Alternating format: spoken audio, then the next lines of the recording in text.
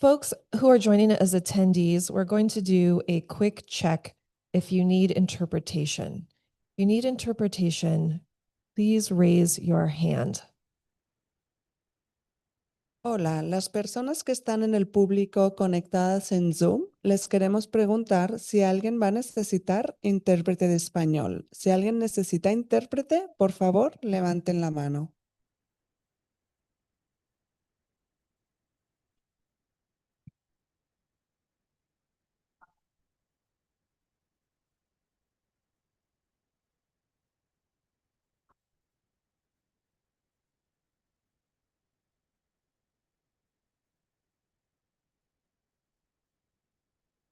Good morning. Okay, good morning, everyone. Thank you for joining. We are going to get started. Chair Hawkins is traveling in. A few people are also still traveling in, stuck in a little rainy day traffic, but he has the Zoom app on his phone. So Chair Hawk on his truck. So everything is safe. Chair Hawkins, would you like to officially call our meeting to order? I would love to. Can y'all hear me? Yes. Okay. Greetings and good day to everybody. I call the meeting to order for the California Land Equity Task Force. And I give my thanks to all of our task force members in attendance today, staff, and members of the public who are participating online or in person. And I'm traveling right now. Before I pass it back to you, Megan, I'd like to open the floor to Vice Chair Burgueño to open up any welcoming remarks if desired.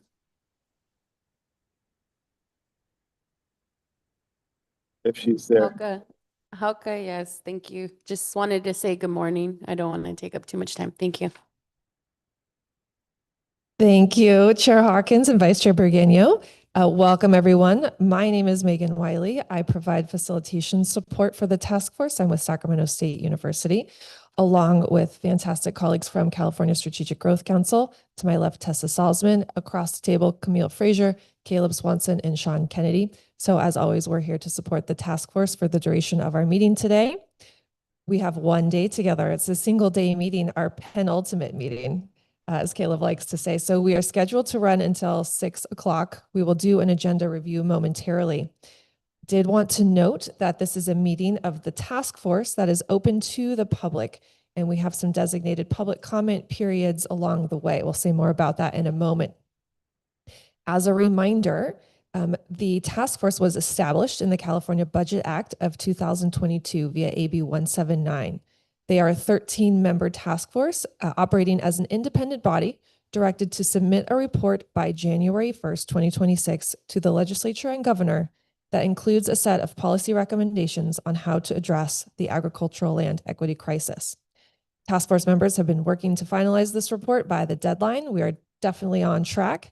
We've been developing this following 2 years of meetings, site visits, guest speakers, presentations, and community engagement sessions across California. Before we begin, some in-room logistics. So folks in the room, if you need Wi-Fi, the code is over here on this flip chart paper on the left. Restrooms are out the exit door. Take a left and a left in that hallway. You do not need a code, even though it looks like you might need one. They are unlocked. There's multiple stalls in each room.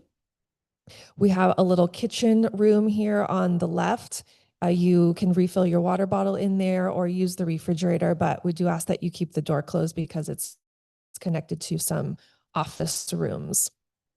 Lunch today is a little bit extended. It's on your own. It'll be from approximately 11:45 to 1 p.m. so that folks can go offsite and pick up something to eat. We've got some coffee over here. We've got reference copies of the materials we're running through today as well on the materials table. We could advance a slide. We did check in earlier to see if folks need interpretation. We don't have any new attendees, so let's fly through this one and we'll check back periodically as needed. And then as a reminder, folks are muted upon entry, including panelists. who are our online task force members today. So just remember to mute yourself after speaking. And also you're welcome to use the raised hand to get in the conversation queue. We've got you up on the projector screen too here, so we can see your smiles and faces, so you can flag us down if you want to jump in the conversation. Public comment process, here are the instructions here. In person, we have public comment cards on the table, and you can fill one out for each session that you want to speak to. And online, virtual public comment forms can be completed at sgc.ca.gov/meetings-events. Separate item form for each item. Pretty much today is staff updates and working session and general public comment at the end of the day. We're going to have to be sticklers to time, so we'll put up a timer for 2 minutes per comment. Participation guidelines. We continue to cultivate a space of mutual respect and shared learning and collaboration. So we are here to share, listen, and learn from each other, with each other, respecting different perspectives. Part of that, or a lot of that, includes using respectful and courteous language and avoiding ascribing judgments or editorials or motives to other people's sentiments. And please, and we're all encouraged to stay on point. That's going to be extra important today as we fly through this draft report. We are going to do, well, let me see. Well, after we do roll call, we'll see if we've got in-person quorum, and then move to approval of the meeting summary, quick staff report, and then boom, today is a working session. General public comment before we close out. One more bit of logistics. Task force members, you know the drill. We need to speak into the microphone so that folks online can hear us. I'm holding one. Emily's got one. There's one on the corner between Doria and James. Camille has one too. The on-off toggle is on the side. You'll see a green light when it goes on. If you can remember to turn it off when we're not using it so that it doesn't pick up paper rustling, etc., that would be really helpful. So we'll pass them around. We also have a podium mic here too. So if we need to use this, I'll just go hover around the podium mic, loiter over there. Okay, let's do a quick roll call to establish quorum.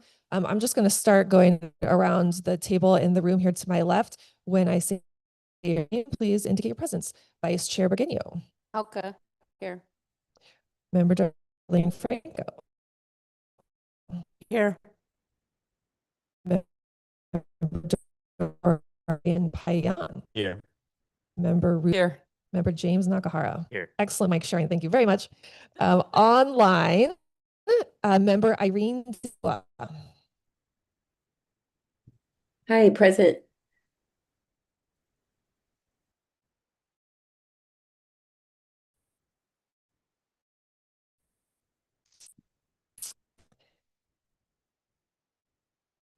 Member Thea Ritzenhouse. Present. Member Thea. Perfect. Thank you, Thea. Member Leah Schwartzman.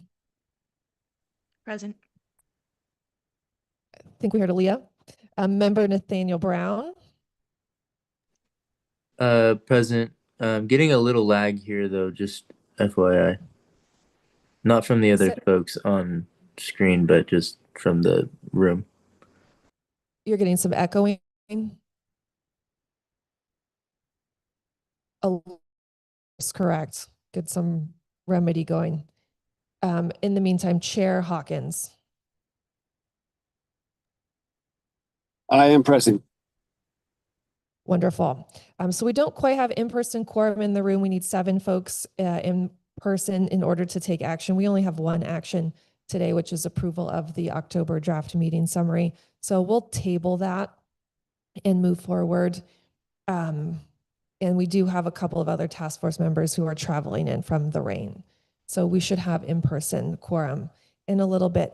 We also have a guest speaker this morning to provide welcoming remarks, but I think she's also stuck in a little traffic and she should be here soon. So we're ahead of schedule. And I want to, shoot, we can move into staff reports. You want to move into staff report? Okay, we lost Camille because Camille's trying to help with the feedback.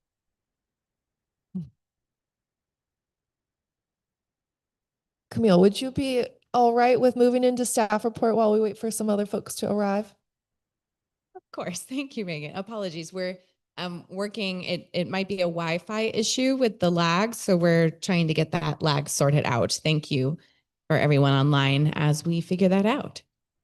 The staff report on my end will be quick today, just sharing that in the briefing materials that were sent out, there were a few announcements relevant to the work of the task force that we wanted to share. This land return project that just occurred in October.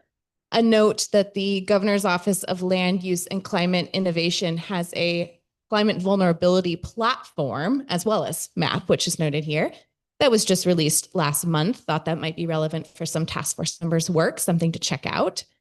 Noting that the task force, since the October meeting, received a couple written communications as public comment that are accessible to you all. So just making sure everyone has seen those, notes those, and can bring them into the discussion however you see fit moving forward. Wanted to provide a couple quick outreach updates, both in there, those are available to you in the briefing packet. A meeting with the Karuk tribe that was requested in response to that letter that was sent to all California tribal Native American tribes, inviting engagement on the work of the task force, as well as some sort of outreach updates with recent conference and future conference participation by task force members. And those are the updates on our end. And then as always, we open it up to see if task force members have any announcements that might not have been captured in that you would all like to share about your work as relates to the task force. Any announcements on task force members, from task force members? I see one.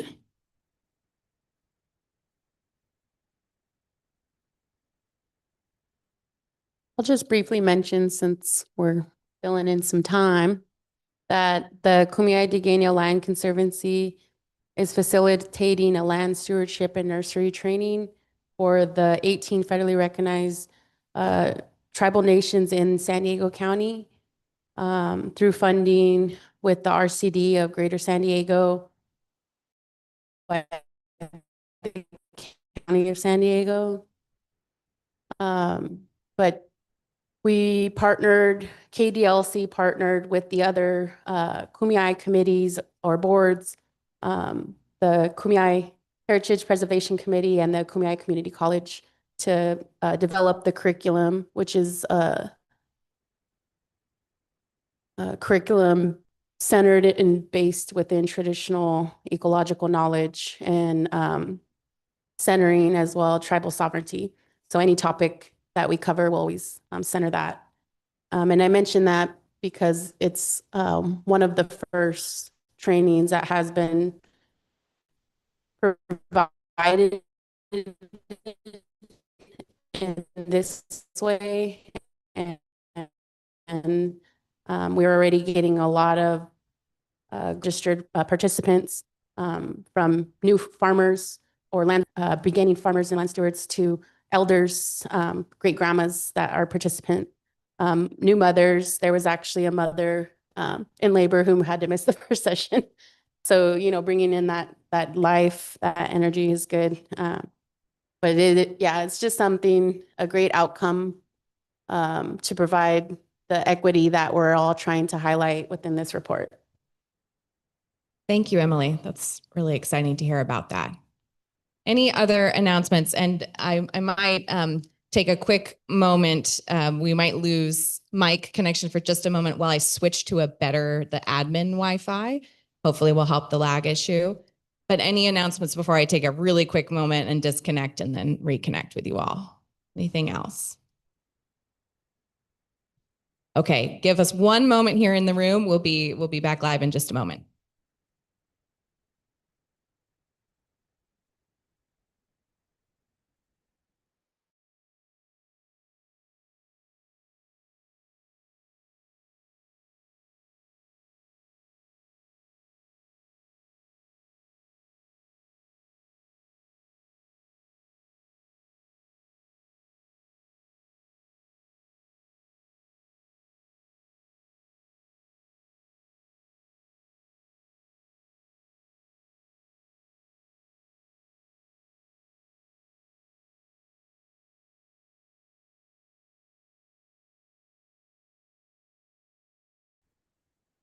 We're still connected.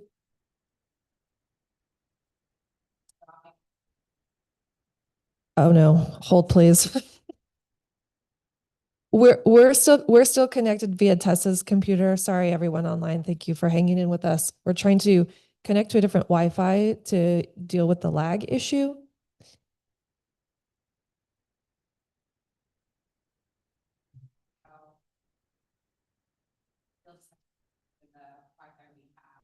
Okay. Okay.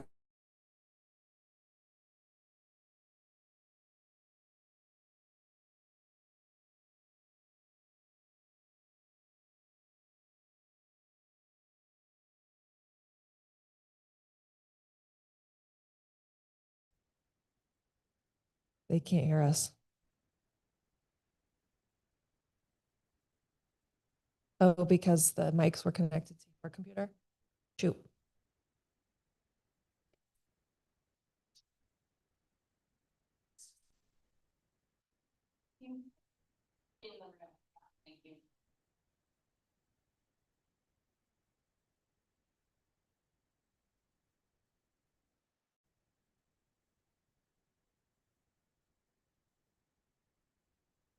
Connected, but it's no longer. It's like I'm now on Broward Center admin. Looks like unstable, so I'm not sure. But it's no longer letting us speak.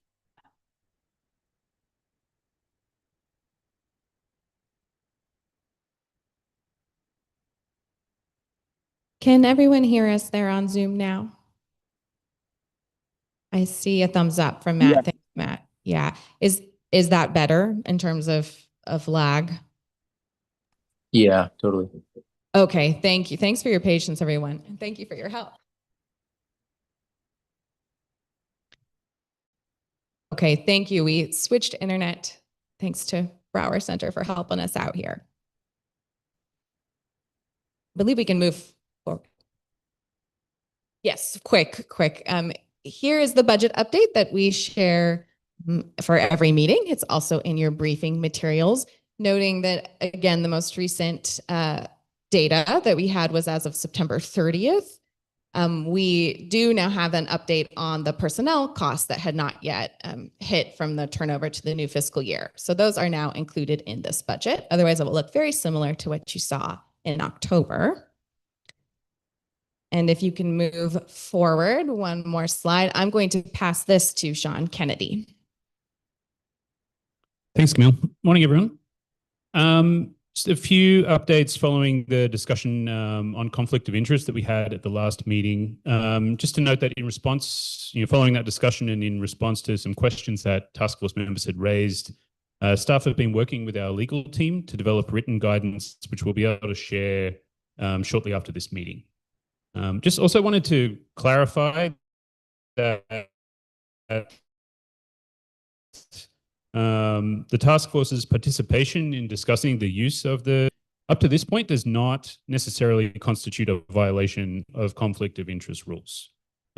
So in other words, actions to date, they present a risk of a violation, but that risk has been determined as however, future participation, particularly in a formal capacity, would significantly increase that risk. So to help mitigate this risk, SGC will not be convening the task force specifically for the purposes of discussing the use of the $1 million in reserved funds. The next steps from there, however, so in February, the SGC Council will conclude the appointments of current members. And then following that February Council meeting, SGC will solicit public input on the use of the reserved $1 million in greenhouse gas reduction funding, and the task force members will be invited to participate in that process in their capacity as members of the public. And just to reiterate time and time again, determination of a violation is made on a case-by-case basis, and members concerned with potential violation seek guidance from their own legal counsel. Thanks.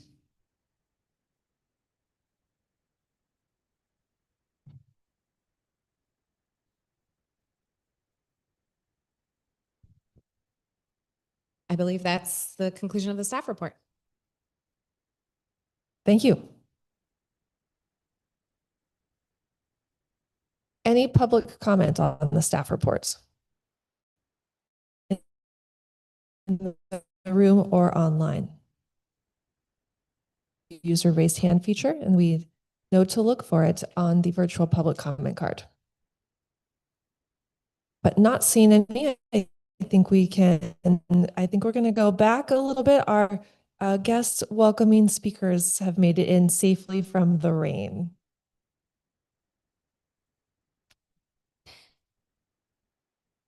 So welcome Karina Gould, who is the tribal spokesperson for the Confederated Villages of Lishan Nation. And yeah, we're just going to pass the mic to you and welcome you to make some welcoming remarks. I don't know where you guys have the rest of the folks at. Oh, all right. Should I go over there? It's okay.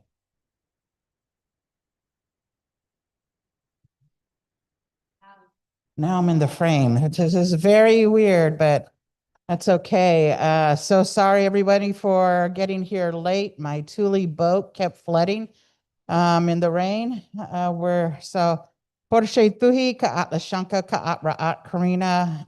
Good day, relatives. My name's Karina. I'm the tribal chair for the Confederated Villages of Lishan Nation. I'm also the co-founder and co-director of the Sigorte Land Trust, the first urban indigenous women-led land trust in the country. And I'm so happy to be here today. I'm having a little bit of difficult time. I lost my sister on Monday, and so it's been slow to move in this world. And so we're kind of traveling in both worlds right now together, trying to figure that out. And so, but I thought it was important for me to represent our people here today at this meeting. I think that you all have an important relationship with land, and it's something that we have been trying to figure out how to do since colonization took place. We had been displaced from our own homelands, even though we've always been here and we continue to be here. So my tribal territory encompasses Alameda, Contra Costa, San Joaquin, and our tribe is a confederation of tribal people whose mountain is Tuyushtak, and Tuyushtak is a mountain that is now known as Mount Diablo. It went from a place of creation for 5 different tribes on top of that mountain to a place that when settlers got here, renamed it the Devil's Mountain. And so if you could imagine that their most sacred place went to that name, you can imagine what happened to the rest of the landscapes that happened around us.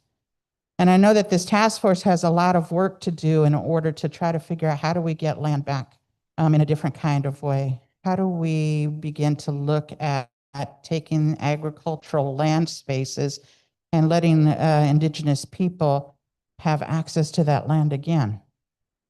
And that's a huge thing, because the agriculture that we look at today is not the agriculture that our people participated in for thousands of years. The agriculture that we look at today actually devastated the landscapes and waterways of our ancestors' sacred places and village sites.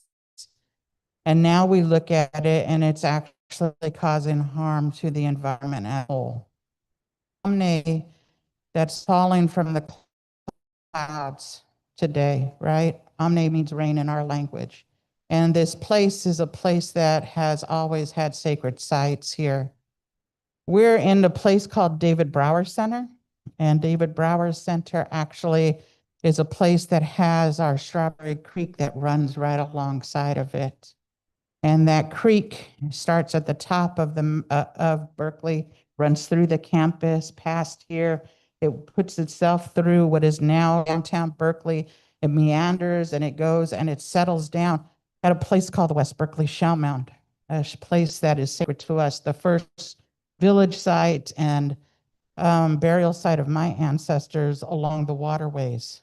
And today it looks like what we were able to save is 2.2 acres of land that now looks like a parking lot. That because folks decided that they were going to infill along our coastlines you can't see where the water would have dropped right into the bay.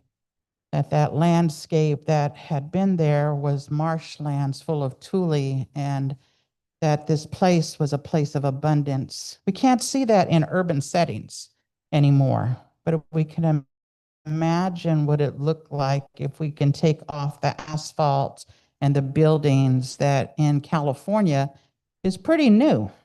I always tell people that when we look at California, we look at a place that is really new and being built, that everything that is here, the concrete and asphalt, is something that has only been here for the last 200 years or less.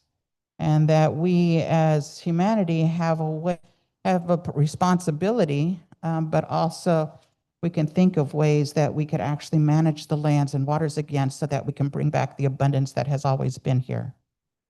That we can actually undo some of the harms that we did because it hasn't been that long.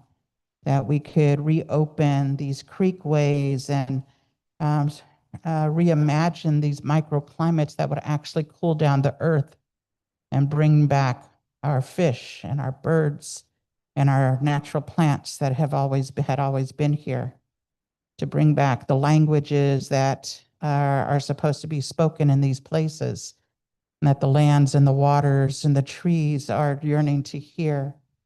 So the language that I spoke to you in is Chochenyo, and Chochenyo was the very first language of our people on this land. And that our ancestors are happy to hear those words spoken because they yearn to hear that language that was created here. Language is created in different places for different reasons, and so we really believe that those languages are important. The Segurite Land Trust started because we started taking care of sacred sites. Over 30 years ago, Janella LaRose and myself were doing work in the Bay Area to really uplift those sacred sites as they were being desecrated by buildings and what we are looking at progress. And today we see the same things. Back in 1999, in the Bay Area, things were happening pretty much the same way they're doing now. There's a lot of money that came into the Bay Area. And for those of you online, it was because this money came into the Bay Area, it was because of the internet, that we're all plugged into our phones and our computers and can talk to each other across the world and see each other in these little boxes, right? It was that great discovery that brought money flooding into what is my homeland, but caused this wave of gentrification and people being pushed out again, right? Our people were the first ones to have been gentrified out of our territories, to be disappeared in different ways, to be pushed out. We have tribal members in New York and Florida and places in the Central Valley because they cannot afford to live in their own homelands. And so we saw that, but we also saw that this place has all of these beautiful places, these beautiful things that are unseen to people that visit here. And there's nothing that says that the generic term Ohlone people are still here in our territory. There's nothing that says that here, except this work that we've been doing for 30 years to uplift that. And as a result, in 2011, we took over a sacred site along the Carquinez, a place that is sacred to us, a place that we had ceremonies for the salmon coming home, a place that is connected to our delta where the salmon transform themselves from being saltwater fish to freshwater fish. And as those fish go and they transform themselves and they go home to their rivers, not any river, but the river they are born to, that they are cleaning our waterways as their bodies are moving back and forth, waters that we don't understand as human beings because we are able to turn on the faucet and drink water, that they are using their bodies as nitrogen as they are eaten by bears, and their carcasses sit along the sides of our rivers, and that they actually provide that nutrient for the trees that give us oxygen to breathe, and that they make their way up to their river, and that they do their wakamimu, their ancestral calling, and that they lay their eggs, and that they then they die. All of that for us as human beings. They take care of us in that way. I had a story when I was a kid that was told to me about my ancestors being chased from one of the missions, and they got to the Carquinez Strait. And at that time, they lost my ancestors. And when they lost my ancestors, they looked into the waterways of the Carquinez, and that place was filled with a run of salmon. And that they wrote in their diaries that the salmon were so plentiful that they could practically walk on their backs to get to the other side. In less than 200 years, those salmon have gone away. We've never seen that in our lifetime. But our prayers is that those salmon come home, that we continue to do our walking mimu, that we continue to replenish our lands and our waterways, that we engage Indigenous people in our traditional practices so that it's not just for them, but for the health of the entirety of people that live here now. First, Gorete Land Trust is trying to figure out, because of that dream that we had, because of taking over that land along the Carquinez Strait for 4.5 months, and that we remember what it was like to be human beings, to re-engage in land and waterways there, to clean up the places, to have prayer and ceremony, that Janella and I decided to start this land trust to bring pieces of land home, to remind us to come home to the lands.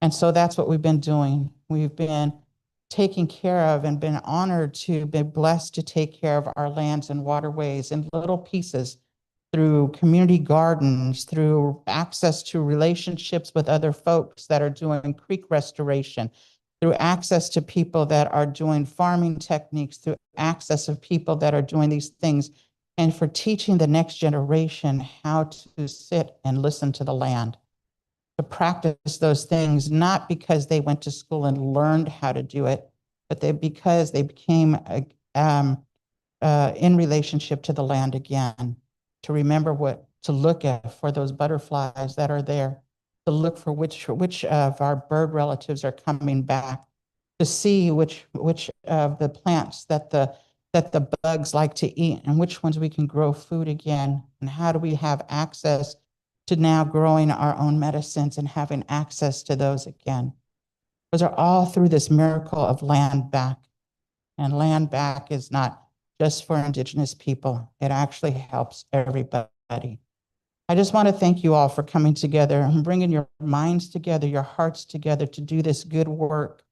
And we're all trying to do it together. And as human beings, we're the youngest ones to be brought into creation. Everything else was created before us.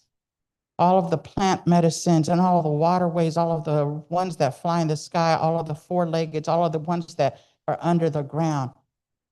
We are the only ones that they don't need in order to survive. Now, what are we going to do to get back into that circle of creation so that we're living in reciprocity with everything else that was born before us? Right now, during climate disaster that's happening, as the temperature is rising in our Mother Earth, how is it that we're going to save not just ourselves, but everything else? We can no longer afford to have relatives become extinct. Now, before we become extinct, we have to think of everything else too, because everything has a place in that circle. And so I know that you guys are a commission that's going to make a lot of good decisions about where we think we should move forward. And I hope that the governor listens to the good work that you all are doing and the things that you're going to propose. And I'm so happy that you're in our territory and that this territory nourishes you in your spirit and your laughter and your thoughts and your mind as you continue to do this good work for everyone that is here today. So thank you, relatives. Oh.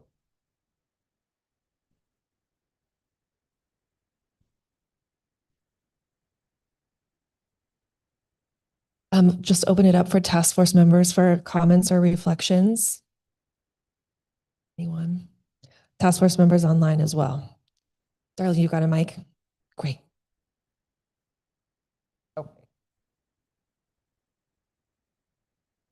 Thank you so much, I really appreciate you being here and welcoming us, and for your good words and for your good work.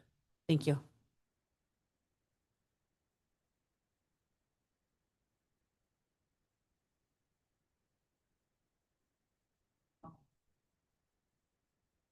Hello. Okay.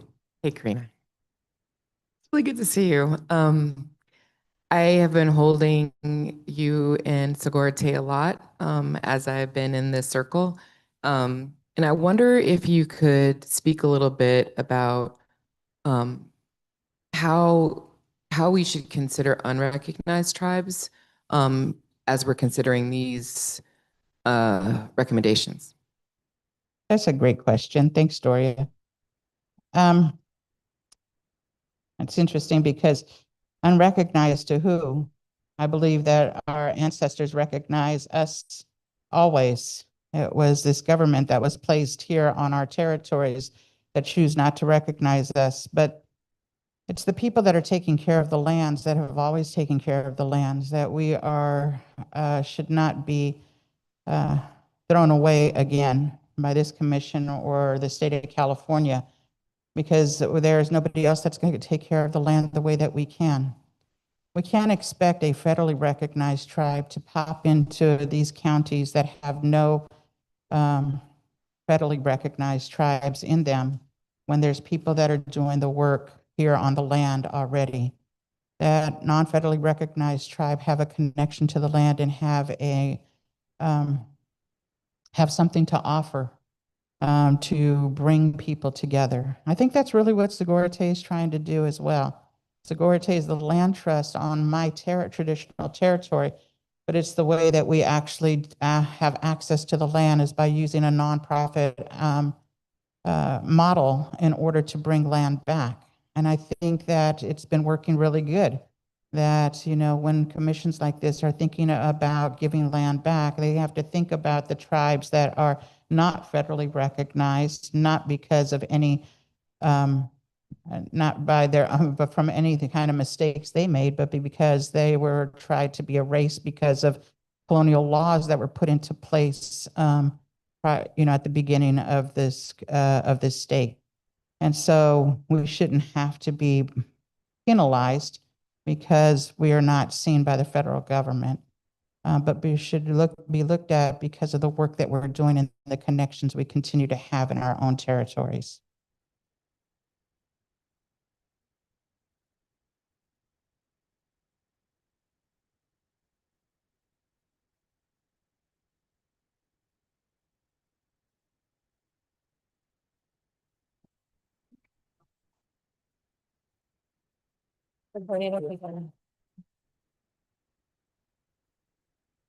Okay. Welcome, Member Chizo. She joined us around 9 a.m. So we have official quorum in the room. Not yet with us this morning is Member Lawrence Harlan. So I think we can move now, since we've got a quorum in the room, back to approval of the October meeting minutes. I'm sure this is fresh in everyone's mind since it was just a month ago when we were together. So let's consider the draft October meeting minutes from October 15th, 16th. These were shared a couple weeks back. Anyone interested to propose any edits? Would you like us to bring up the draft meeting summary on the screen?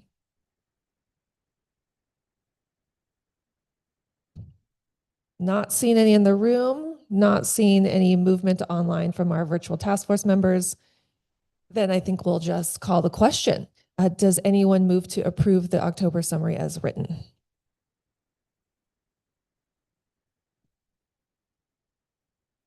I move the minutes as written. Thank you, Doria. Is there a second? I second that motion. Thank you, Nelson.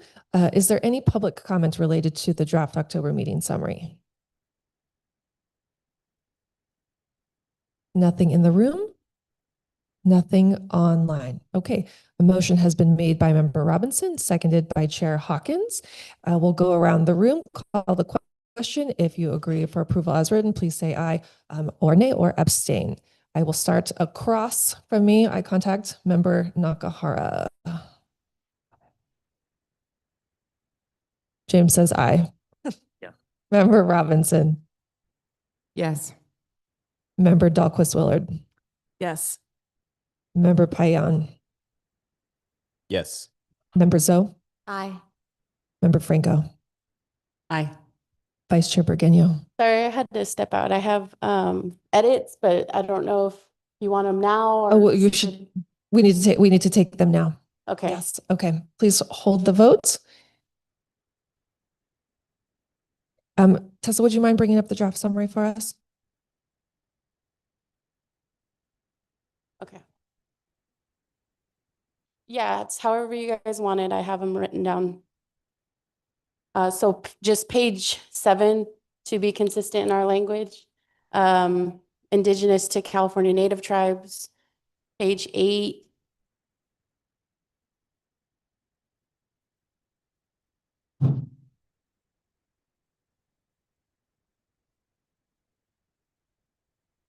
I have a note here. It says, well, enduring.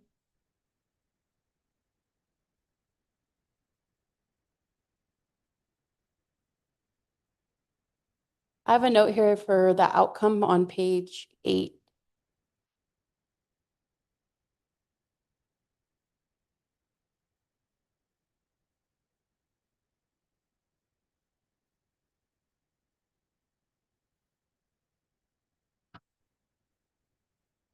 Yeah, each section has outcome.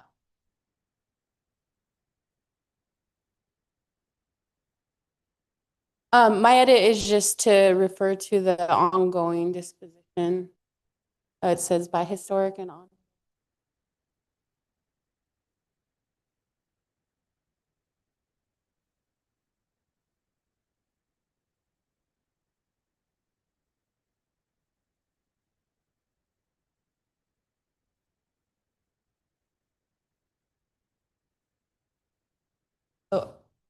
Is this Emily under subgoal 2.1? Yeah, so to repairing historic land dispossession, it should be and current. Because this isn't just Historic and current. yeah, this is still a current experience. Okay. Captured. Page 9, community-based stewardship.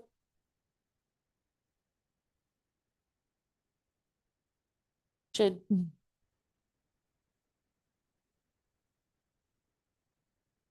There. Yeah, strengthening connection between 30 by 30 implementation and community-based stewardship. Yeah, you don't have to put that edit in there. Sorry. I did have an edit in here for the outcome though. For that one.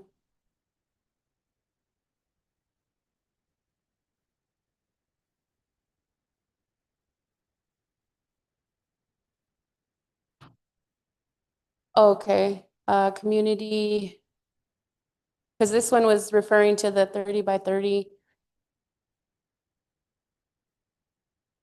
I wanted some language in here, just TEK, because the intention of this edit is, I mean, I know this is our meeting summary, but I brought this up. That's why that 30 by 30 has a lot to improve when prioritizing the TEK knowledge and projects.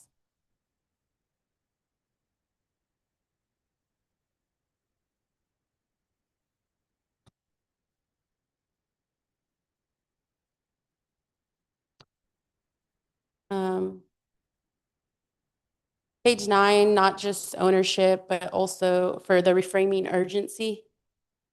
Not just ownership, but also stewardship, because it's only reflecting the ownership factor when it comes to agricultural land. Yeah. On page 9, I believe our discussion reflected not only just not just the rural communities, but along the coast as well, when it comes to consolidation. Yeah.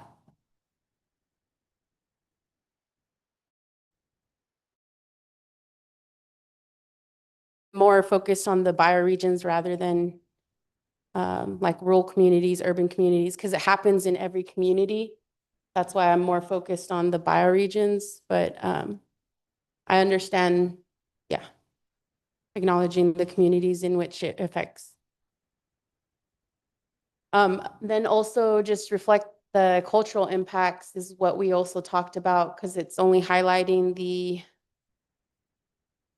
when it's talking about the second bullet there, the economic and social, it's also, we also discussed the cultural impacts. Page 9. Oh, never mind, not that one, sorry.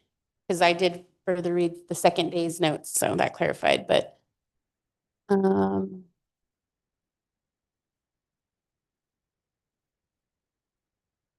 page 17 for the difference of historic harms.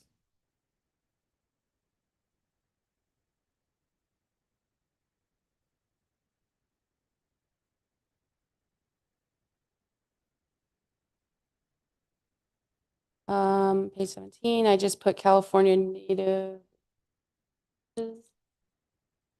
Oh, right here. I think we, somewhere in here, it's like referring to tribal experiences.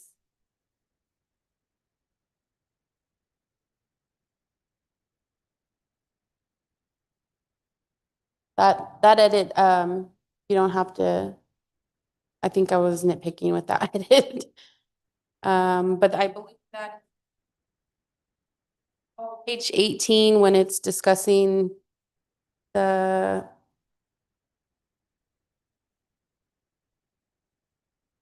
statehood,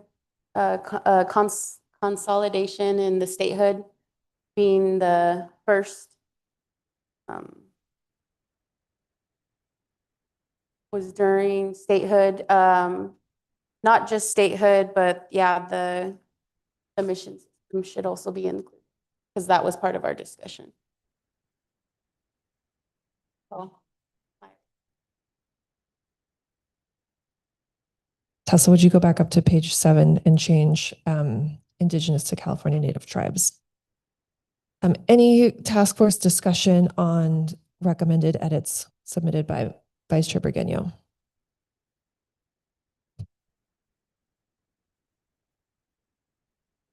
Okay, I believe we need to take a new motion. Is there a motion to approve the summary with amendments as displayed on the screen?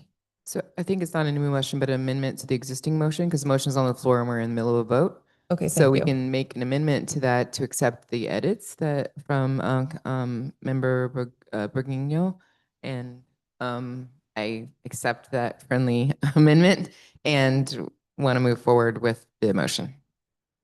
Oh, great. And for the record, member Chair Hawkins just joined in person. Oh, Sarah, you have to use the mic. we have guidance from legal counsel on how to. Yeah, sorry. Hi, I'm Sarah. I'm on the legal team at SGC. I think it'd probably be cleaner just to recall that motion and then create a new one given these amendments. Yes. Yes. I recall the motion. Member Robinson recalls the motion originally on the floor. Their new motion. I would like to make a new motion to approve the updated, amended meeting summary for October 15th. Is there a second? Seconded by member Dahlquist Willard. Any task force discussion? Any public comment? Okay, there's a motion and a second. Please, task force members, indicate your support by saying aye or nay or abstain. I'll start going around the room on my left. Vice Chair Burgueño. Aye. Member Franco. Aye. Member Payan. Aye. Member Dahlquist Willard. Aye. Chair Hawkins. Aye. Member Robinson. Yes. Member Nakahara. Aye. Member Zoe. Aye. Task force members online. Member De Aye. Member Schwartzman. Aye. Member Brown, Aye. Member Rittenhouse. Aye. Motion carries unanimously with one person absent. The meeting summary will be approved with revisions, finalized and posted to the website soon. Okay. Dun, dun, dun. Here we go. All right, working session. Thanks, everyone. 9:30, perfect timing. So we've got a couple of slides for instructions for today. It shockingly will be very similar to how we approached the conversation in October with some friendly amendments. So at each person's station, you should have printouts of the materials that were referenced in case a hard copy is easier for you to walk through. There's a colored version of the report with some orange and green text inside. As a separate stack of paper are the appendices in draft form, and then you each should have colored papers. Green, which is for support inclusion, blue is can live with, and red is do not support. So we'll use these colored cards to indicate your level of support as we work for each section as we work through the November draft report. Camille's also going to track it on the flip chart for us. We're just flashing on screen the very last half of the timeline that we like to show at each meeting, mostly to point out that the time between October and November was very condensed. We had about 2 weeks to get edits, take the edits, work them into the November draft and get that back to you. And it's also going to be another tight timeline from today to December 11th. So we've got some very specific goals to get through today so that we're set up nicely for our December 11th final meeting in Sacramento. We will adopt the report and prepare to submit it. Before we go through instructions, Camille's going to give us a quick walkthrough of the key revisions since October. Thank you, Megan. And I will keep this very quick because it was recent that you all worked together to do a lot of these revisions during the October meeting. There's more detail in your briefing packet if you'd like to go and review any of this, but just noting that the revisions that were established during that October meeting are now present in your November draft. Staff also made a few other changes to text just for consistency, for flow, for making sure that your core ideas were well represented in this draft that will all be reviewed today as you walk through. And noting to hold that at the end of the day, we do have the report in the graphic design template for you all to take a look at. So right now we're really focused on the content, but there will be an opportunity at the end of the day to see what this looks like when it is translated into that very nice looking PDF. So excited to share that with you all at the end of the day. Are there any immediate questions about this? And if not, we're going to jump right into the text. Oh, I've got some instructions. Well, and okay. Oh yeah. Instructions. Oh wait, sorry. Any questions on summary of key revisions? Ruth, Mike, please.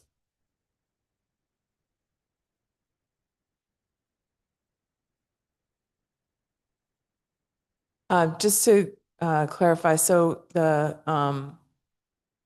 changes that were made that were not based on task force recommendations were the revisions for that was and can you speak a little bit more about just how that process goes?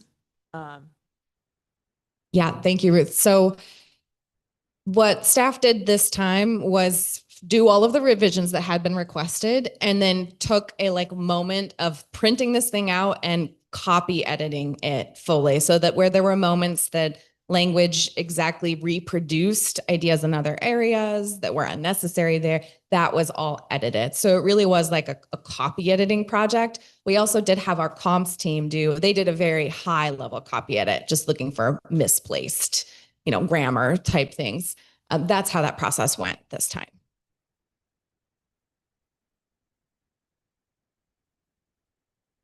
Groovy. Okay. Generally, I scripted this out so I didn't mess it up, but just want to point out the tremendous amount of work that has gone into getting us here to November.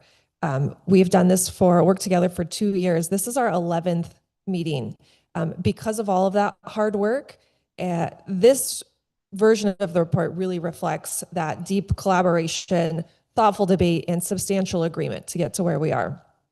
So today's session is intentionally focused and time-bound. At this stage in the process, we're not reopening concepts or adding major new ideas or really revisiting foundational discussions. Our starting point for today is the content in this current draft reflects the general agreement of the task force. So our goal is pretty straightforward: to make decisions about what stays in the report more or less as written, with only limited wordsmithing where really necessary. To keep us on track, I'm going to have to be a firm timekeeper. Camille's going to help me with that. And I thank you all in advance for your support and cooperation. Please keep your hands and arms inside the ride at all times. We've got our 3 levels of agreement: green, support inclusion; blue, you can live with it. So maybe you're not the biggest champion, but you're not going to try to block it. You don't have any major heartburn about it. Orange, you do not support. 4 instances, same as last time, of do not support. We can consider if there's a text revision that would shift it to your ability to be able to support that concept for group consideration. We can maybe offer a menu of options within the report body, take the recommendation up a level of specificity. More likely than not, item D will be employed, move the concept to future considerations, which shows up in Appendix F. Or you're welcome to remove your name associated with that recommendation, and if you like, provide rationale in an appendix. By default, we're going with the quorum numbers. So if 7 or more task force members do not support a recommendation, that recommendation will be removed from the report. If 7 or more members can only live with a recommendation, we really need to decide is it valuable to keep in. Okay, so doing the quick math, we have approximately 25 minutes and 25 minutes only for each report section, which means approximately 5 minutes to review content of that section. Then we would like to do 5 minutes of a level of support vote with no discussion, because you've all seen this and spent time with it. How do you feel?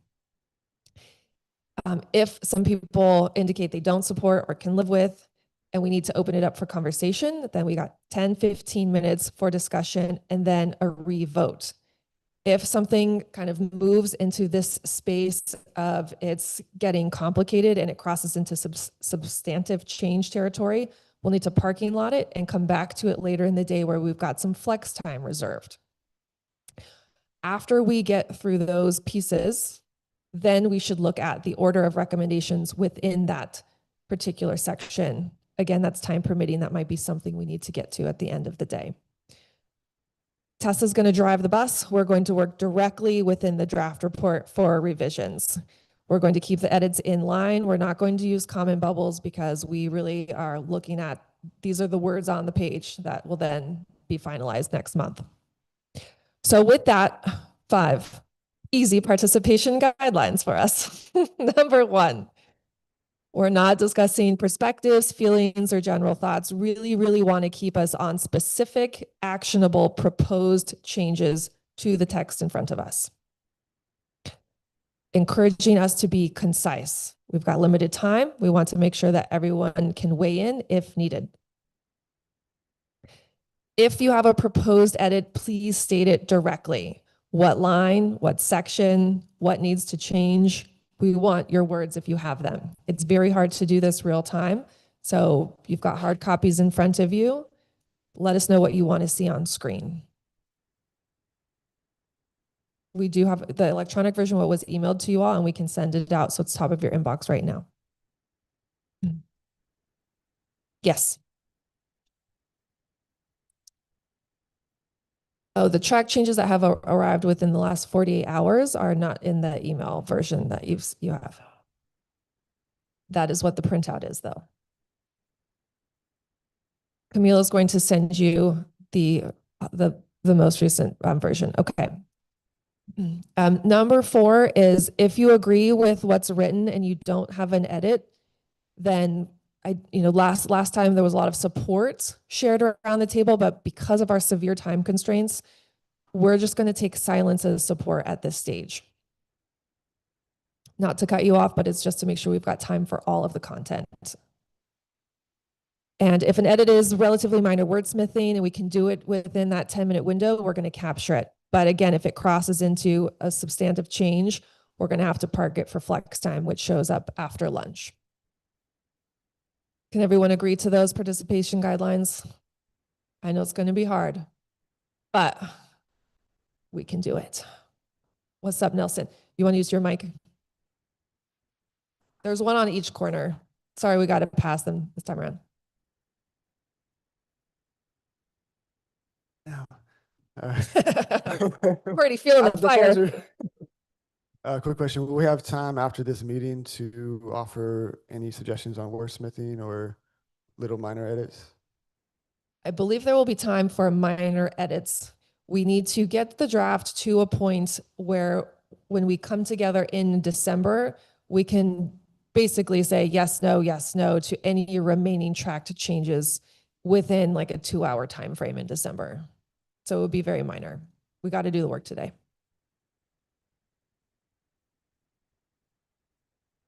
Let's go.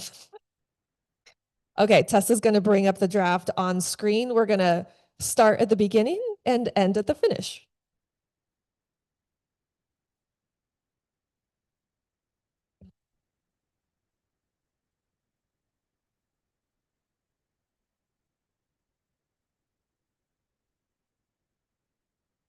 Let us know, folks in the room, how's the text size for you?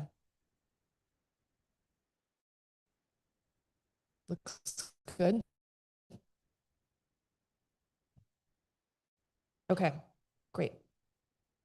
So same as before, green is minor editorial changes. Orange text there's only a few places of orange text that have not yet been formally approved for inclusion in the report.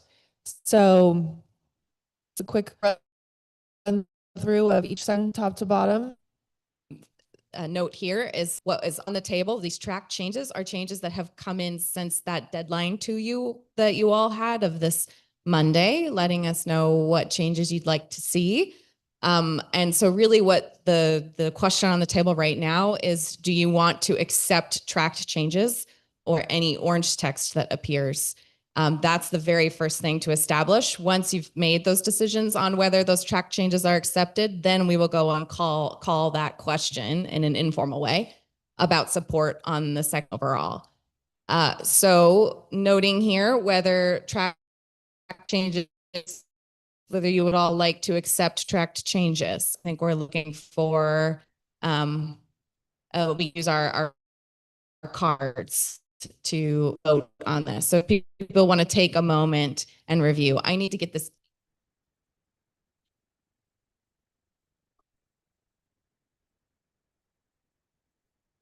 Would it be possible for whoever added this to give a quick synopsis of what the change they want to make is? It's the motivation. These changes came from a few different members, so please do, if you are a member who suggested a change, feel free to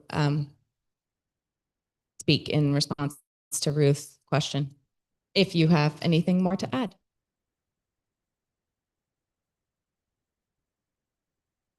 I had an additional question too. This is Emily. Because we did all receive an email yesterday morning or yesterday about written public comment. And I wanted to ask, how are the written public comments being implemented into the recommendations? Is that our responsibility as task force members, or is that staff or the advisors? Because I'm just curious. Thanks for the question. So that really is up to task force members, how you would like to respond to that, if at all.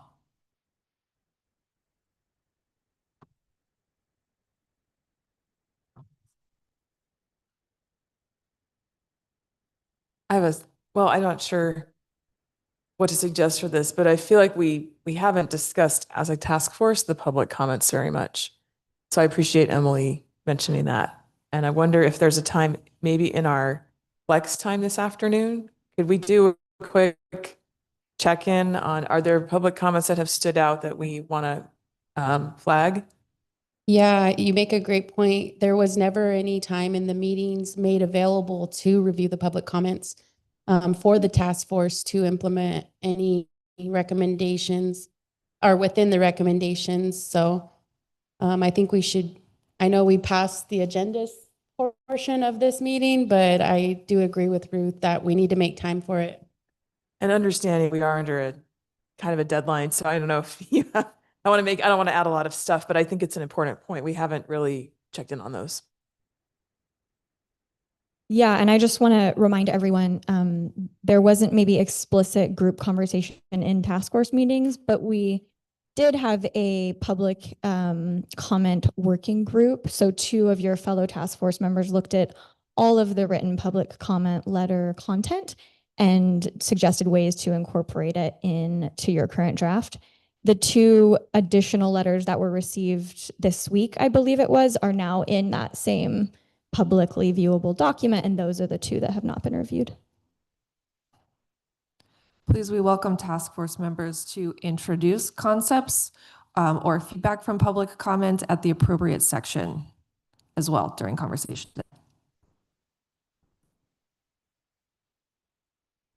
So right now the question is about these track changes adopting. We can measure support for adopting all tracked changes. That's probably the place to start. Within the executive summary. Within the executive summary. Thank you. If task force member can show support, I know those of you online, so can we change the view so we can show support? I think would be the best way. Support for accepting tracked changes in the executive summary. Ruth, you have a question. Oh, nice. A quick suggestion. What's the reason for removing financialization? That seems to speak to the hedge funds, investment funds. Was there a reason for taking that out? Go ahead, Thea. Yeah, sure. Thanks. Hi, Ruth. This is a comment that I had, and I think I see also where we've crossed out some other terms. I think that this term is still kind of jargony to those who don't understand what this means.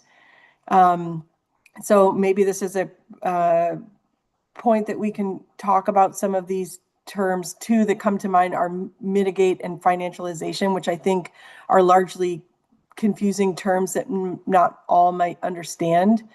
And I think it's important to use the correct terms for our audience so that this is understood. Maybe there's a better term than financialization, but I think land consolidation is a term that is more largely understood than financialization. And please, open to discussion on this, but I had that comment in there, particularly in the executive summary where we're trying to really briefly summarize the problem. And we didn't mention climate change in there. And I think that was an important term to also include in that opening paragraph. So that was my comment. That's really helpful.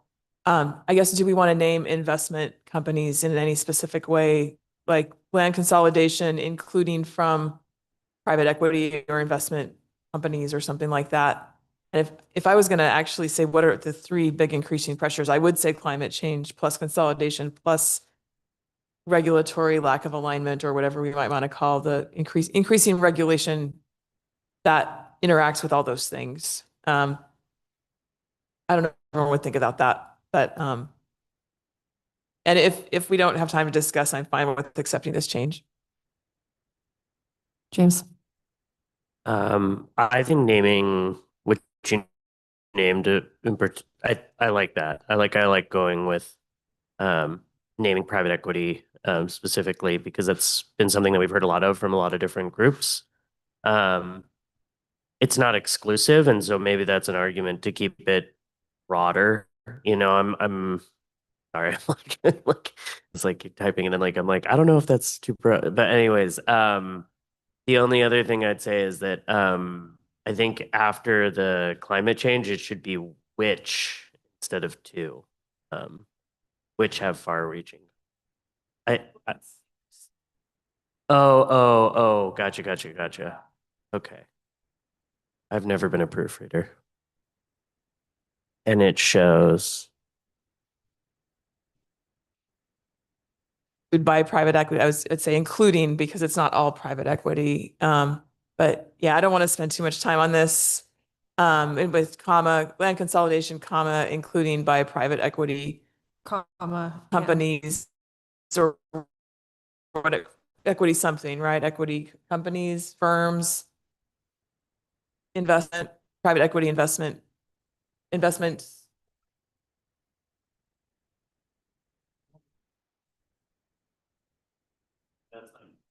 Can you put a comma after firms?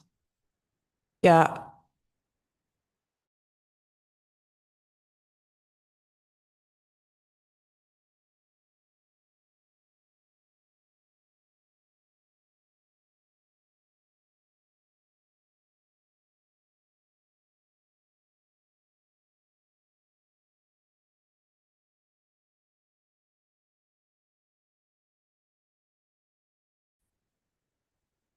Any task force member, please come off mute.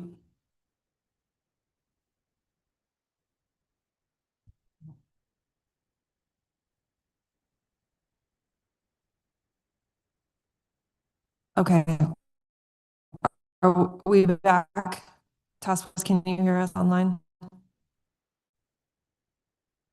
Great. Thank you. Oh, no.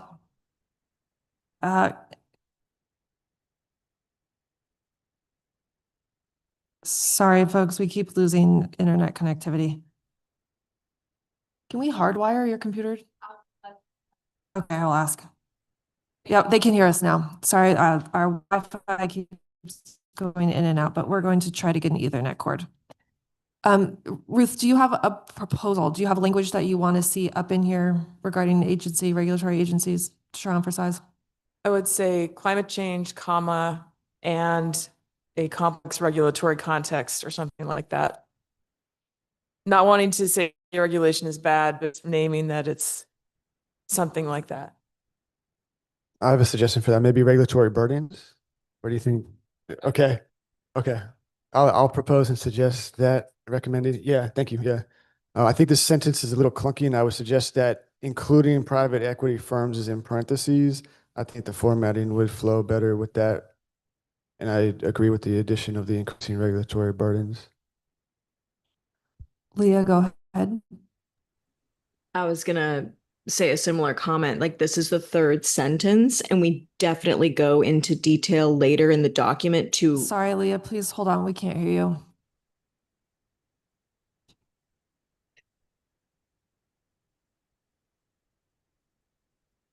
How about now? Give it another try, Leah. Testing. Nope, not yet. Hold on.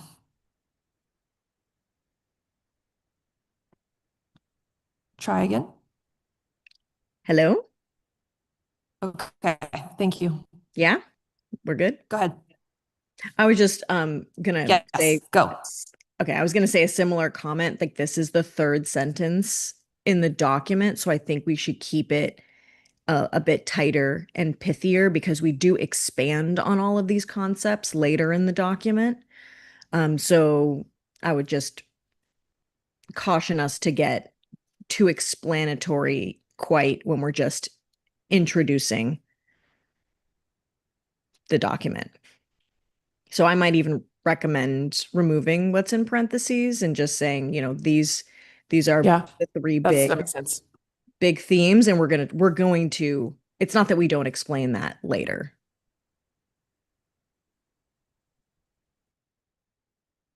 Okay, we got Thanks, Leah. heads. I agree.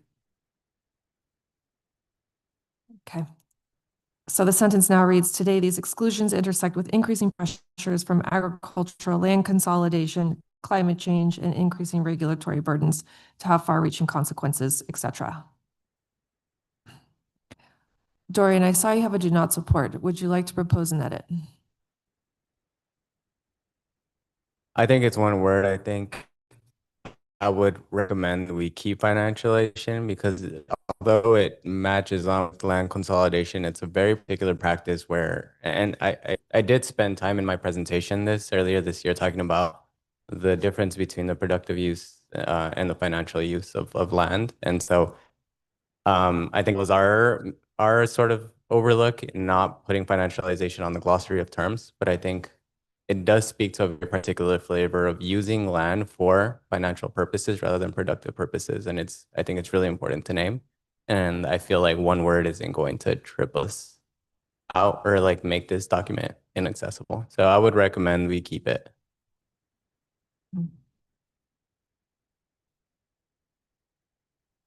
Task force members, is the proposal on the table? I support that. Okay. I have one clarifying question, Dorian, of like, what about financialized land consolidation? Or should it stay as its own? I'm totally agnostic on that. I was just curious if that helps combine clauses.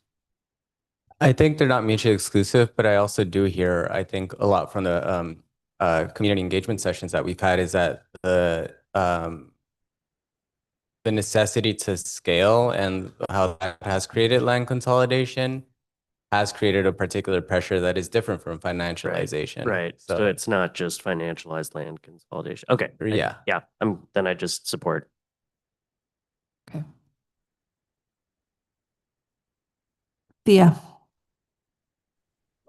I think that's a great point, Dorian. Can we put it in the glossary, or is there another place, maybe for staff members? Did we go into an example of what this is later on in the report to point to for clarity? Yes, we'll add that to the glossary, and it is also defined in section 3, but we can add it to the glossary for easy reference. Okay, then that solved it then for me anyway. Okay. Tessa, let's go ahead and accept, as things are sort of solidified, let's go ahead and accept them if that works for you. And that way people can see, unless it becomes too burdensome. All right. I think at this point, I'm looking for opposition. Yeah. Great. And I'm seeing none. Folks are feeling comfortable with the language in the executive summary. There's a relocation of this sentence from that top portion there to integrated into the second paragraph shown on screen. Some language revisions. Noting here that these were proposed changes to, so these are the section titles. So these section titles would look the way they look here throughout the report. So you would have section 3 would be halt and mitigate agricultural land consolidation. That was a suggestion from task force member. And then enable and protect secure land tenure would be the section titles.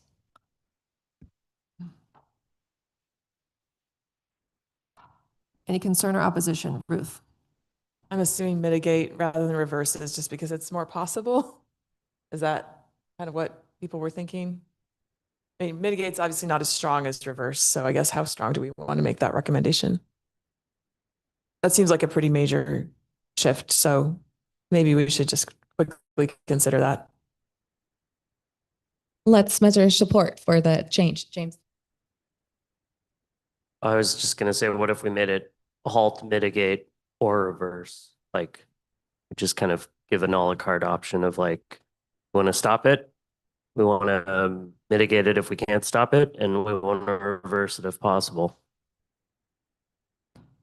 So halt, it'd be like halt, mitigate, or reverse. And slash or reverse. Yeah, and or reverse.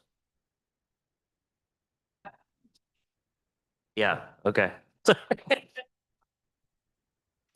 Emily, are you trying to jump in? No, okay.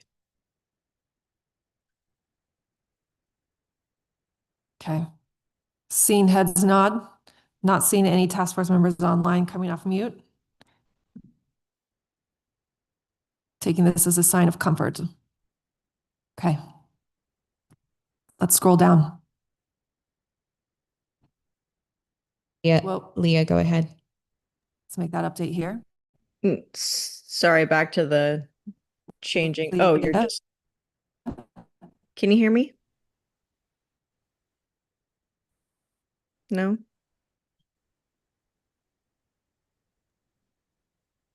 All given the conversation we just had, making the same reflective changes she just did above. Go ahead, Leah. Leah, we can't hear you. Leah. Okay. Sorry, y'all are cutting out a little bit. Just enable, it feels weak to me. Maybe prioritize and protect, or another better word.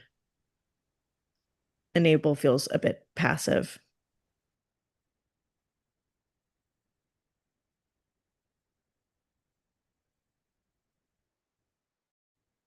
I see some nodding. Folks are liking that.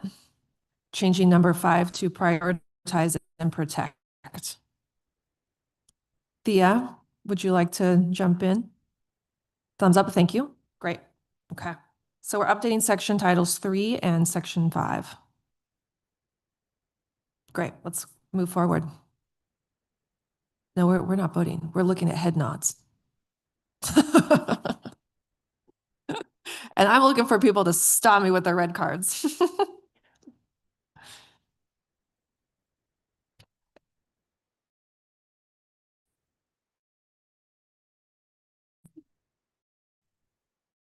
If we have to engage in some real question for support, we will. But for now, if you've got a proposed change or some major concern with something, stop me with your red card.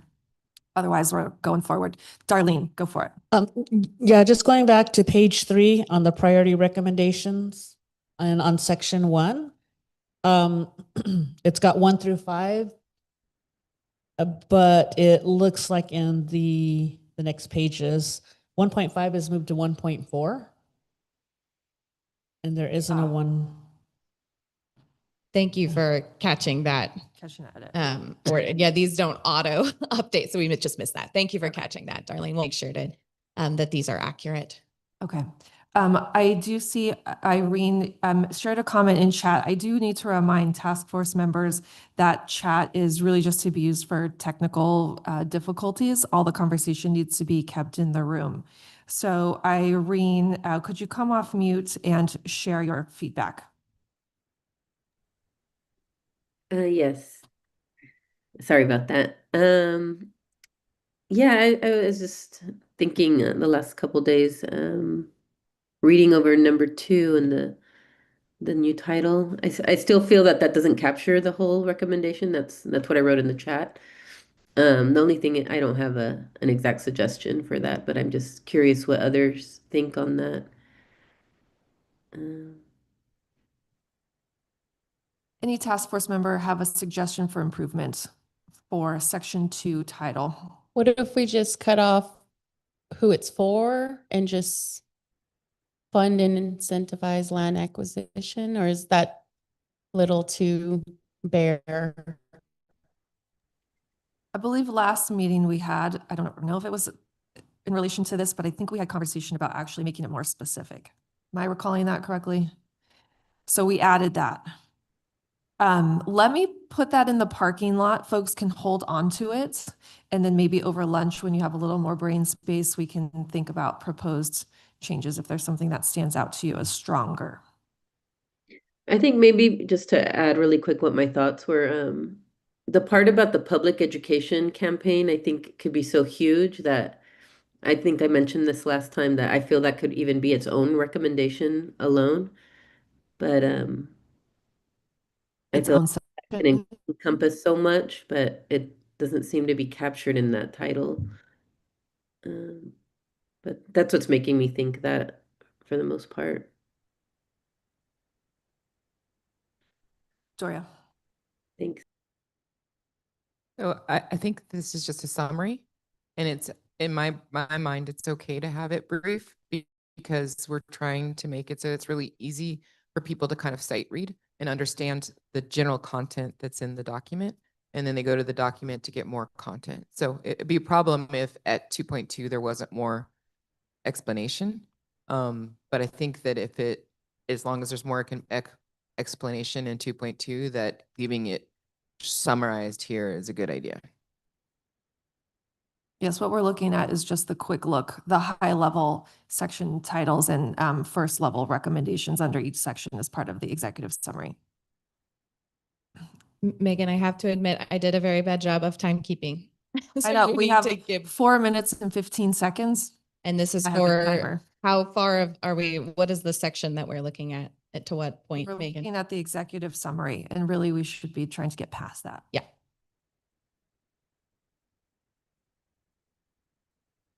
Okay, we're now moving into the introductory sections overview of the California Agricultural Land Equity Task Force.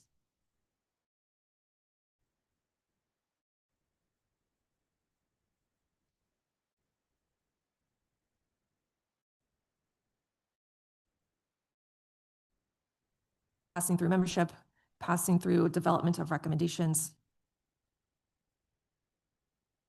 Includes background information as to your process. All right, do we need to pause at this one? Just noting that this text was green just as a flag, new from the October meeting. Any opposition to inclusion of this? Hold on, Tessa, hold on. Okay, not seeing any. Great, let's accept that for inclusion. Or however you want to manage that, but we'll note that that's fine.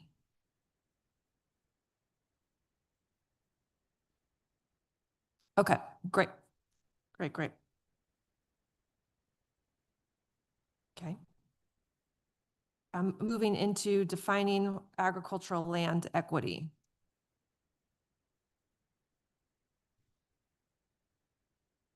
Here, a quick note that orange text was a staff proposal. The way that the definition had been left in October was affordable access to viable land for the cultivation, care. Oh, sorry. No, let me read this. Cultivation's in there.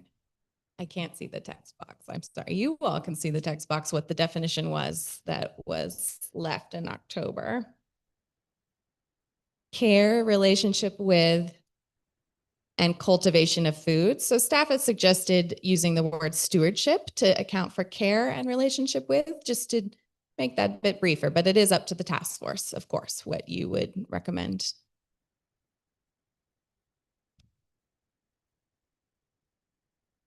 No opposition to this as written with the orange text.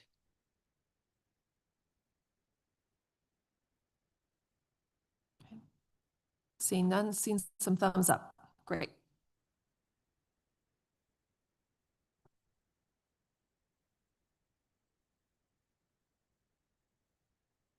Okay, section on historical injustices and contemporary disparities. Still in the front matter.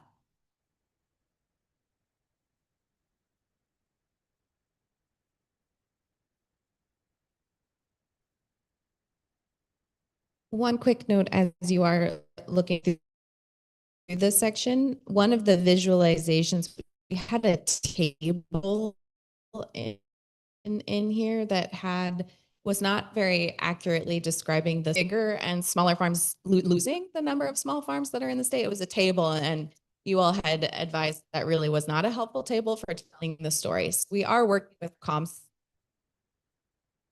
The audio is cutting out. We are working with our comms team to make a visualization that would more effectively capture that, but we had some edits to it. So you're not seeing it here today, but wanted to note that part of the story is something we've asked our comms team to put together.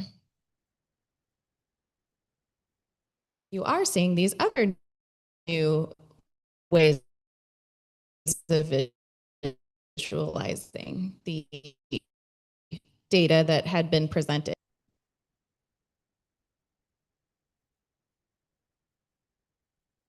Moving into future benefits of ag land equity for all Californians.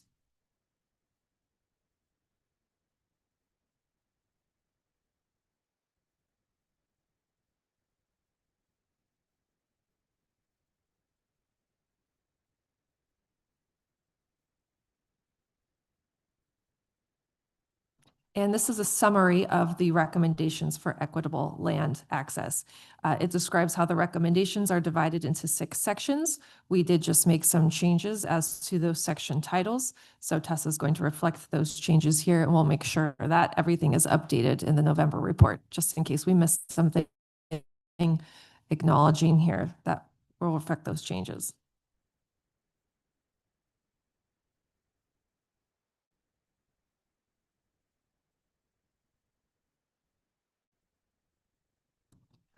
This highlights key terms and definitions that we want to draw the reader's attention to at the front end of the document. Again, using the word stewardship, that's why that's in orange text. Go ahead, Ruth. Do we want to add financialization to the glossary or to these definitions? So these are just a selection of key terms, So not at the the full end. glossary. Got it. Just for important context for the reader.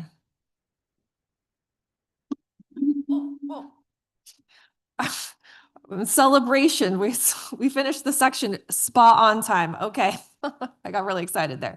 We're now moving into section 1, prioritize tribal stewardship and land return.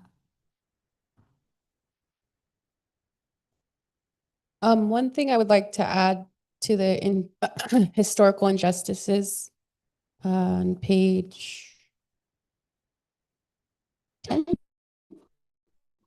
10. You're bringing us backwards into the executive summary? Is that where we're going? Okay, I don't have the document, so I want to make sure I'm tracking. Oh, thank you.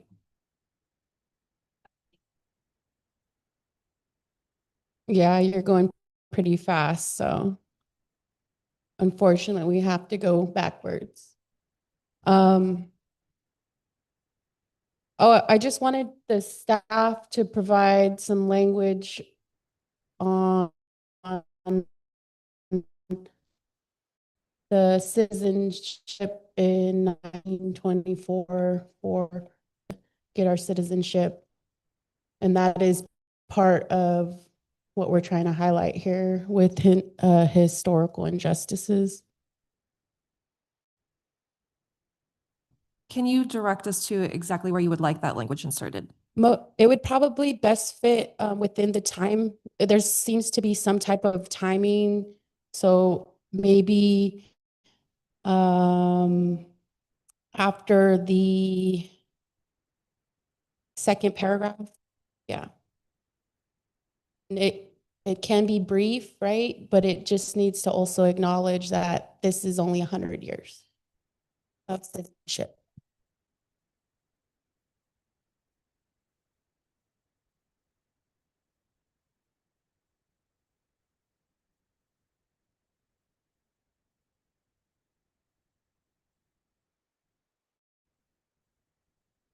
A placeholder, and we'll have to generate some proposed text for approval in December.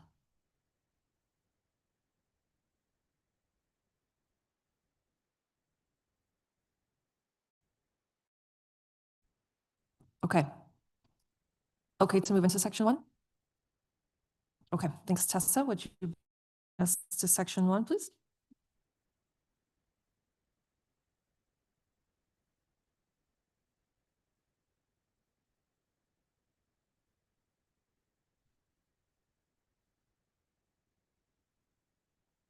Okay. Much or nearly all of the introductory content under section 1 remains unchanged from the October version. We can, I think, skip ahead to recommendation 1.1. And let's talk about the updates there. As a quick refresher, 1.1 was called for in the October meeting to mirror the language that is in section 2 about a new fund and ensure that a similar set of recommendations were part of section 1 as a reminder. The crossed out text that you see here, it's important to note that this language here is actually not gone. It's just moved if you scroll down, Tessa, to this here under design of the fund should include the following. And noting that a task force member had suggested some language similar to this in section 2. So we ensured that the language was similar across both this section 1 and section 2.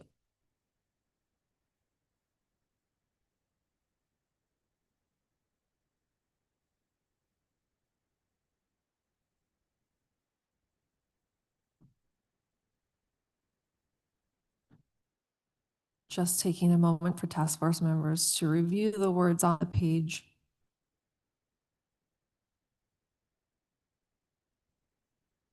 And noting, if you will scroll down a bit, Tessa, the orange text here,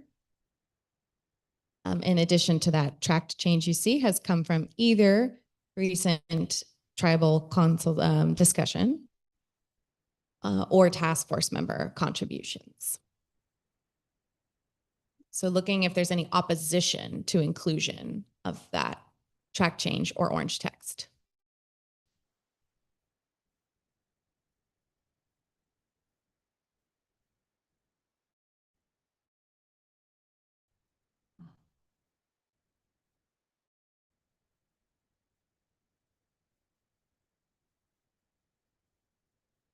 Nelson, pass Nelson the mic. Thank you. I don't have any opposition. I have strong agreements with it. I just want to point out there's a format error on B6 and 7, at least on my document. I don't know if that was corrected. Yeah, there was a format error. Thank you, Nelson. It was corrected. Thanks for noting that.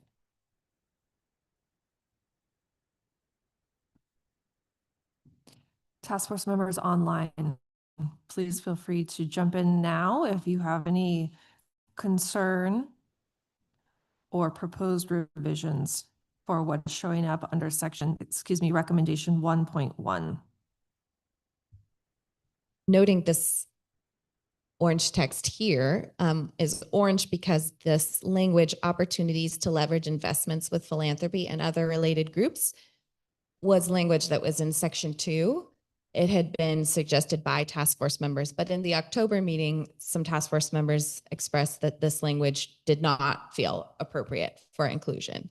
So we wanted to check in with members again, since we've heard from some to include and some not to include. And this might be a space where a vote might be the most, or a measure of support might be the most appropriate step. I think I may have proposed this language, and I'm very much comfortable removing it. We should be focusing on the state dollars. Yeah. Thank you, Emily. Ruth, did you want to? I was going to say, I don't have any issues with these changes, but I would like to hear from Emily and Darlene in particular if they're comfortable with the proposed language. Thea, you want to weigh in? Well, I just wanted to offer some, perspective from the state here in terms of when we're creating grant programs. Oftentimes there are unintended barriers to what can be included in a grant program due to the gift of public funds, which I think we've heard about from legal counsel before. So my only thought about this, and I could go either way, depending on what other members say here, but oftentimes when you're leveraging grant programs with outside philanthropic dollars, it can mean that additional things might be able to be covered, or more money may be able to be leveraged into a grant program that might have more flexibility than state dollars for things like land acquisition.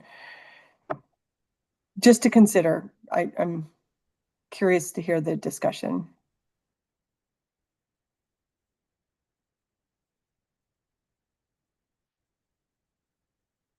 Hearing that and hearing Emily's willingness to remove that, does that change what we want to do here? Doria? Yeah, I actually really want to kind of second what Thea just said. I feel like there are definitely limitations to state funding. and being able to work with philanthropy to expand what programs can do might make a lot more things possible. So I think that we should do this. Include, is that what you said? Yes, okay.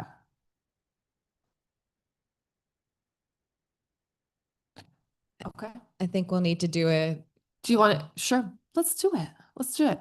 If you like to support inclusion of this, let's see some green cards. Green cards around the room, looking good. James. Clarifying, no card is the same as a green card functionally. Functionally, yes, but we wanted to be a little bit more formal about that one. Yeah. We just wanted to be sure. We just wanted to be sure. Okay, Thea and Leah, hands up. That I think means green. Great. Okay. Everyone. Support. Okay, so we have agreement to include C4 opportunities to leverage investments with philanthropy. Can we call the question for the recommendation overall as a whole? 1.1. Support inclusion. 1, 2, 3. Camille's tracking us. Green cards around the room. Hands up online. Great. Awesome. Nice work, everyone. Okay, 1.1, support inclusion. Let's go to 1.2. Embed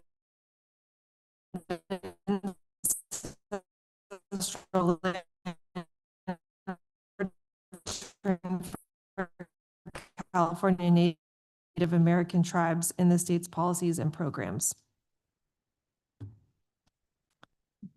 Camille, any framing remarks for recommendation 1.2 that you would like to draw attention to?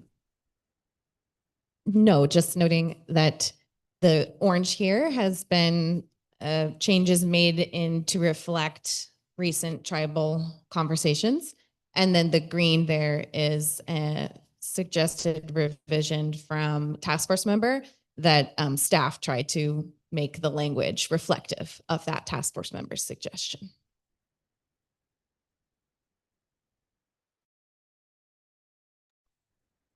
Tessa, sorry, could you scroll back up to that? Oh, go ahead. One Go you ahead, just, yeah. sorry, you're moving a little fast. B there. I just wanted to read that full piece there. Thank you.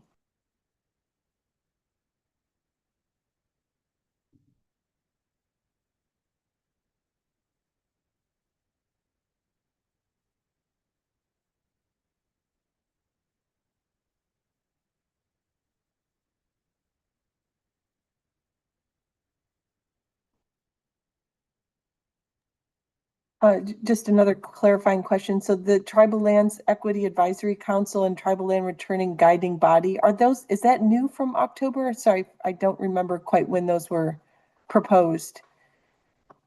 Those are not new from October. Okay. So they have been there. Yeah, sorry, go ahead. Okay.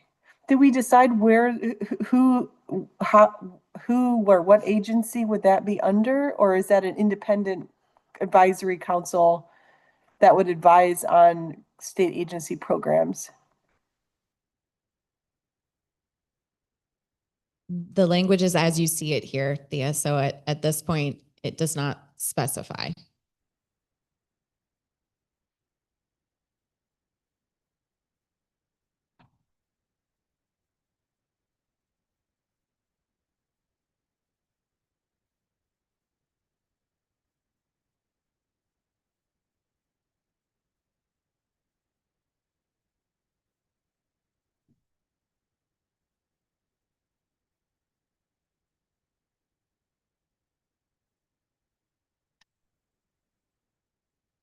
Tessa, can you scroll back up to the green language? Okay.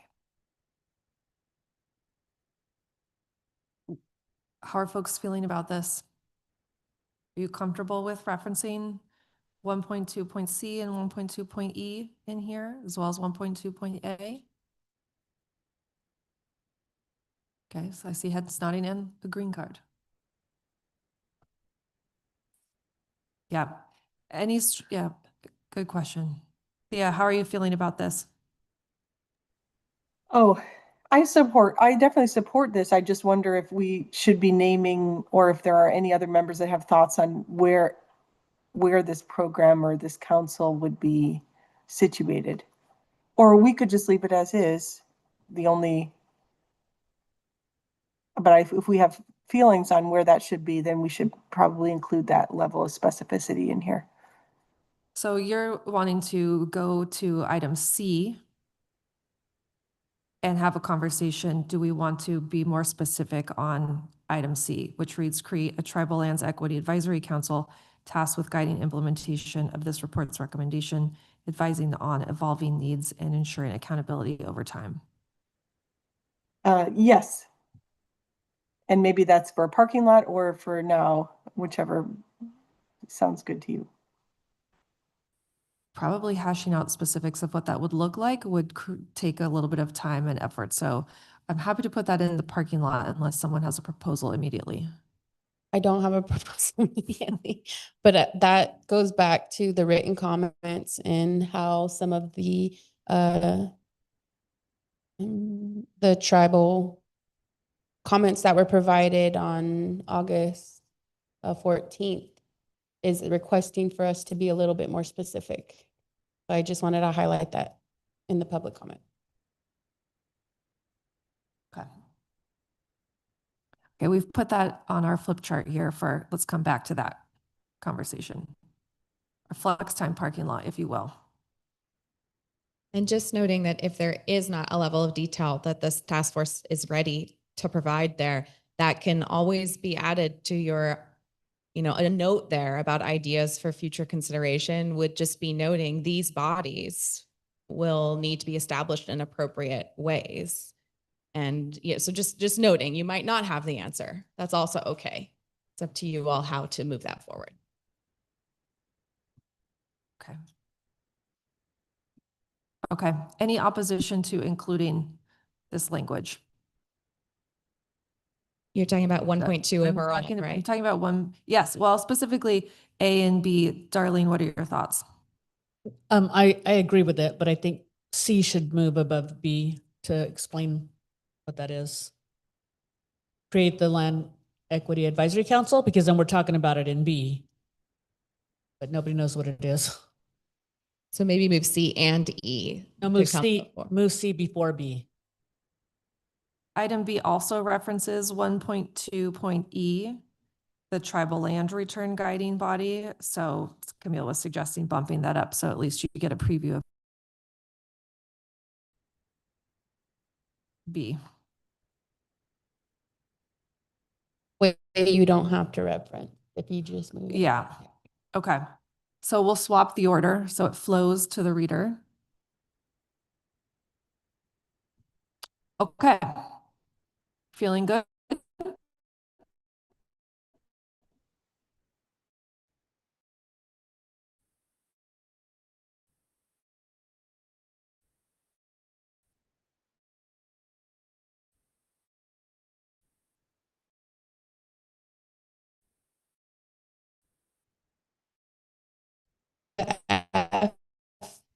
Protect California tribal practices and cultural landscapes.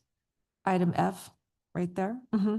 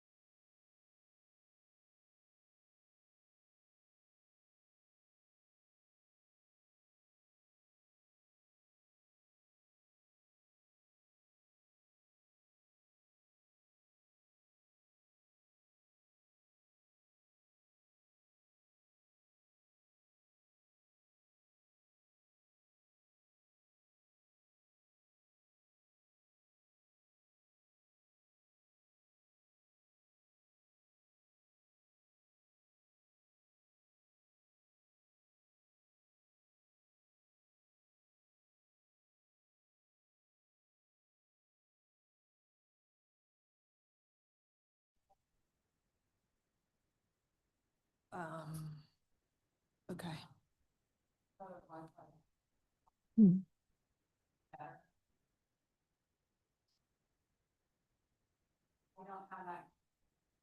Sorry, everyone. Camille's computer cut out for a temporary moment.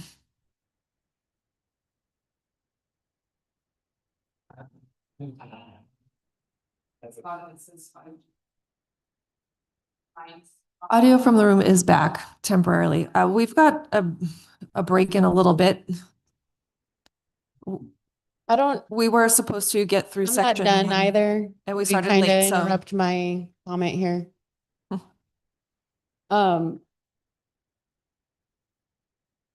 Yeah, maybe just deleting, because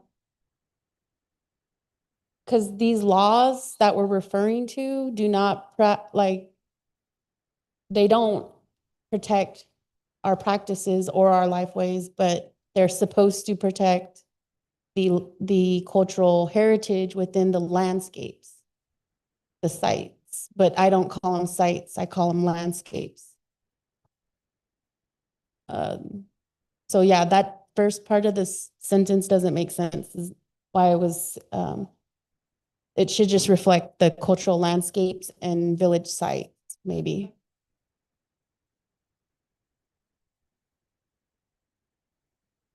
Which are, ultimately agricultural lands. What we would consider culture.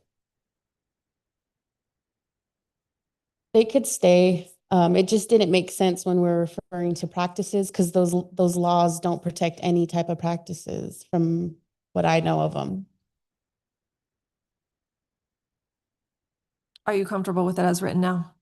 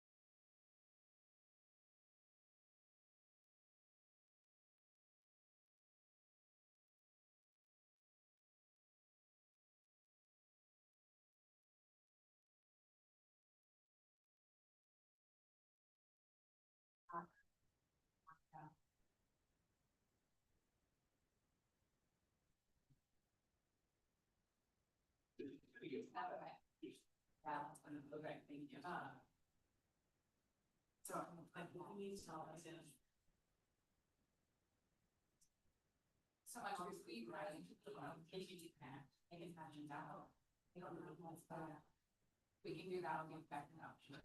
But for now, we are on.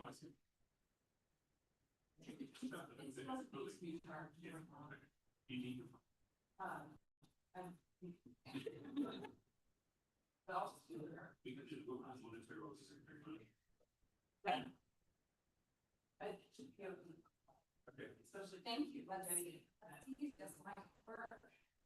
Thank you so much. Megan to the rescue. Hold on, let's think about it. Let's make sure. Yes. Now, which also I'm losing. So,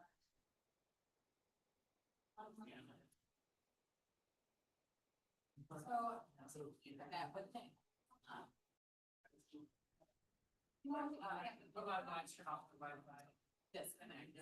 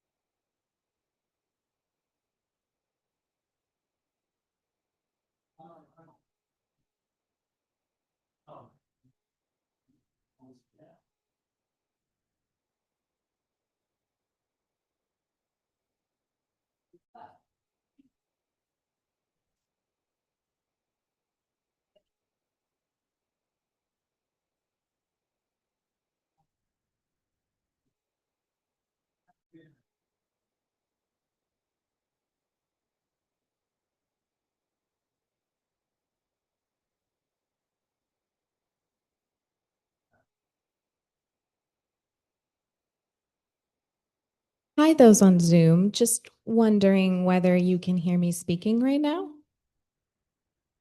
I know maybe you're all stepped away for a break, but if any of you are there, if you don't mind. Oh, great. Sorry.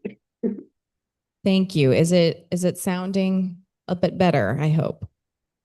You sound very clear. Thank now. you, Irene. Okay, we'll continue with our break. We should be in a better position now. We have an Ethernet, so hopefully we won't be having issues with internet. Thank you all very much for your patience.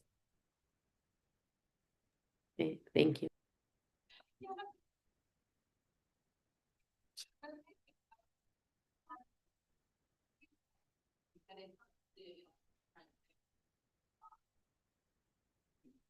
Unfortunately, then thank you. Well, thank you so much for your help. I think we might have. When I'm done to class, I know you can tell that minute, right? Is anyone else coming? Or should I just wait for you to do the line? Okay. Okay, maybe stick it over by all the kids there. Okay, whenever you go there. Thanks so much for your help. You are great. You are. Thanks, Glenn.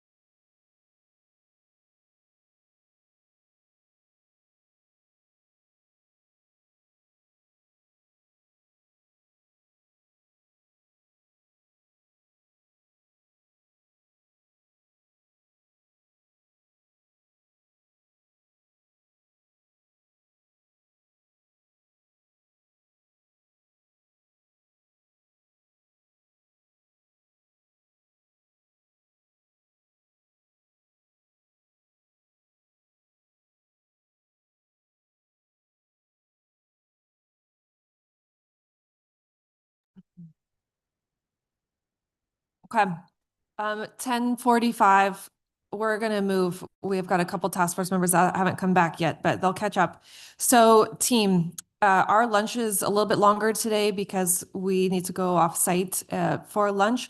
So we're meant to break for lunch at 11:45. What we need to do is get through sections 1 and 2 before the lunch break. Section 2 is longer than section 1, so please keep that in mind. We have 1 hour.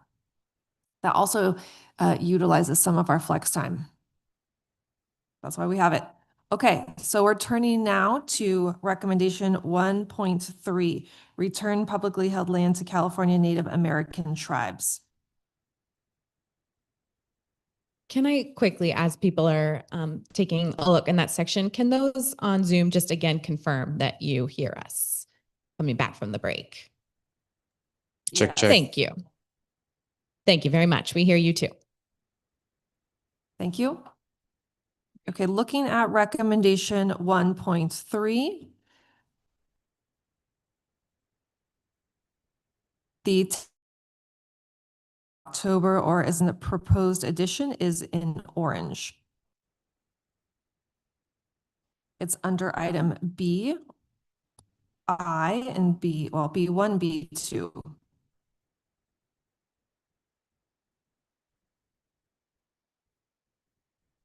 Take a moment to review.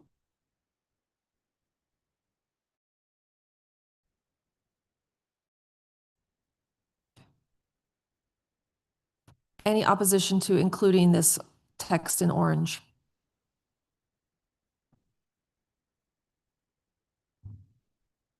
Okay. I see none in the room.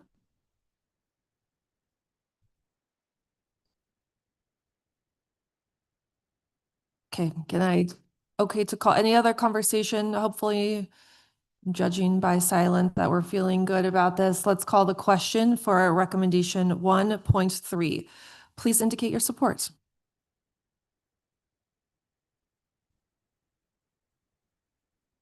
Excellent. All green cards in the room. Task force members online, you can give us a thumbs up or you can use a raised hand to indicate support.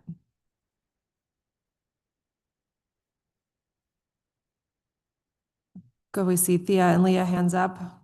Awesome. And Nathaniel, thank you. Okay, support.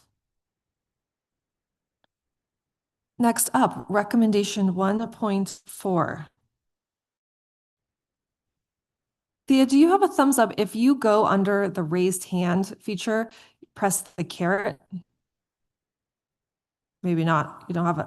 Nope, sorry, just kidding. No, just only the raised No hand. thumbs up for you. No thumbs up for me. Just have to see real thumbs up. We'll I use the can- raised hands, which is great. Okay, or I can I can show my actual thumb. Raised hands is great. Recommendation 1.4, enable and promote the implementation of traditional ecological knowledge and cultural practices.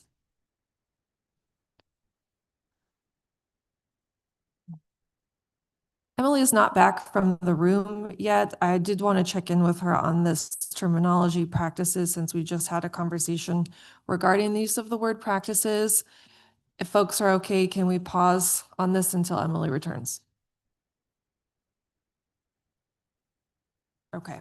No other texts, there's no proposed text changes embedded within this recommendation.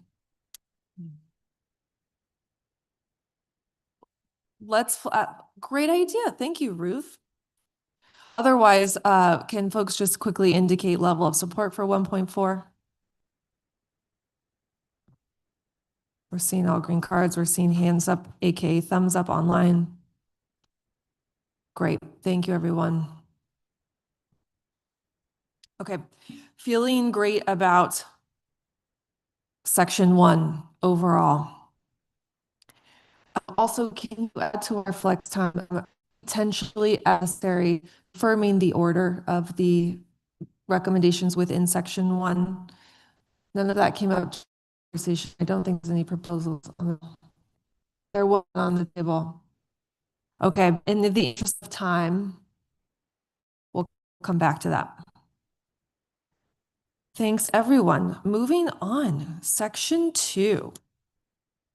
Fund and incentivize land acquisition for priority producers and land stewards. Okay. Introductory text doesn't have any changes. There's a new case study for a Kern County Black Farmers Association called Tailored Resources. Just Leah, I'm not, oh, sorry, go ahead, Camille. just really quickly, this language is updated because if you all remember, this section 2 was developed in the October.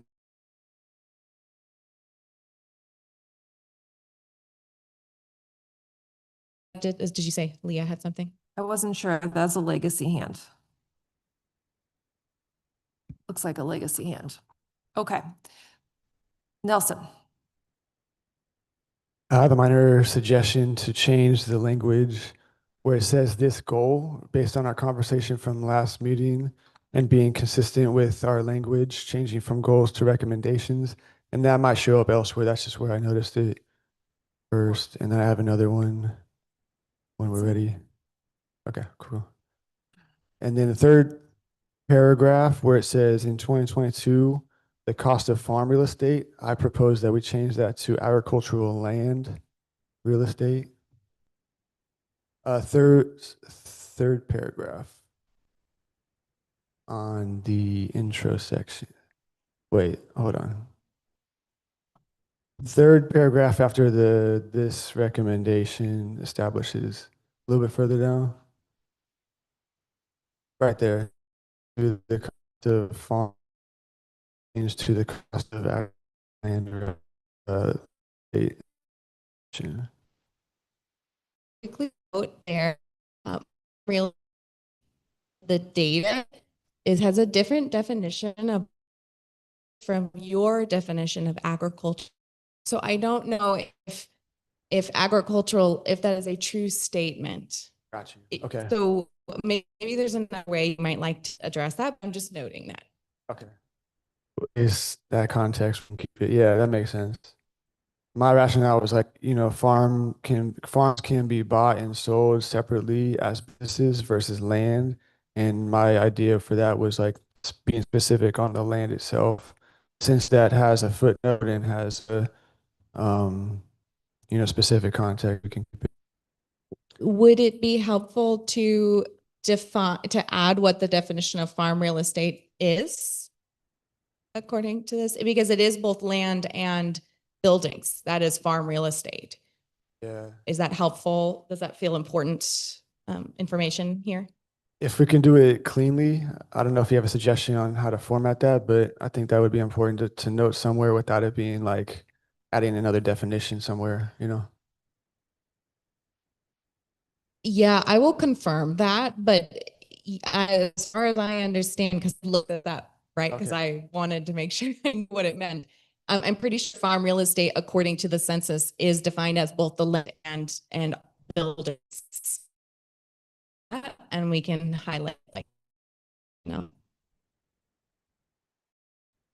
then I have one more briefly, just a quick deletion. So on the bolded paragraph right here, I would like to take out historically marginalized. I think this is an ongoing thing. I think it can be clean just removing that.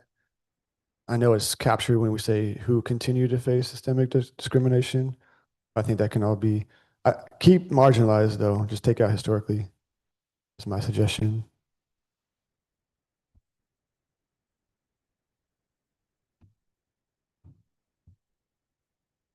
There.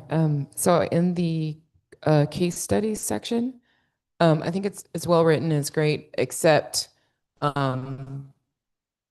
there was another thing that happened that I think it's important to maybe call out, and that is that the folks that are working on these small plots and backyard churches also requested support for basically legalizing their practices in those areas, which led to a lot of the recommendations in the urban ag section. And so I wanted to also make sure that was noted, that some folks are not wanting, they're looking to be more land stewards to serve their local communities, growing food on small acreages, but the current zoning doesn't allow for them, and they've been kind of been folks have been cracking down on them, and getting them into trouble. So I feel like we should add that because it was a both. There's some people who historically were larger plot farmers and lost their land through these kind of discriminatory practices and just basic aggression and racism. And then there's others who experience some of those same things, but they're wanting to continue to grow on smaller plots for more land stewardship purposes and asked for explicit support with working with their local jurisdictions. Ruth, did you, or go ahead. I like that. And I wonder if there's also a tie into the section on the regulatory zoning piece under whichever number that is. Underwear. Like you would say, as mentioned in the recommendations in section something, because we did have a piece on zoning.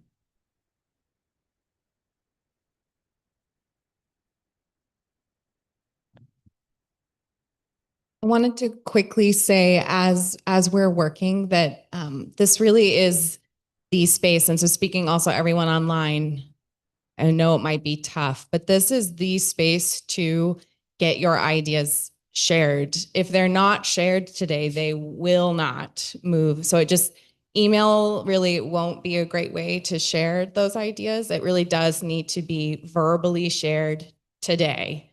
So if you're holding those things, please, when the time is right, when you're in the section where relevant, it does need to come into the meeting today. So thanks, just a quick reminder.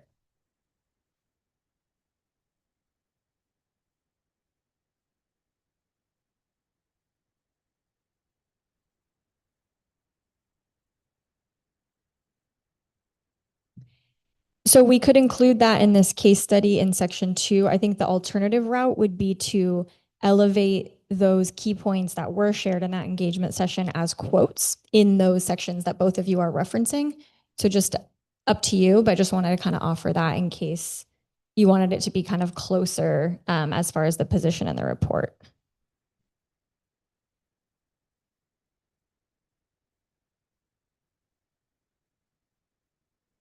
I guess I'm not understanding. Are you saying to not cite this here, that they also requested this and only cite it as a quote in another section? That's an option. Either way, I would whatever not you like to do prefer. that. I think that it would fully represent, because we actually had a very full meeting. There's a lot of different folks there, and there were some folks that were explicitly speaking to their difficulties of trying to grow for their communities and being cracked down on because of zoning. And I feel like that was a separate and equally important ask as the folks that had historical agricultural practices where their land was taken from them due to a number of different circumstances. And I think that they need to both be represented in a kind of a recap of the session.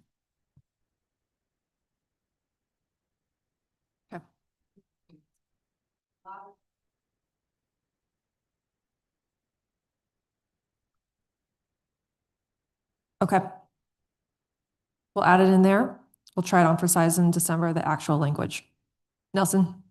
So definitely call on our Indigenous members for assistance in the language. I think on the part where it's 2.1A referencing the restorative land fund, I think there needs to be strong consideration of and collaboration with Indigenous tribal members, that the land acquired is not taken from Indigenous communities that have ancestral culturally important land to that specific area and would otherwise be given to existing tribes who do have the ancestral and cultural connection to that specific land, whether or not they currently live in the boundaries of California.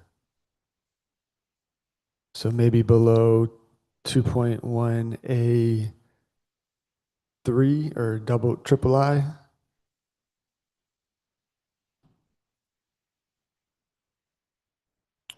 Or if we want to just reference Rec 1.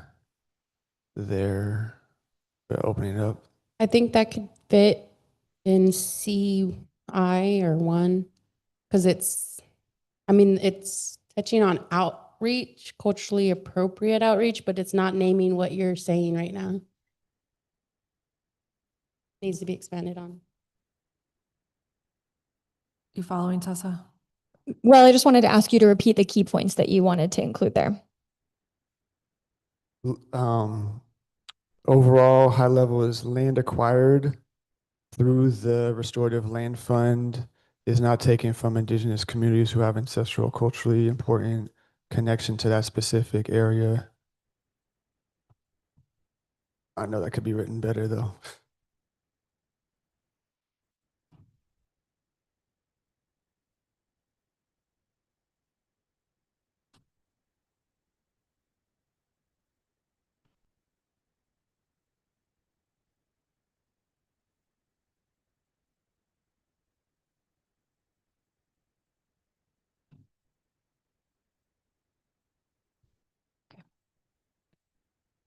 Looking at other text as well, under goal 2.1. Yes, quick note on the new edition on 2.1B I want to add initial deposit on there. That was a barrier for our organization to acquire land. Whether it's refundable or not, I don't know if that's necessary to include the refundability of it, but funding the initial deposit is very important.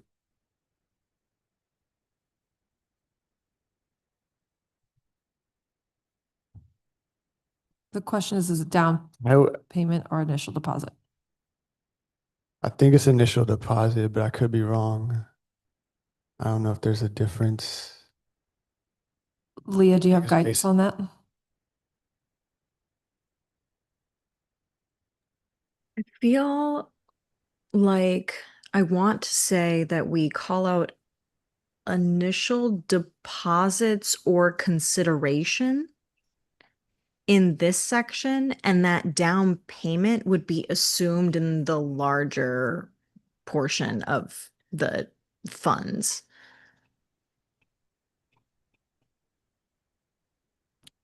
Is the language on the screen look right to you? Initial deposit, I would add and consideration. Or is it considerations? So consideration can be used when someone is, and there might be additional definitions of this that, I don't know, maybe somebody else has more knowledge. But it is often used as a type of initial deposit when entering into a pathway to ownership, essentially buying your option to purchase.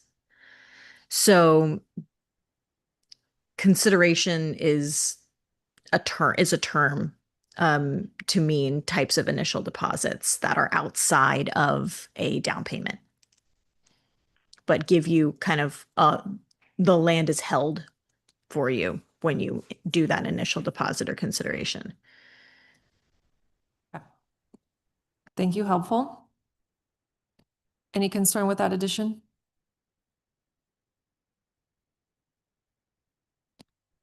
Looks good. Can we scroll down, Tessa, to C, 4 and 5? Let's look at that.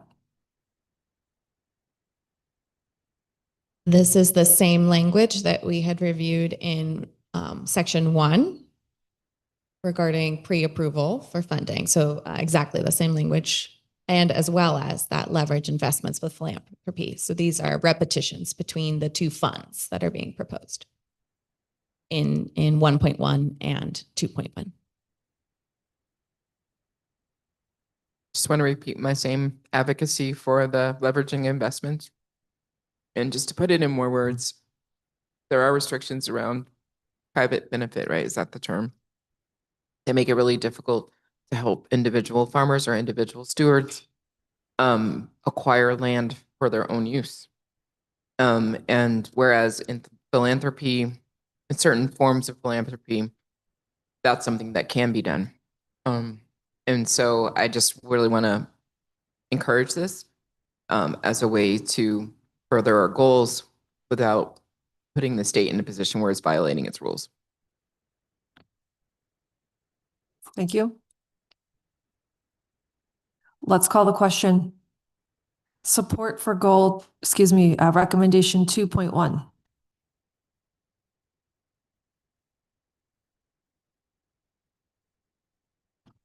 Thank you, task force members. Greens in the room. Some hands up online. Excellent. Let's look quickly now at recommendation 2.2. Develop and implement a public education campaign to document past harm. Again, these harms are still happening. So if we're just including current or contemporary harms, and then that being reflected through the recommendation.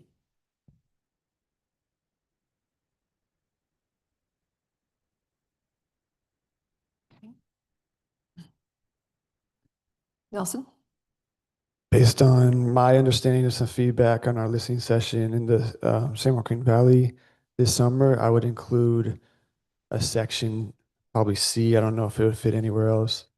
But yeah, section C to require public education to include this information in related curriculum more broadly throughout the public of citizens of California. Not that you gotta say that, but require public education in related curriculum.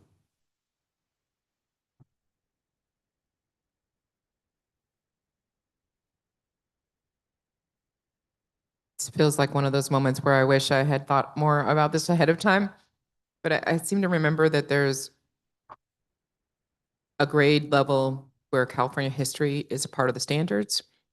And I wonder if we could be more specific to say it's fourth. That's what I thought. I didn't want to say it for sure. So in fourth grade, to say that, that this education campaign should specifically focus on expanding and including this information in that California history standard. Okay.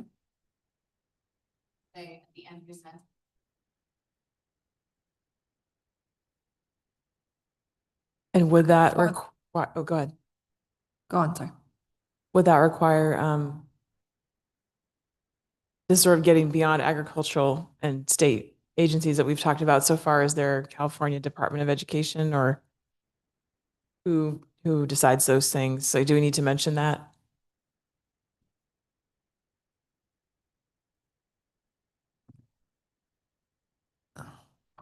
Don't know how specific we want to get here. If you like the concept and including this as item 2.2C, we can try to build it out.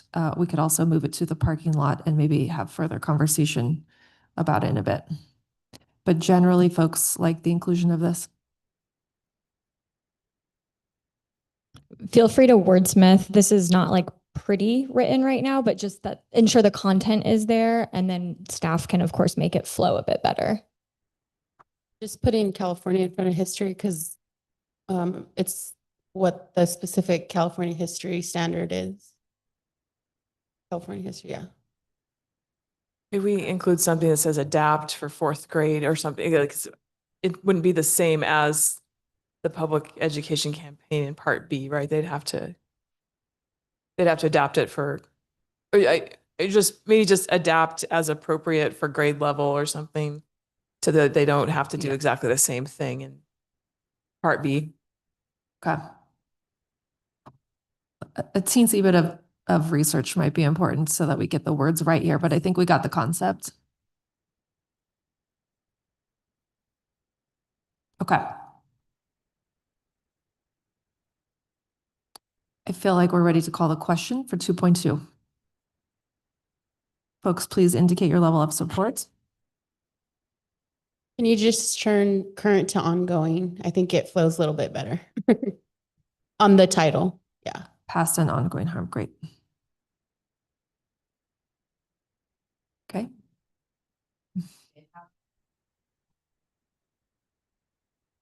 Folks online. Task force members online, are you supportive of 2.2? Checking back with Irene, there's additional detail, of course, provided within the recommendation here under 2.2. Any feedback from you, Irene? How are you feeling?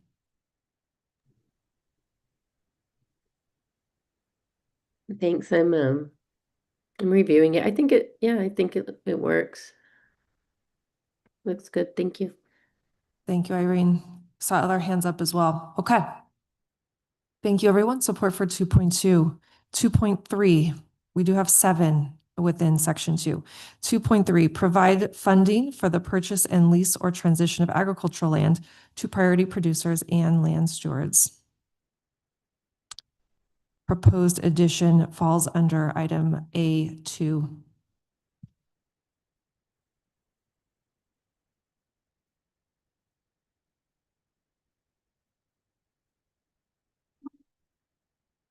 Any opposition to including this? Nelson, go ahead. I just have a question for clarifying. So the last sentence in 2.3a, ensure California Native American tribes are exempt from this requirement to lease or transfer the land.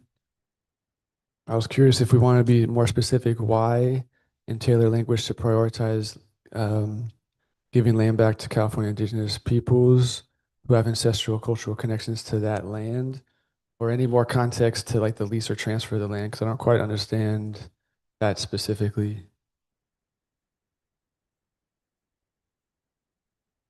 I think as written, you're funding organizations to purchase and then lease or transfer land. If you're funding as part of this program, California Native American tribes, and you don't exclude them from the requirement to lease or transfer, then you could have a situation where a California Native American tribe gets the money to buy land, but then has to give it to someone else. Does that make sense? Yeah. So I think that's the intent there, is to both allow access to that funding, but not require that tribes then lease it or give it or transition it. Does that make sense? It's a good question. Does anyone have thoughts for how to make that clearer to Nelson's point? Just adding at the end of that sentence to who you're referring to a third party, or I don't know if that would clarify what we're missing though. Yeah. I think we're talking about priority producers, right? Not like any third party, or maybe some kind of an entity that serves priority producers. But I think we should, if we're going to add, it's at least clear about it's not just anyone. So not to another. Oh, wait a minute. This is only talking about the exemption. Sorry.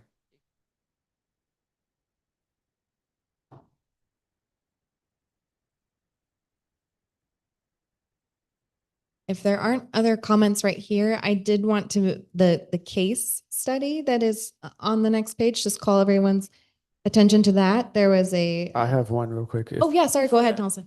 So 2.3b, I want to change. Whoa. We got to call the question on 2.2. Oh. Did we? We're still making edits. Or sorry, I mean 2. We're on 2.3. Wait, yeah, go ahead. My suggestion is to change encourage to strengthen conservation tools.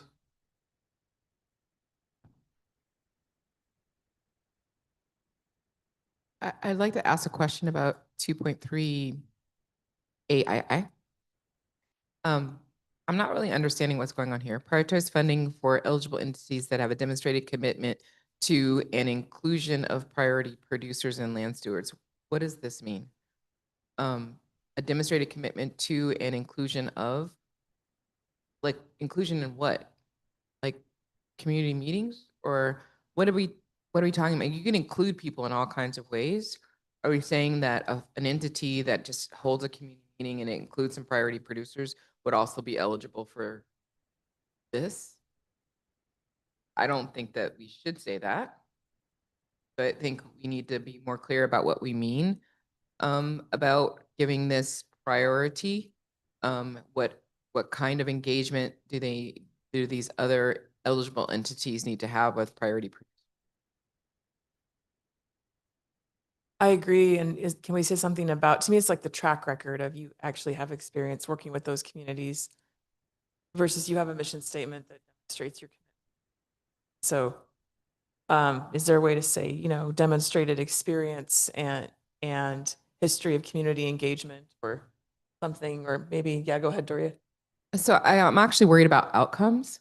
I'm like, if we're going to have funding that's available to entities that are not themselves priority producers, then the funding should be used for an outcome that explicitly benefits priority producers, not for any outcome because they have a history or track record of working well with priority producers. It shouldn't be for any outcome, right?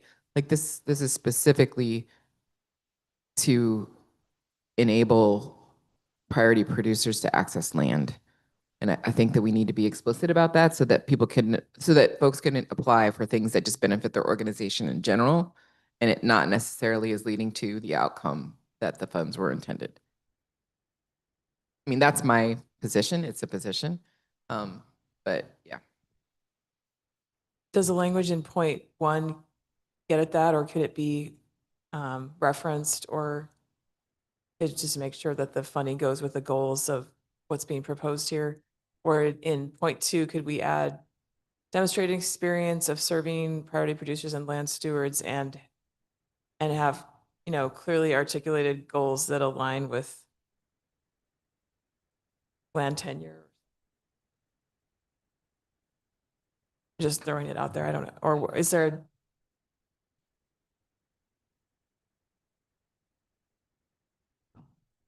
Yeah, I don't want to create a loophole. I'm trying not to create a loophole. I'm trying to eliminate a loophole. Sean, you need a mic. Could it be prioritize funding for eligible entities that directly benefit priority producers and land stewards? Just to get rid of all the middle stuff and Yeah, make it that more- sounds good to me.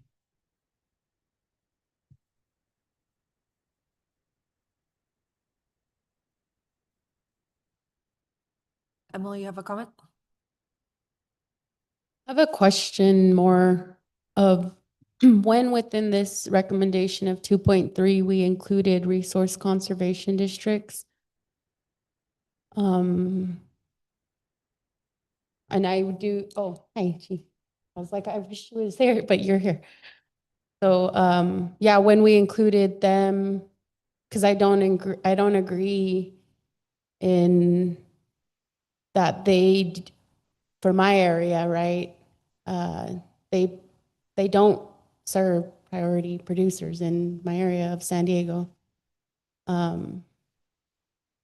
Yeah, this is something that has been demonstrated this past year with the closure of 2 farms.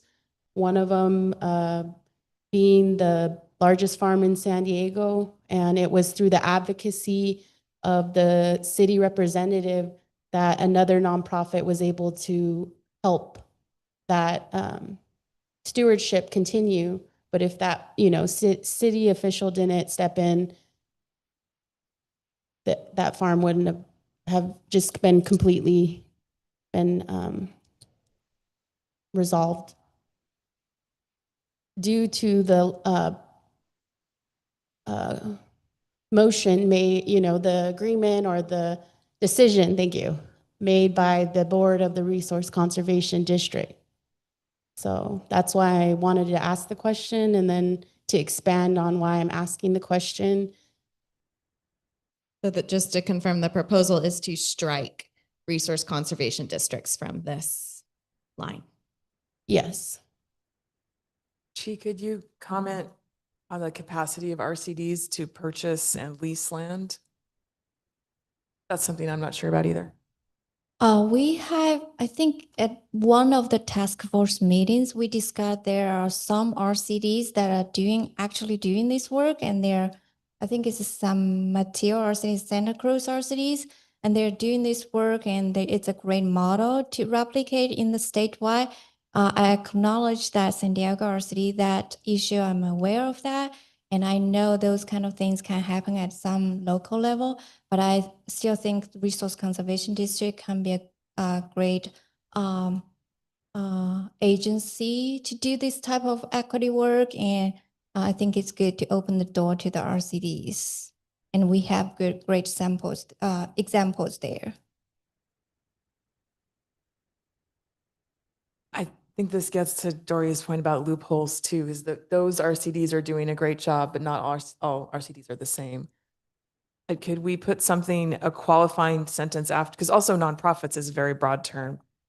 What about after nonprofits, you know, that prioritize priority producers or some better language than that, but you know, could we qualify it somehow? Or does point 2 get at this, because it would be RCDs that align with point 2, maybe prioritize, can we make it stronger? Like, you know, limit funding to eligible entities that have demonstrated things. Because I totally get when a funding opportunity comes out, people might apply that don't have these relationships and history. Is that too restrictive? Limit funding to eligible entities that demonstrate engagement with and direct benefit to priority producers and land stewards, or something like that.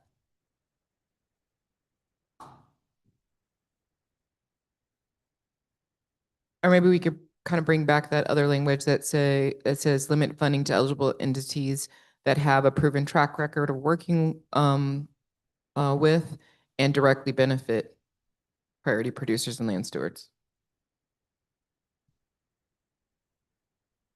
And yeah, again, the RCD in San Diego's track record for the past year and more does not benefit the priority producers in San Diego. And I'm speaking to non-tribal priority producers right now, a community that's not even mine, I'm advocating for.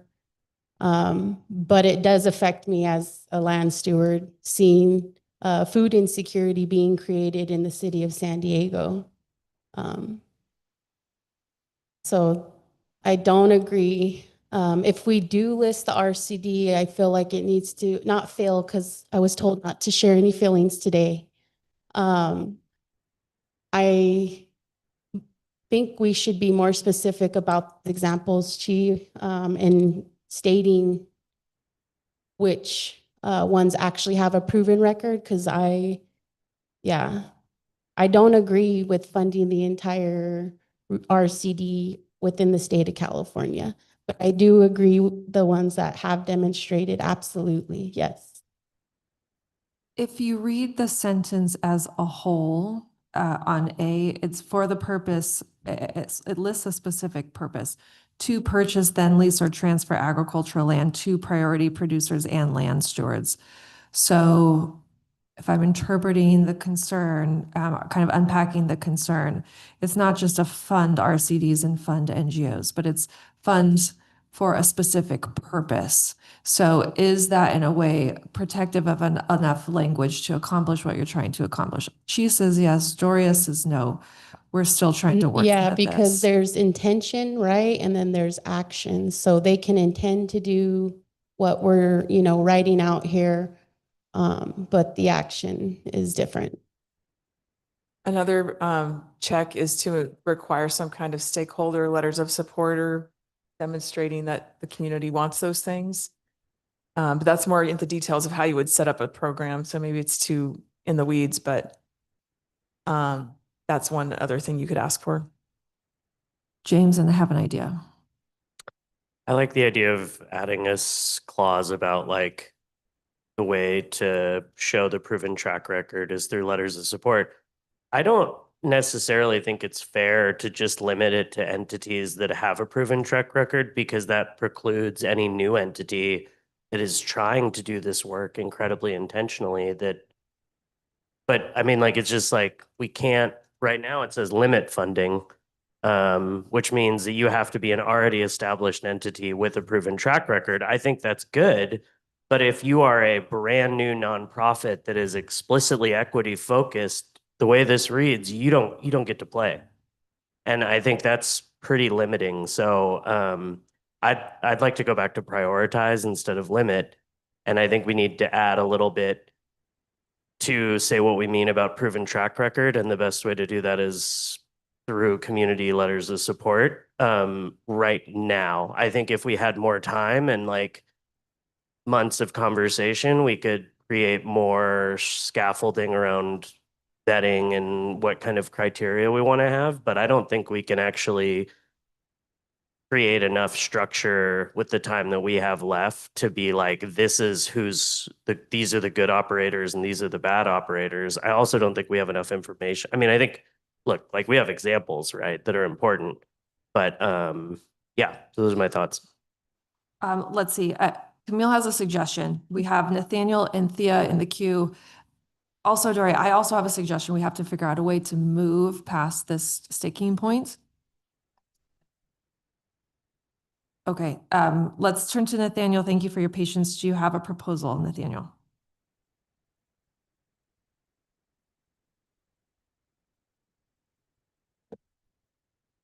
You are on mute, Nathaniel.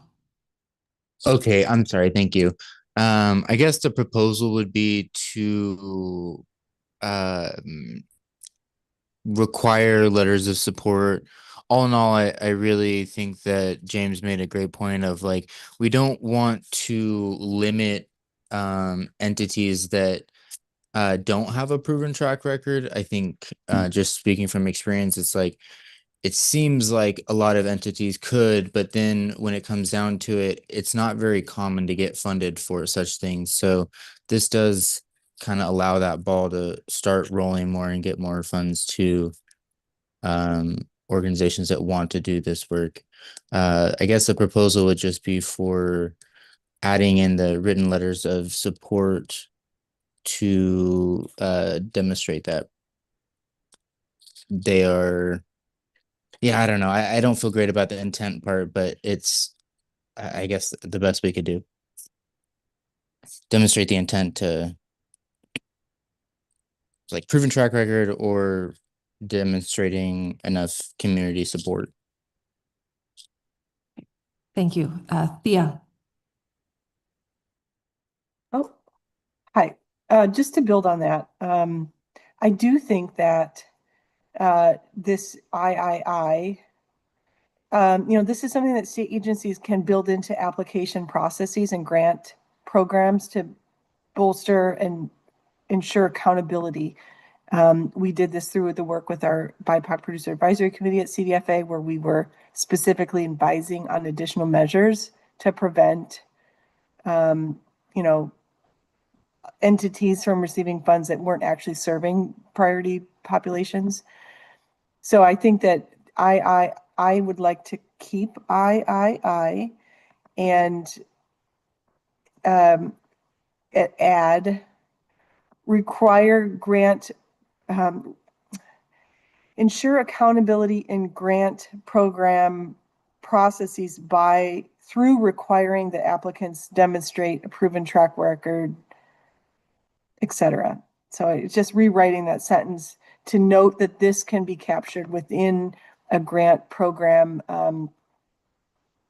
when it's created, because this is a new program. So those types of levels of accountability, I think, can be established by the state agency that's creating this, and ensure that resource conservation districts and others, there'll be an extra layer of checks and balances there. How does that sound to you, Emily, in terms of capturing that concern? Because I know you were part of that committee also, and we did talk about those things within CDFA programs.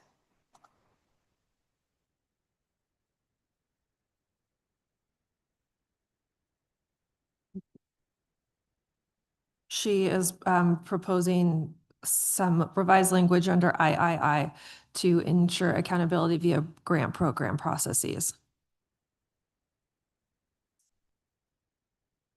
I know it is 1, 2, and 3.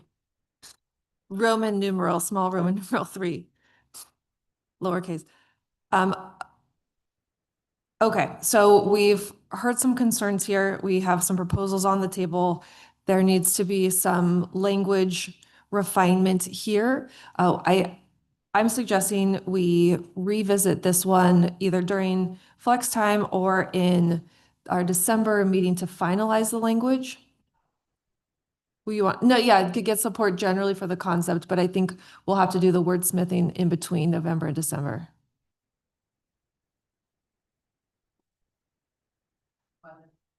Fine if we need some kind of awkward phrasing, but I just want to be clear, we're not, this is.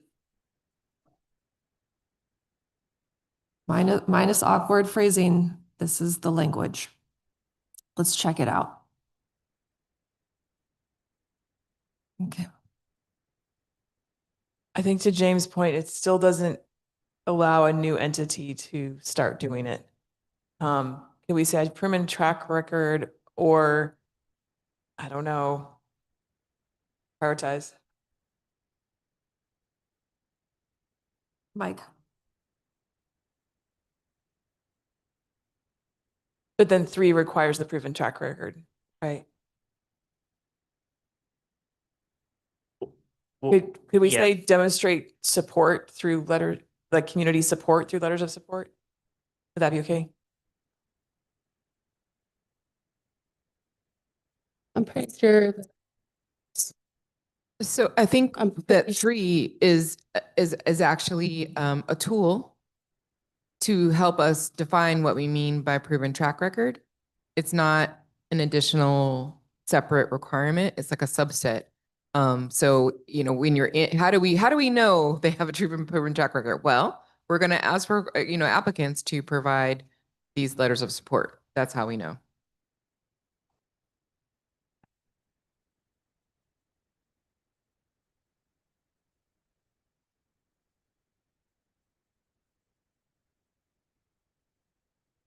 And I just want to say on the mic, because I was talking off the mic, that I think that prioritized funding does not exclude new organizations, but rather prioritize those who have been doing this work for some time and have a proven track record. Doesn't mean that the other ones won't be eligible and or awarded. Combined under 2, does that work? So that does to me make it more clear that it is what you just said of clarifying the first point rather than a 3rd requirement. Pretty sure the task force. I'm the only one that had a red card, and if you could put that in the summary note, specifically put my name. Thank you. When I read this, I still think prioritize funding to eligible entities that have a proven track record kind of makes it seem like if you're new, you can't. But I do think that with the language of requiring community letters of support, that does allow those new entities back in. And I also just like, you know, we've been spending some time on this and I understand why. I think it's really important. And these recommendations are just that, right? I mean, like until somebody turns these into grant programs, they're going to tweak it, right? Somebody might look at this and say, I'm going to turn this into a program. I'm going to create a fund, but I'm going to ignore these parts of it, right? There's nothing that forces anybody to like take our whole recommendations if they use the document to build something. And I just want us to have that in the back of our head because it is true. Like people are not going to stick to the letter of every clause that we have in here when they take this out into the world, unfortunately. So I think it's important for us to do the best we can to ensure clarity and specific outcomes. But at the end of the day, because they're just recommendations, it's all kind of up to how it gets adopted and synthesized into other things. Thanks, James, for the reminder. Final comment, and then we have time. A question for Emily. Emily, is it the part that you're having a problem with that conservation districts are explicitly named? Is that the part, or is there something else? I know I more focused on that, but I also have my concerns about nonprofits.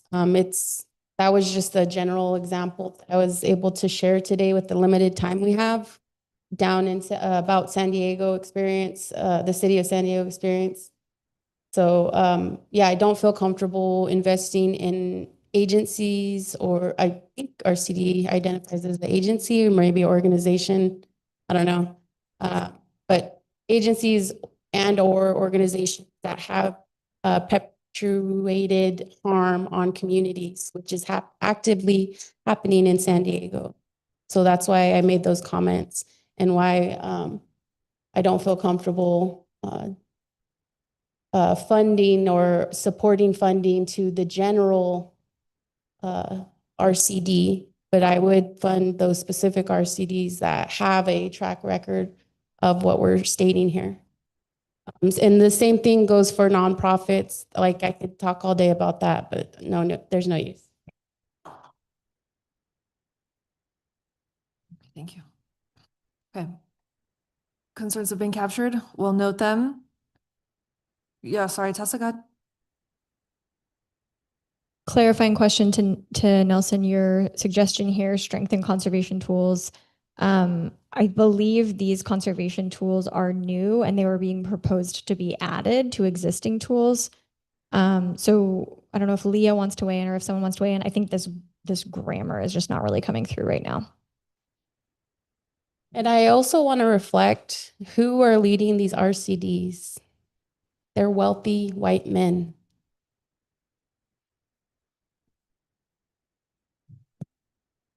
Hello. That is who's making the decisions. That is not who's leading the work, right? It's these people on the ground that are leading the work, but they do not have the decision making, and that's my concern.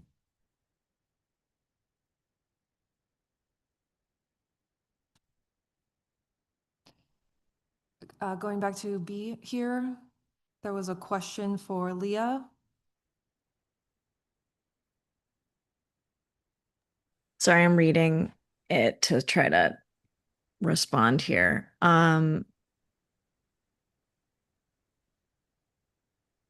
So they're not new. I'll say that they are existing and practiced programs. They're newer to a lot of organizations that would attempt them. We could say something like encourage, incentivize, and strengthen. You know, we're trying to do all the things.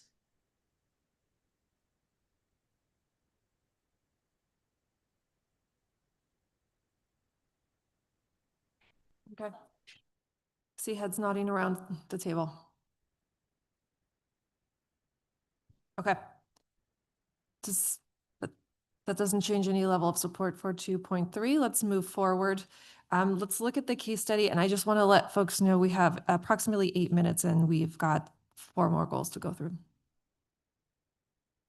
So this case study, I just wanted to quickly note this for everyone. There is a comment there. It's related to this 2.4 established loan and debt forgiveness programs. A task force member wanted to confirm, and this is true for all case studies, whether permission was given to share the details as written. Permission was received for every single case study as written in advance of inclusion. So noting that, because that was a question from a task force member. Also, a task force member recommended the case study be reworded a bit to highlight the ideal loan program that is mentioned in here, but a bit buried, and then also to highlight the misaligned eligibility criteria. So just a note to maybe strengthen some of the key ideas as was recommended in a previous case study.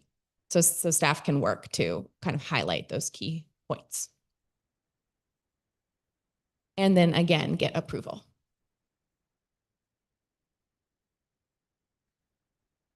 Pick one.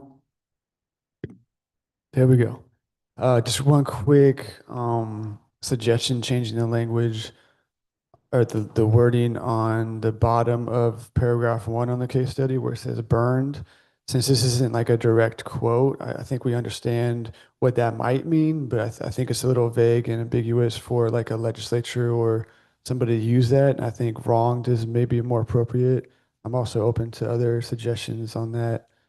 Burn just seems a little too colloquial. Yeah. Nice.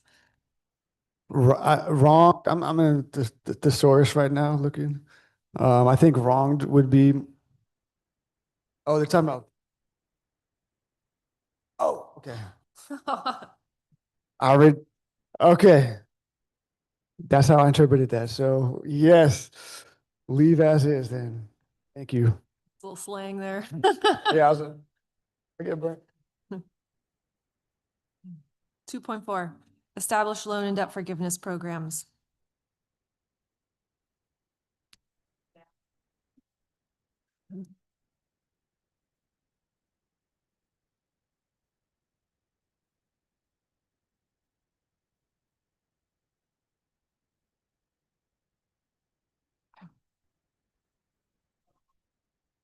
Like, oh, you were burned.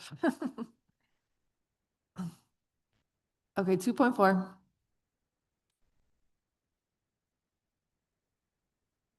Any opposition to this green text here under A1? Include down payment assistance in the form of grants or 0% interest loans for first-time buyers, etc. Could we say prioritizing grants or zero interest loans? Because I wouldn't want to limit a really great low interest loan either. Like a 1 or 2% interest loan or something like that. I don't know what others think about that, but I wouldn't want to limit it to only that. But I see how you would want to, that's better, right? So instead of in the form of prioritizing grants or 0% interest loans, Or just including. including? This was me, and I just felt like it was so open-ended. It like just Yeah. saying down payment assistance could have meant anything. So I was just trying to get a little bit of clarity on what we were intending there. But I agree. I don't want to limit some new smart idea for down payment assistance.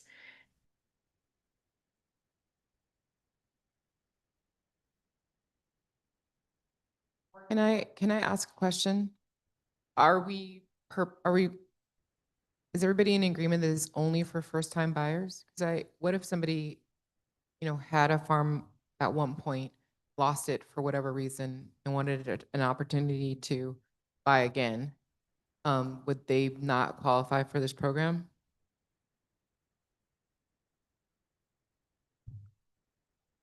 I will note that that mirrors existing down payment assistance programs the state provides. That does not mean you need to adopt that.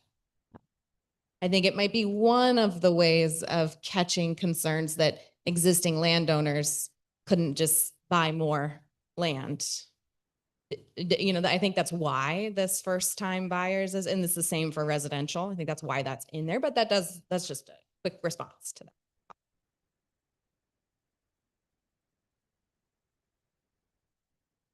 I wonder, in order to make sure that people aren't having like accumulating lots and lots of land using this program, that maybe there's a way to get at, somebody who doesn't already own land instead of a first time buyer, because they might have been a first time buyer and had it taken away for one reason or another. Or it might have been one of those places where they didn't look ahead and they had no water access. And then so, even if they bought that land, it doesn't work and they need to find another one. So I wonder if we can still get at that same intention of not having people kind of use this program to acquire many, many pieces of property. Once they get one, they need to use that as an asset to get others. But yeah, landless or Or could we put and first time buyers and landless applicants?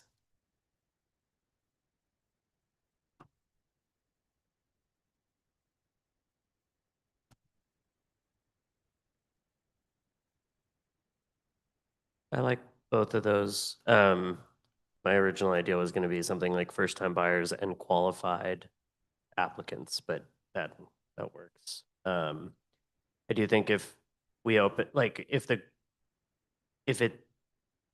way that it's written now, it kind of creates implicit competition between people who've had land and lost land and people who've never had land to start with. And so I like the language. I think the way that it's written now kind of addresses both of those things.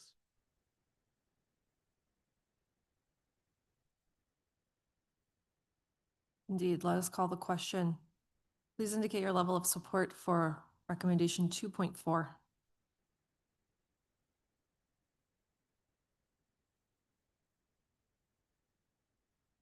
Supports around the room, 2 can live with. Hands up online. Okay. Thank you, everyone. We're at 11:45. We still have 2.5, 2.6, and 2.7. Would you all like to try to do one more in 5 minutes? Okay, one more in 5 minutes. Let's go please to recommendation 2.5. Adopt new tax programs and benefits designed to serve priority producers and land stewards.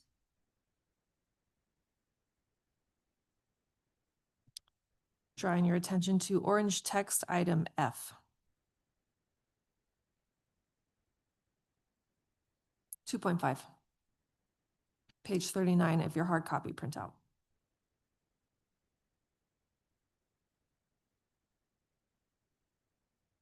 Is there support for inclusion? Any opposition to inclusion or to other language in this?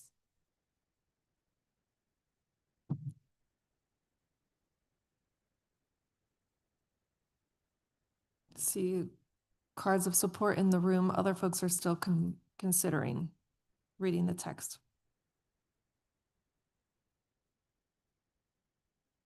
Doria. Okay, this wasn't one of those moments where I feel like maybe I'm just not understanding, but this sounds like a financial instrument that we were just making recommendations to guard against. And maybe I'm just misunderstanding it. Like, I guess I need to understand more about this network and who has access to it and how it's used.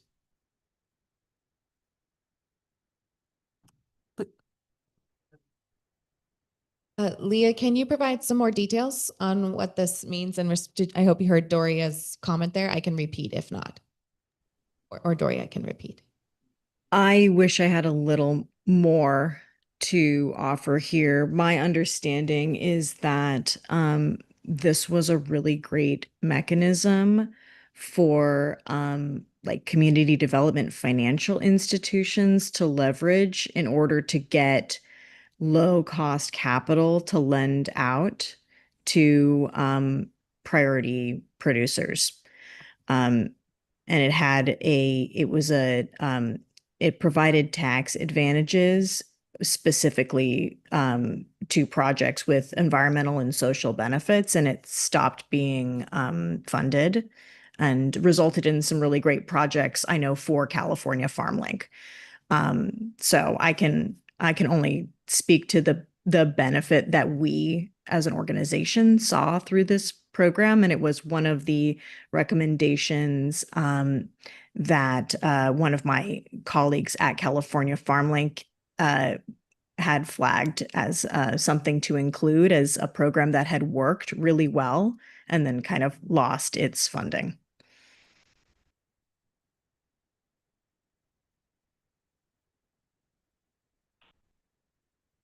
I personally feel like I need more information about how this network kind of gets funds to institutions and how the institutions choose projects for it to. I mean, I feel like I can't support this. I just don't understand what it is and how it works, and if there is an opportunity for abuse. One option is to move this into Appendix F as written, ideas for future consideration, if we're feeling uncomfortable.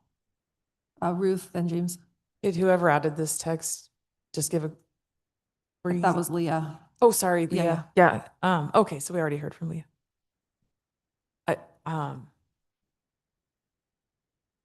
Worked well for FarmLink, was a recommendation from a colleague, but there's some discomfort with folks around the table not really understanding the program very well. James.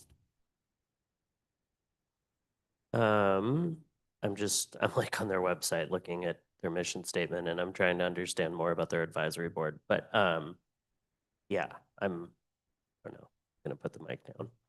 I don't have anything significant to say. Can we take a proposal to move this to Appendix F and get support on the proposal to move this idea to Appendix F? So if we can now take that action, move the orange text here as written to Appendix F. Okay, 1, 2, 3, 4, 5 greens, 2 blues. Hands up online. You do not support moving it out, then moving it to Appendix F, idea for future consideration? You want to, go ahead, Doria. This sounds like something where individual insurance companies can get a tax benefit by moving money into a fund. And then someone who we do not know at this point in time manages that fund. And maybe an organization, a great organization, can benefit from that fund, but maybe there are others who don't think are great organizations doing great things would also twist language to benefit from this fund. I don't know enough about it. I don't think this is very, very last minute to bring up something like this, in my opinion.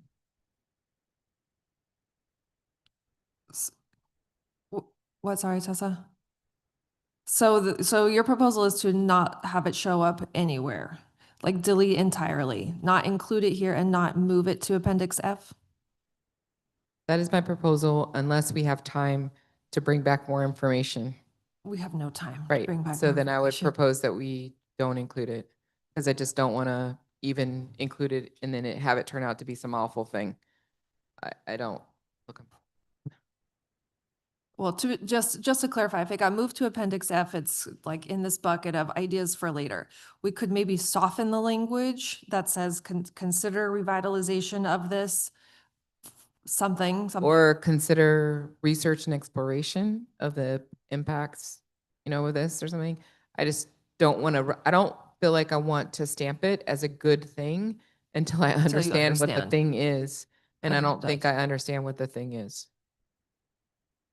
Okay, and Nelson wants to suggest? Yeah, I changed my perspective on it after listening to that, and I would suggest that we put into the parking lot, and if we don't have time to get to it today, we just remove it.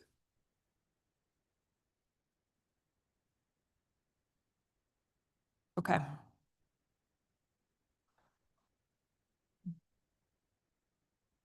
I would like to discuss it if we have time.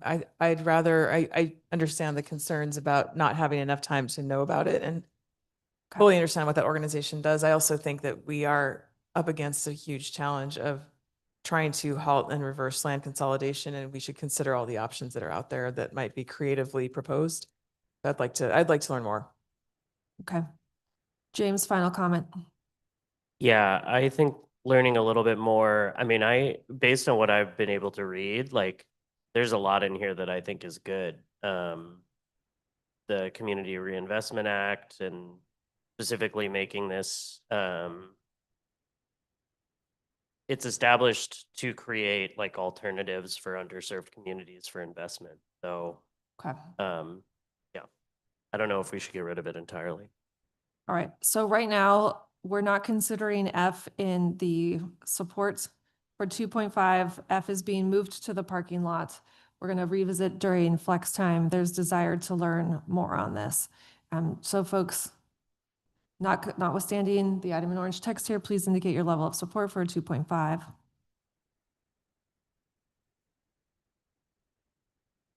2.5 with the removal of F. With the parking lot of F. Okay, support all around. Excellent. Yep, online as well. Can I just make a comment quickly? This is Thea.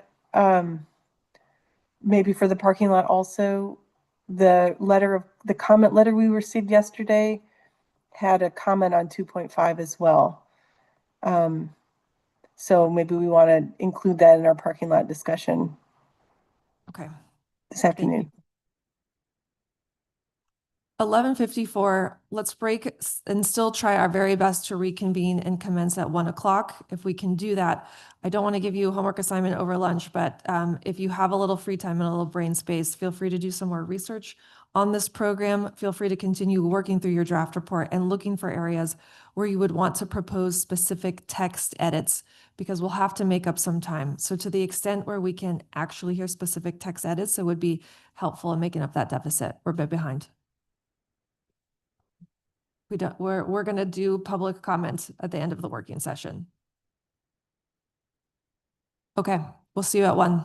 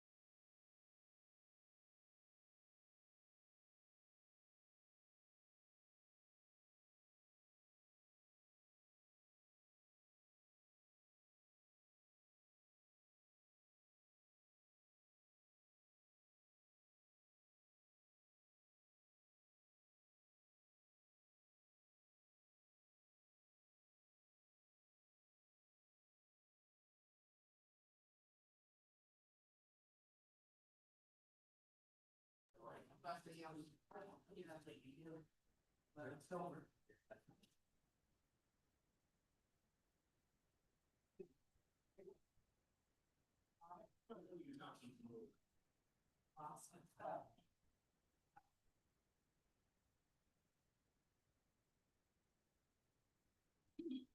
me know when I'm getting. You got enough?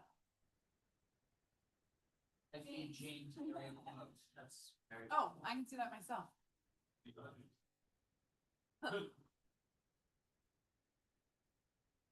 Oh, now we see. No, that's even worse.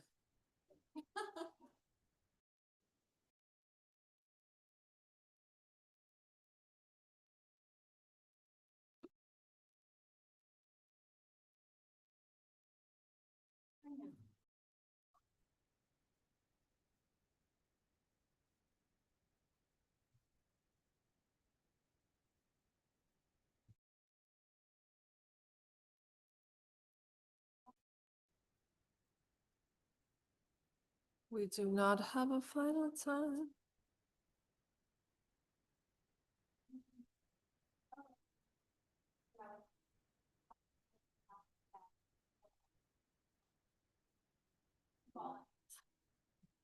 Please continue to hold the entire day on December 11th.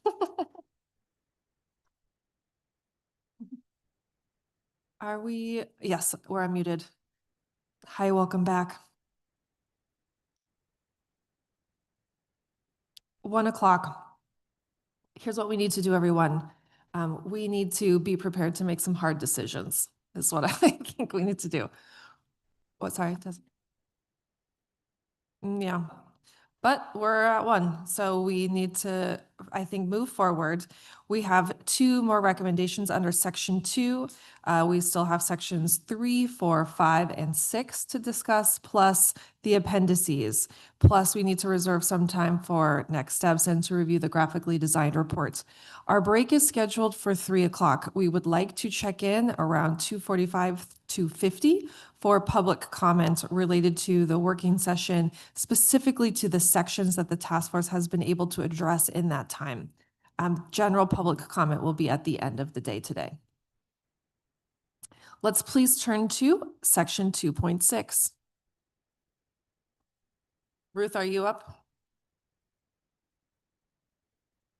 I had a question about the timeline. I really am feeling like we're not going to have enough time today to get through these sections in a meaningful way.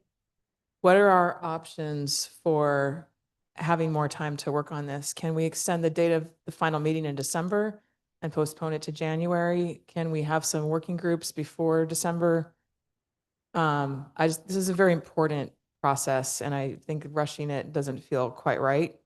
And it clearly, there's a need for further discussion on some of these revisions that are proposed versus just moving through them very quickly as has come up. Can you let us know, as staff, what are the options for, because I'm on a different Bagley-Keene task force that I know that one got extended. So I know there's some options for that. What are the options? I can note regarding the deadline of this report, there is no extension option in terms of that deadline that was established in statute. So that's just one thing to note. We have to be thoughtful about establishing meetings in compliance with Bagley-Keene, meaning you cannot host a meeting sooner than 10 days because that agenda needs to be posted 10 days in advance of any meeting. So those are our kind of limitations.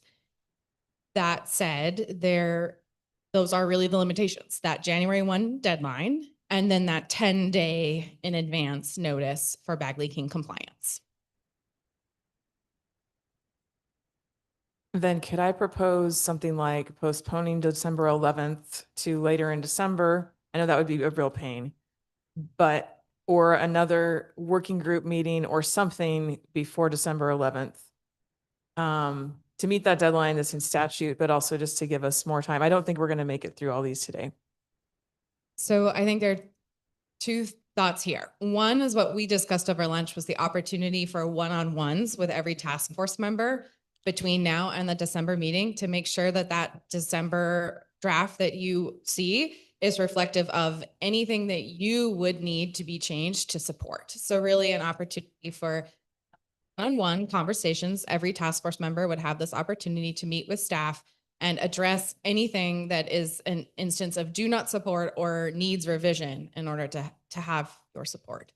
So that's one option, one-on-ones. Working groups are another option. I would say that my concern about that would be making sure that the goals and outcomes of those working groups are extremely clear and explicit. Yeah. But yes, working groups are another option. I do believe working groups would need to get the work done over the next 2 weeks. Yeah. We would have to propose draft text so that it gets included in the November draft report that's public and circulated. That December draft. December draft, Yeah. that's how I said, sorry. And one additional thing, what about extending the December 11th meeting to the morning of Friday the 12th or something like that to give more time? I know none of these are wonderful. Explored that as an None of these are option. wonderful, but like I'm really concerned that it's going to feel way too rushed right now. We did explore December 12th as an option a couple of months ago, and it was not unavailable for That's a fine. quorum of task force members. James?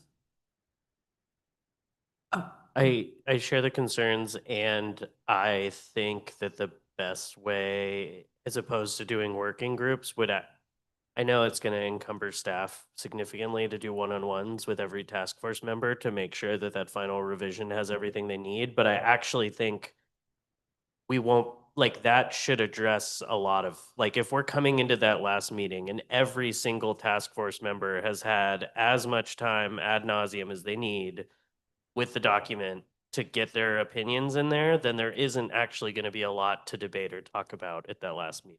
So I would propose that. I also think while it is a huge burden on staff time-wise, it's also easier to schedule because instead of trying to get task force members to be scheduled together, it's just like, I need you. Like, when can you be there? So my suggestion would be we do the one-on-one, like we try to get through as much as we can. Yep. And then we do the one-on-one Yes. thing. Okay. Emily? Yeah, I just want to reiterate the request for an extension, even though it isn't an option. I think it should, I'm going to comment and request for it. I've been thinking about that for the past month, that the time given was not sufficient enough for what the original executive order intended to. It's a nice opportunity, but it's not a full opportunity and what it could have been due to the time restraints. Not due to the task force, the staff, nothing like that, just purely the time restraints.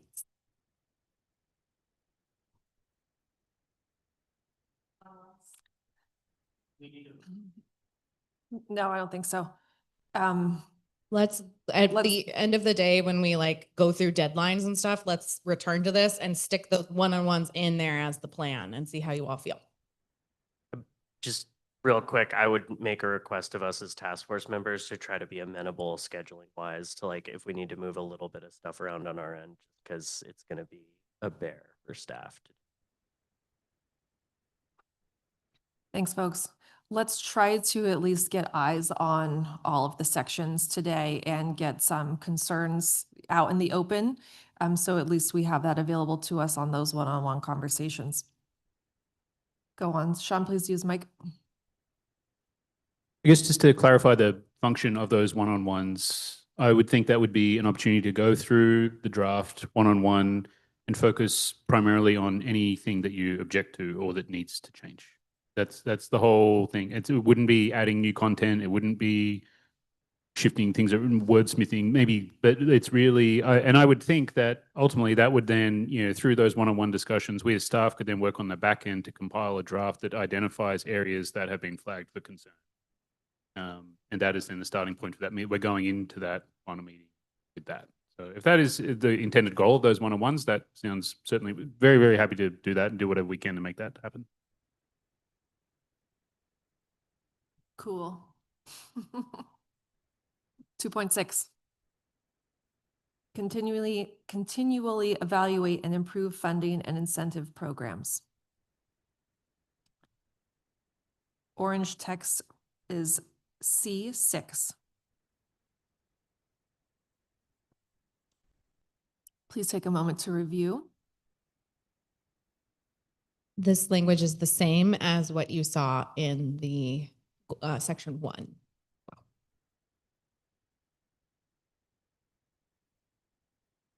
Any opposition?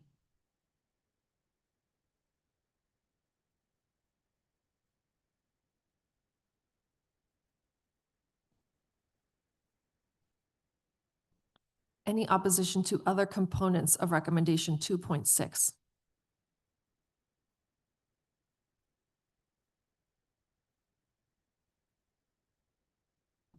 Okay, let's call the question. Please indicate your level of support for recommendation 2.6.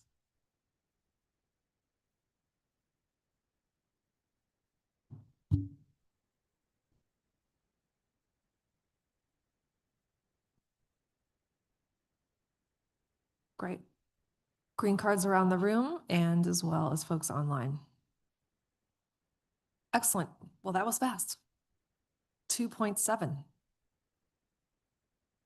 Expand tailored technical assistance for land access and acquisition. Some green text appears in item A2. Speaking to that language, I did notice that that part A2 is redundant with section 2.1 B. I almost verbatim, and I know it's like a different section. That one was I'll be specific. 2.1. That was talking about utilizing the fund to support the activities and costs, legal and technical assistance. I don't know if it's appropriate just to reference that one or if we wanted to have that language in this section too, or wherever it would be more, which one would be more appropriate. But I did want to flag that it was redundant.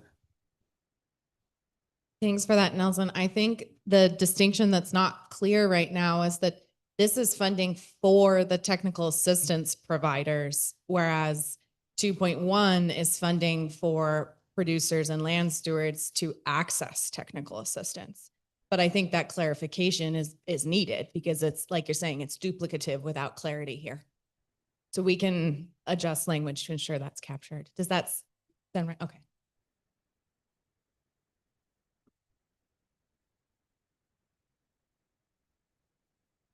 While we're talking about the difference between those two things, I just wanted to advocate for having both, because I do feel like some folks who are in the process of acquiring land, primary producers, may want to choose their own technical assistance provider who might not be in a cohort of providers who are funded by this program.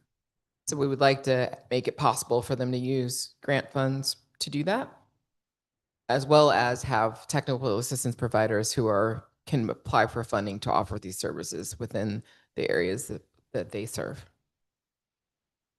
John. I just wanted to add, sort of at a more macro level, that where we were faced with things where things were appearing twice in different sections, rather than trying to make a decision, is it best here or there? It's not so bad in our view if it is in both sections, and trying to have each recommendation able to stand on its own then without having to continuously reference back to other sections. So as a result of that, you may see some repetition in there. Ideally, there wouldn't be repetition within like a single, like 2.7, for example.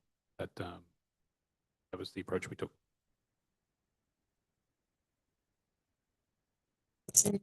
For the quote, it's definitely relevant, but the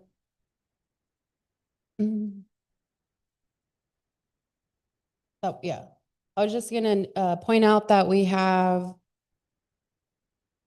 aren't quoting any farmers. Fine, I was just reading. Never mind. Go ahead, Ruth. Now that came up, I look at the language, it says provide funding for regional coordination and capacity building among technical assistance providers. So is that not funding for the direct technical assistance itself, or is it sort of more on the back end, coordinating more, building capacity? Do we want to include that this is also direct technical assistance being funded? Or do we want to keep it as coordinating and capacity building? This was something that was discussed by a subcommittee and they left it like this. But if there's a proposal on the table now to change that, then we should hear it. But this was discussed at a subcommittee meeting, that exact question.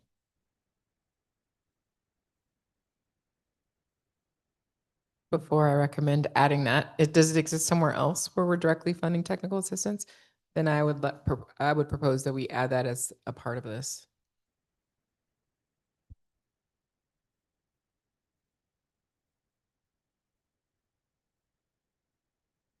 There's someone from that subcommittee that could speak to the rationale for leaving it the way that was, because if that was already discussed, it would be great to just hear, you know, what was the rationale for that?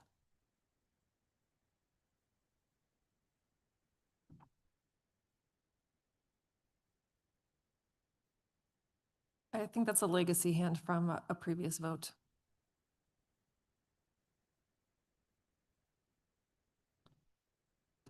Okay, well, if there's if nobody can recollect that conversation, let's take a look at the language that's up here. Provide funding for regional coordination, capacity building, and direct assistance among technical assistance providers, serving priority producers and land stewards within the following.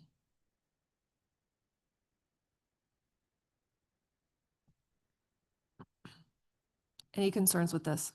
Opposition? Any opposition?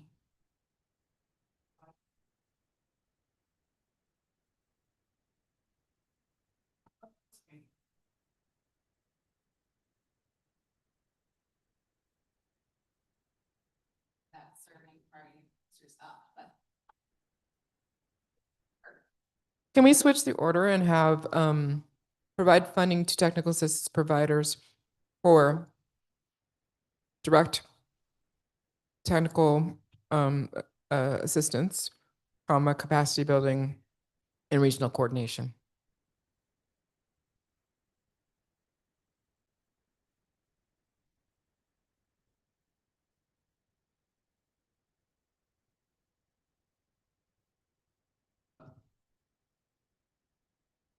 It's hard to write with a microphone and everything. Yep. Maybe move up the who serve priority producers and land stewards. Yeah.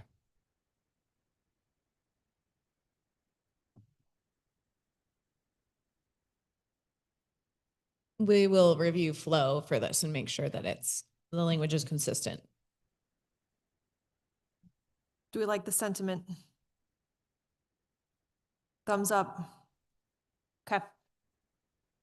Great. Any other components of recommendation 2.7 that we need to address?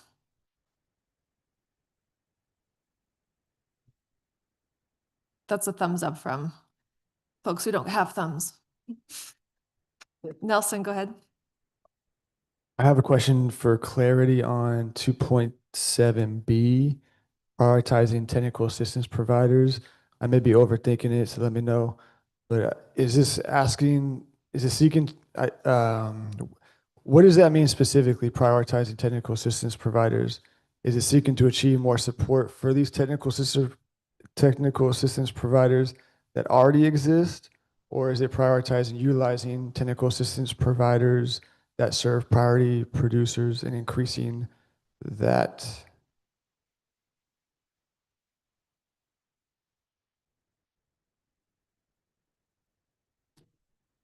Yeah. What does prioritizing technical assistance providers mean in B? Like specifically, is it seeking to achieve more support for the existing technical assistance providers that do this? Or is it prioritizing increasing the number of technical assistance providers that serve priority producers, like bolstering that? Oh, okay. I see. So the word prioritize doesn't make sense here. So it's increase technical assistant providers or support technical assistance providers who serve by funding services that. Yeah, I think it's just changing prioritize to a different word because this is kind of the how of the Yeah. like the process, right? It needs to kind of like the like technical assistance which, kind of thing. Like, yeah. Thank you. Okay.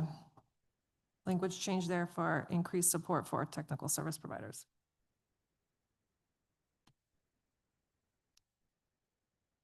Last call, 2.7, other edits we need to make right now.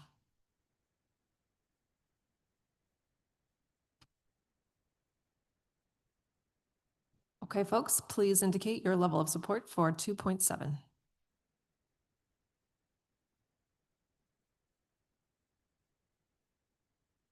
Support's going up, so hands up online. Okay, thank you.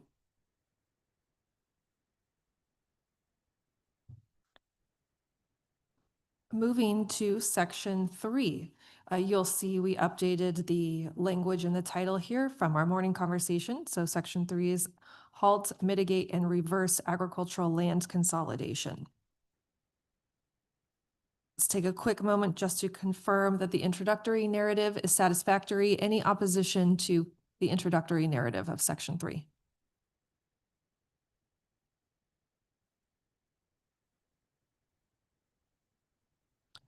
Leah, I'm guessing your hand's just up from before, but please jump in if not.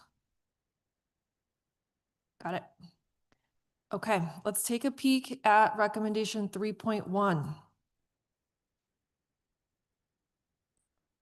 This does have new language contributed for you all to consider. And so this will be something for everyone to look at carefully. This was language contributed by a task force member. And decide whether these ideas should be incorporated as they are proposed here. Another option for anything that feels it does need more time, or if there's for further discussion, is to move something to the Appendix F, ideas for future consideration. So just noting that all as you review.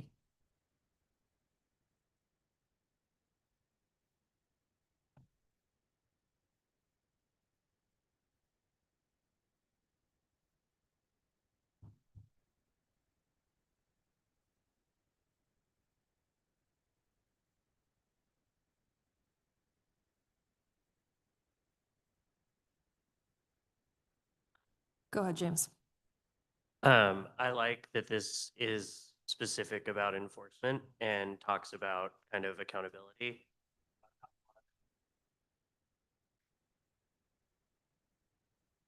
Amended language. Emily, are you trying to jump? Oh, okay, just making sure.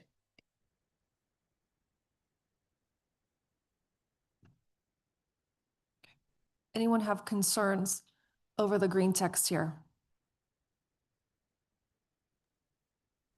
This is the, I'll just say I need to look into what SB 763 is. We didn't discuss that in previous meetings, did we?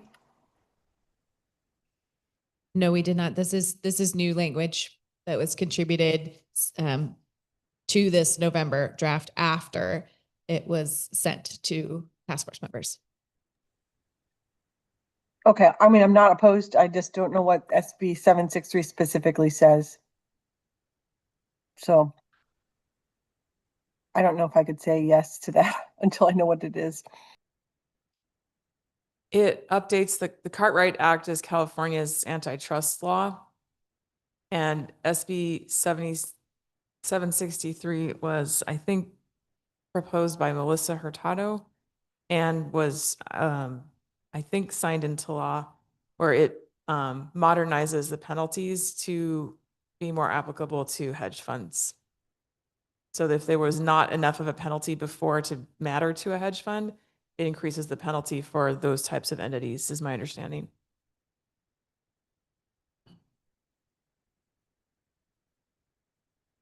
One option is to hold on this and then do a thumbs up, thumbs down vote in December, or decide now to move it to Appendix F, ideas for future consideration.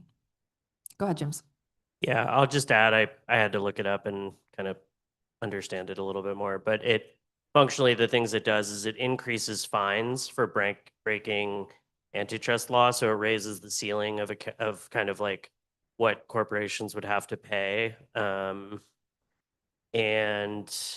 it increases penalties for illegal profit, and people can actually be sentenced to jail, get fines. It creates new civil penalties when people violate. And then yeah, that. So, anyways, just to like say a couple more sentences about what it would do, but again, I think tethering to things that exist already that are like enumerated in statutory language and can be drawn upon is really important because it creates a mechanism for communities to actually redress their grievances by filing lawsuits against these types of businesses who are violating antitrust law. So I think it's really important. Is it okay if we can table this to have some more time to, the thumbs up vote for December? My only concern is, I see language, I just looked at this for the first time right now. And it says corporations, and there are, limited liability corporations, LLCs, farmers are I just want to make sure this is something to take a little bit more time with. I agree with you, James, about being specific. I just don't, similar to the previous thing we discussed where we didn't know anything about it prior to today, if that's okay. I'd like to move to wait on this particular one until we have a chance to look at it, maybe address it in the one-on-ones if we go forward with that. Are other folks amenable to that? Yeah, I think it's important bills we're including, if we're going to include it as a standing. Okay. I would also request that we add tribal nations to 3.1B when talking about consulting the fee structure.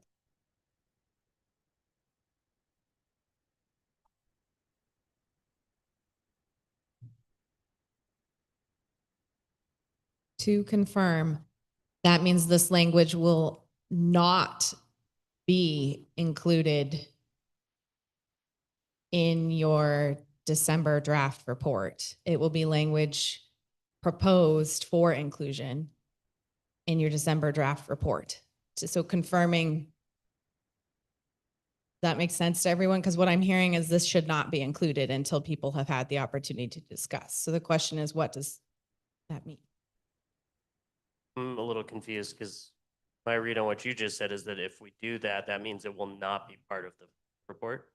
You could choose to adopt it into your final We report could. at that December meeting. Okay. Can we just keep it, is it possible, Camille, to just keep it green text in the next version and then decide to turn it black in December or decide to remove it in December? Exactly. So it would be the way that right now we've been holding orange text, which means that your like kind of formal draft report you put out in the world doesn't have that orange text because you all didn't approve it for inclusion. It's there for you to look at your meeting. So what we would do is have this text ready for insertion where you decide to incorporate it into your final report.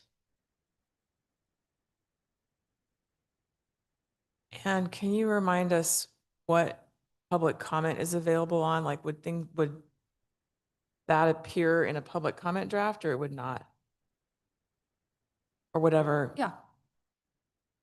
It would depend on whether you want this flagged in your December report as not yet adopted. If we want to flag it that way and make sure it is part of the public materials for review, that would be a way forward. I think that'd be great if other Okay. people are comfortable with that. So in other words, your December final report has this text in it and it is flagged that says not yet approved for inclusion. Okay. And then that would be removed, obviously, if in the December meeting, everyone approves it and then the very final does not have that flag. Okay. Thank you Agreement for on that talking through approach. that. Thank you. anything related to 3.1D?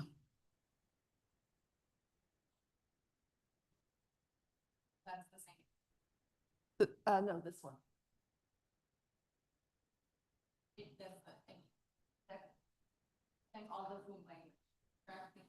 Oh, we were just sorry, my misunderstanding. I thought we were just discussing item C here because it specifically references SB 763. Folks want additional time to understand that.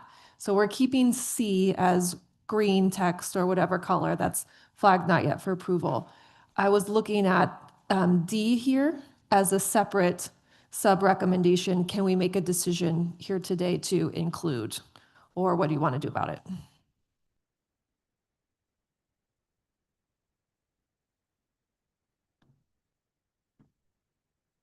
I think it's too vague to include. If we do include it, it needs to be expanded upon, and we don't have the time to expand on it. It's too vague. I But- agree with that.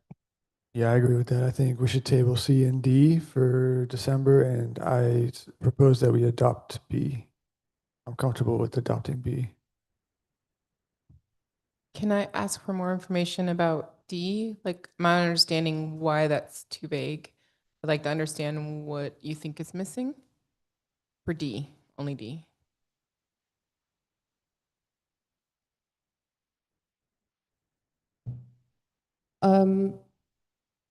Yeah, it's not identifying any type of agency or department. Oh, sorry.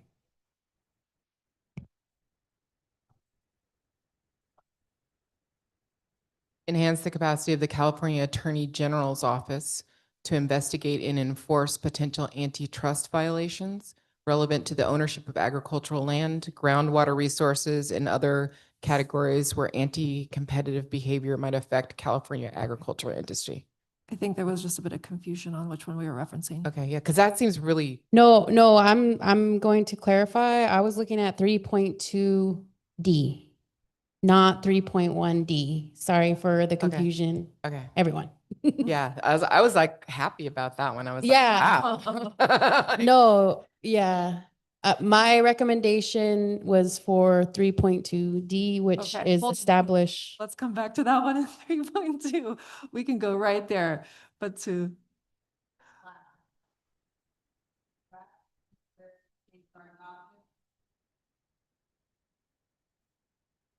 Okay, well, yeah, let's get support. Sorry, folks online, hopefully that is clear. We're looking at recommendation 3.1, basically turning green text black in item B and D, but keeping item C green and flagged for conversation and potential approval in December. Just real quick, can I suggest one more bullet point, or do we want to vote on that first? It's separate from this, like you're adding something? Like an E. Let's just check. Let's check Yeah. on this. Yeah, okay. So seeing support. Awesome. Seeing support online as well. Okay, cool. Ruth has a proposal for a potential item E. I think since antitrust laws are something that we've discussed, but there's, it's just hard to know exactly how it works. Could we commission or fund a study on California and also federal antitrust laws and how they might apply to land consolidation?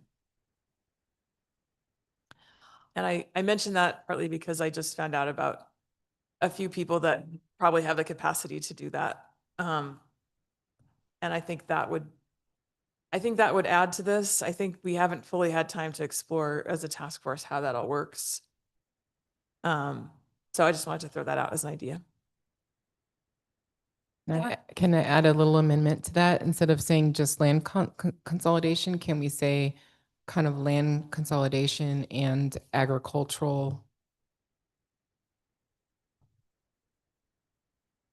industries or something, you know? Because when I think of groundwater or other things, it's not necessarily only land itself, but maybe some related things. Agricultural resources, yeah. I see some heads nodding. It seems like folks are interested to see what this might look like in real life. So I would propose that Ruth work with staff during the one-on-one to develop discrete language. We'll then flag it in the December report, and then as a group, we can decide if it feels right here or if we need to potentially include it in Appendix F or ideas for future consideration. Thank you for agreeing to that. Okay, to move on to section recommendation 3.2. Moving right along. 3.2, develop local first opportunity to purchase ordinances for priority producers and land stewards. So colored text in C and D. We were hearing from Emily concerns that item D is too vague. Yeah, I do think it is a good recommendation, yes, but it's not one of the public comments or written public comments that was received from one of the tribal nations mentioned how being more specific can be more actionable in a sense. And I'm not word for word their written comment. But yeah, I do have some concerns around it being very vague. Are there any proposals on how to increase specificity here? And Thea, possibly you have an idea. Yes, I was just thinking of how it's, I mean, B is, being more specific about what type of infrastructure, right? Incentivizing adoption of first opportunity to purchase by local governments. Maybe we could kind of combine D with B to be more specific. I agree with Emily. I know we talked at the last meeting about the need to support local jurisdictions in these cases because we're recommending that they be leading this type of program, but they may not have the capacity yet. I remember that from our last meeting as being a thing that we discussed at length. So I don't, maybe we could just combine B and D in a way that's more specific or related to.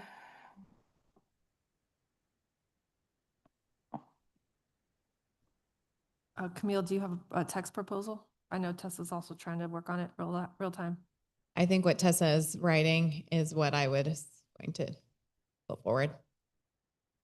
Okay. I would say capacity for managing these transactions fairly and equitably, centering community needs.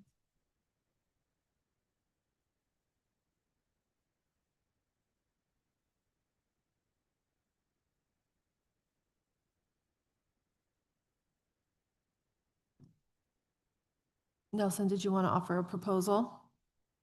Not on that specifically. Okay. Trying this language on for size, folks. Item 3.2B, incentivize adoption of first opportunity to purchase ordinances by local governments and support further capacity for managing these transactions fairly and equitably, centering community needs.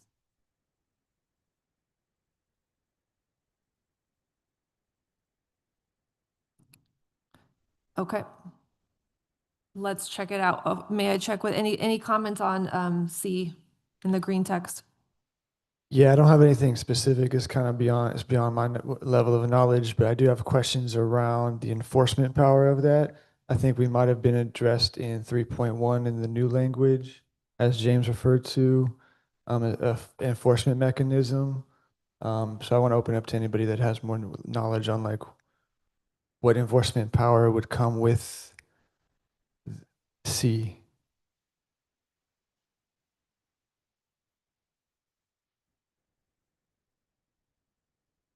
Am I right that Dorian might have contributed this? This might be something to return to, just because, unless Tessa, you can speak to that based on conversations with Dorian.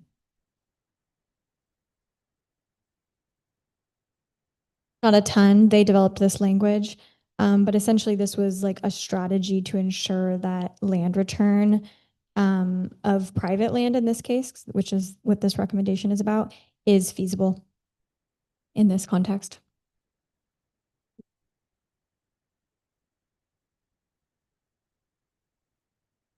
What's your proposal? Dorian's on a call. Let's hold on this one. Okay. Okay. Okay. Holding on 3.2C. Do folks feel generally comfortable with the remaining content, A and B, with revisions up on screen? Okay, not hearing any opposition. We'll circle back around to this when Dorian's available. Let's go to 3.3. Establish a California producer retirement fund.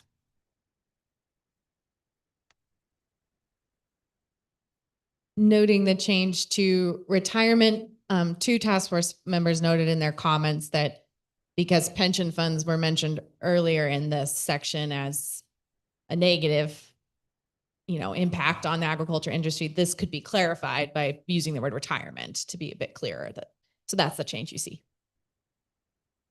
I'm not aware of like how pension funds work, but based on like the conversation, I think the intention of this retirement fund seems better based on my understanding of what we're getting at. My question is, will that language be reflected consistently everywhere else in the document, not just here in 3.3? Yeah, we'll definitely, this might be the only place in the document where this is mentioned, but we will ensure, yes, good note, that anywhere that these names are changing are then changed everywhere. Yes, we'll make sure of that. I have a question on point B. Are there any other ideas about funding it other than CalPERS and CalSTRS? Having interacted with CalSTRS myself, I don't know that I would. I don't know. It's kind of hard.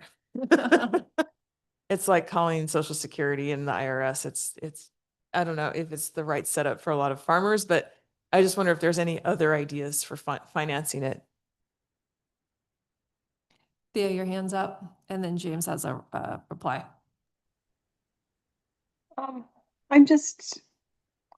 My question here is, I understand that the focus, we're focused on priority producers and land stewards in this report, but I think all farmers, don't have access to a retirement fund. And so I'm wondering if we should consider just saying expand CalPERS eligibility through, to farmers. Yeah, that's my main point here is I think this seems kind of narrow. If you're not practicing regenerative agriculture, then you wouldn't get a retirement fund. Right. Or if you're not providing community education, then you wouldn't get access to that. It seems a little narrow for, something that generally is not available to anyone practicing agriculture as their own business or organization. So proposal to delete through regenerative agriculture. James was in the queue. Sorry, Doria, and then Doria. You agreed. Go ahead. Okay. Okay. So I agree with what you just said. I think that, and I agree for a couple of reasons. One, it's not available to any agriculture producers right now, and it should be. And two, the primary function of adding this is to reduce the imperative for farmers to sell their land in order to finance their retirement, right? Any farmer, people with land. And so in order to reduce that imperative, you make it open to all farmers that are farming, right? Like so that they no longer have to, that's the only way to finance a retirement. And then I do want to point out that in 3.1B, institute agricultural land ownership fee on pension funds and investment companies. Before, when we first brought up that fee in order to dissuade the use of financial kind of mechanisms to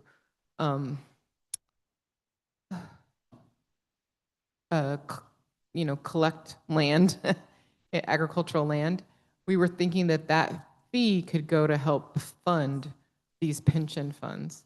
So I just wanted to call that out, that was actually also a funding mechanism for this retirement fund. Sorry, I'm going to try to use retirement fund.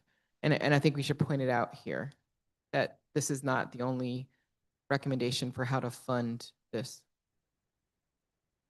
I think there's a lot of potential. Oh, sorry, James, are you next? I think you could even see that as sort of a cap and trade program where your larger companies are paying into that fund that's then being distributed to those being impacted. And maybe we could note that in 3.1B that, there's potential for this to fund the retirement fund. I know we voted on 3.1 already.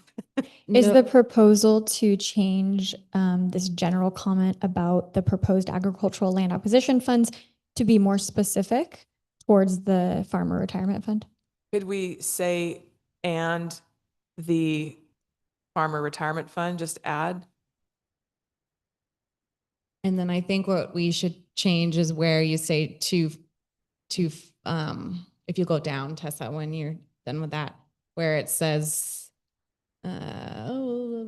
to finance the retirement fund. Actually, that's where. Yes, that's where we should say that it should come from the fees. Yeah, 3C3.1, whatever that was.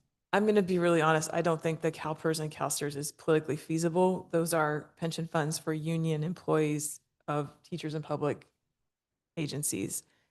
Would they accept their pension funds being shared with people that are not teachers and not public employees? That seems like a very big difference, right, from the current program. And it seems like the justification is if you're providing public benefits through regenerative agriculture, you could be considered like a public employee. If you're providing community education, you'd be considered a teacher of some kind. But that's just what are the standards for that you would evaluate if someone's eligible or not? That just seems like, that seems difficult. Although if whoever added that wants to, explain more about why that might be feasible, it'd be interesting to hear. But when I read that, I thought that maybe it's just when my experience on the phone with CalSTRS, but I don't know. I think there's other ways of setting it up that would be more feasible and easier to work with. But open to hear, how it might work if someone knows more about those systems. James. I don't know more about the systems beyond CalPERS and CalSTRS are the two largest endowments on Earth. Like they are the largest pots of money that exist for retirement on planet Earth. And I do think that if farmers and land stewards are increasing soil health over time, that is a public utility, that is a public service, that's creating opportunities for countless unborn people in the future to be able to steward and manage land. So I think we should be ambitious with this report. We're ambitious in a lot of places. And I think there are a lot of sections where if we really looked into it, we could be like, well, that's not feasible right now. But I think we need to be ambitious about what we're asking for. The part that's confusing that I have a hard time with is if we don't put some kind of condition on practices, then you could be eligible to receive, money from this retirement fund if you've spent 50 years using synthetic pesticides to destroy the soil. So that's the end of the spectrum that I don't think should be deserving of this. We have to say something about practices. Otherwise, it's going to be misused by the largest corporate, deleterious practiced farms in the state of California. Camille has a proposal. Thea wants to respond. Oh, just kidding. Thea wants to go ahead, Thea. She was pointing out your hand. Well, I would, I understand there's a lot of variety of producers in the state, and those who have larger operations will in turn have more opportunities to invest in other things, potentially, maybe not. I don't know. I think your retirement hinging or basic access to health and well-being in later years shouldn't be tied to practices on the land. And I say that as an organic farmer and someone who cares deeply about that. But I also see that that agriculture is and farmers are just, they don't have a safety net at all. And all of them don't have a safety net unless they have an off-farm income. So I feel strongly to not tie it to practices in this case, because it is, talking about healthcare in later years and, living into later in life without having any kind of support, which is provided to others who have careers that offer those kinds of programs. And I think also C further enunciates that the focus of that type of a program. Go ahead, Ruth, then James, and then we need to make a decision on how to approach this.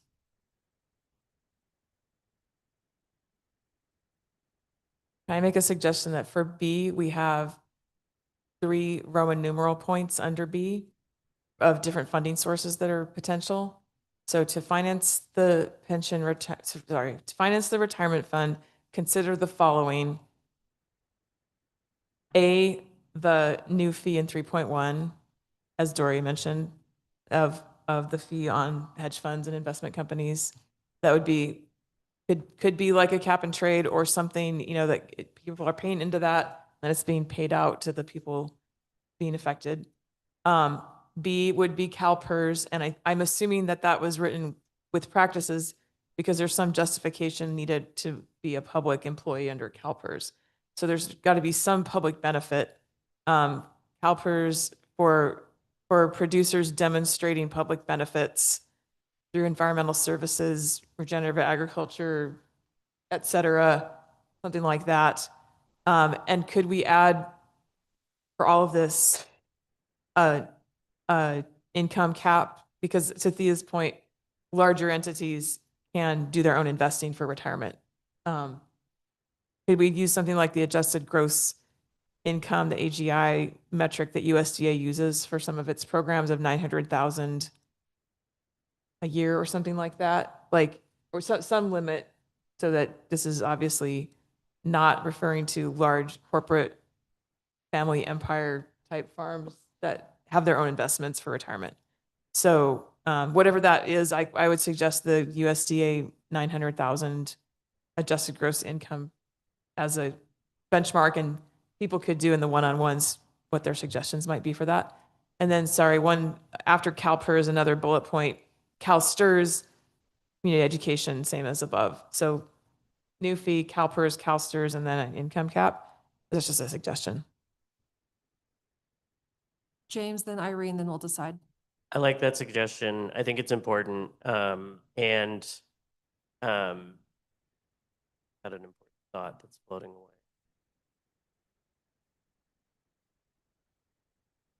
Probably not. Okay, if we turn to Irene, then we do have to call a question.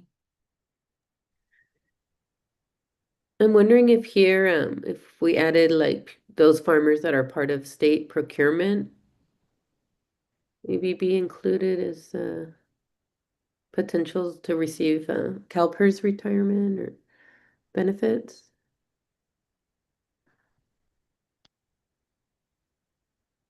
So there's interest here, there's support for the concept, but a lot of the details need to get worked out. Can we reserve this for one-on-ones? So far, we have 2 items, one-on-ones. Go ahead, Doria.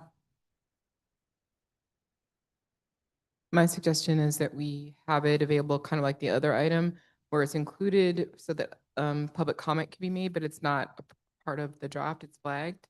And then maybe, it can be looked over in the one-on-ones. I just want to also state that I'm worried about the USDA 900K because I don't really understand what that means as a gross income and if that's the right number. And I would like to move that and maybe just note to investigate other caps, potential caps, and not name that in particular. I just worry as a gross income that it might.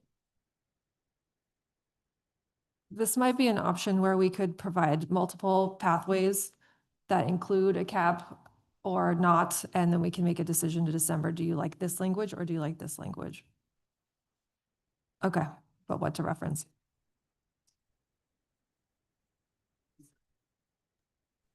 Can I make a final comment here, please? Go ahead, Thea. Go ahead. I vote, or I would like to end bullet point 2 after public benefits, period. I also am just worried if we're boxing in who's going to create those definitions and who's in and who's out. And we're talking about, access to retirement funds, healthcare, services for elderly people in this, and who might not have access to it. And so I would suggest that we take out those specifics and leave it at public benefits so that that can be determined at a later time when there's actually a program that's able to be developed, and go through more of a robust public engagement process on that. If we are being too narrow in this case, it's not going to serve those who we're intending to serve, I think. So that's my final comment. I'd like to ask Tessa and Caleb, who are tracking this, to make a note. That might be something we can include in Appendix F that draws the reader's attention back to 3.3B, sub-bullet 2, or wherever it ends up, that this is something for further consideration. Does that make sense? Okay. Okay. So generally 3.3, we've got some work to do, but we're feeling comfortable with the intention behind 3.3. Can I just see some supports for the intention behind 3.3? How December, A and C will be there, B will be flagged as not yet. Okay, thank you. Dorian, thank you. If you wouldn't mind, folks, can we go back up to 3.2? We had a question for you. 3.2C.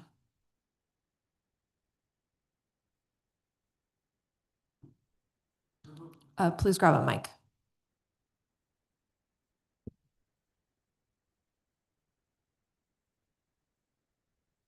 Civil Code Section 711, I can just read it. It says conditions restraining alienation when repugnant to the interest created are void. That's basically saying that a landowner has the right to sell their land to whomever they wish, and that any restraint on their ability to alienate their land, which means to sell it, can be void. And so I wanted to add this specifically in the context of land back, because I want to make sure that any right of first refusal that gets placed on the land isn't deemed void because it's seen as a restraint on alienation. So being able to make sure that it's a justified restraint, that it's a restraint that's justified by the state, doesn't make it void.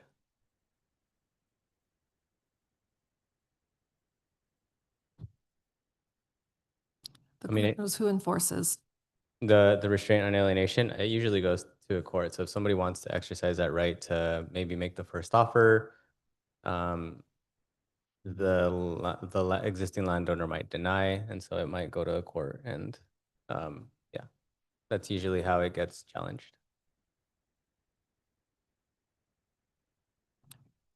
With that further explanation provided, are folks generally comfortable with inclusion of C?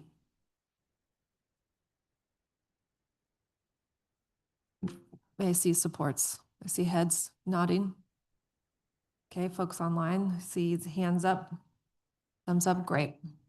Okay, thank you. Our last recommendation in section 3.4, establish and fund a land market monitoring program. No colored text here.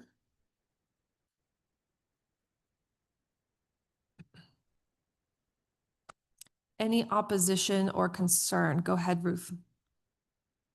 In the public comment letter that was the most recently shared, there was a recommendation from the author to note the California chapter of the American Society of Farm Managers and Rural Appraisals track some of that information. As some of the other items, I don't know enough about it to make a recommendation, but I wonder if we could flag that for one-on-ones. Is that an appropriate thing to somehow note here? I can say something quick to that, Ruth, but we can also flag that.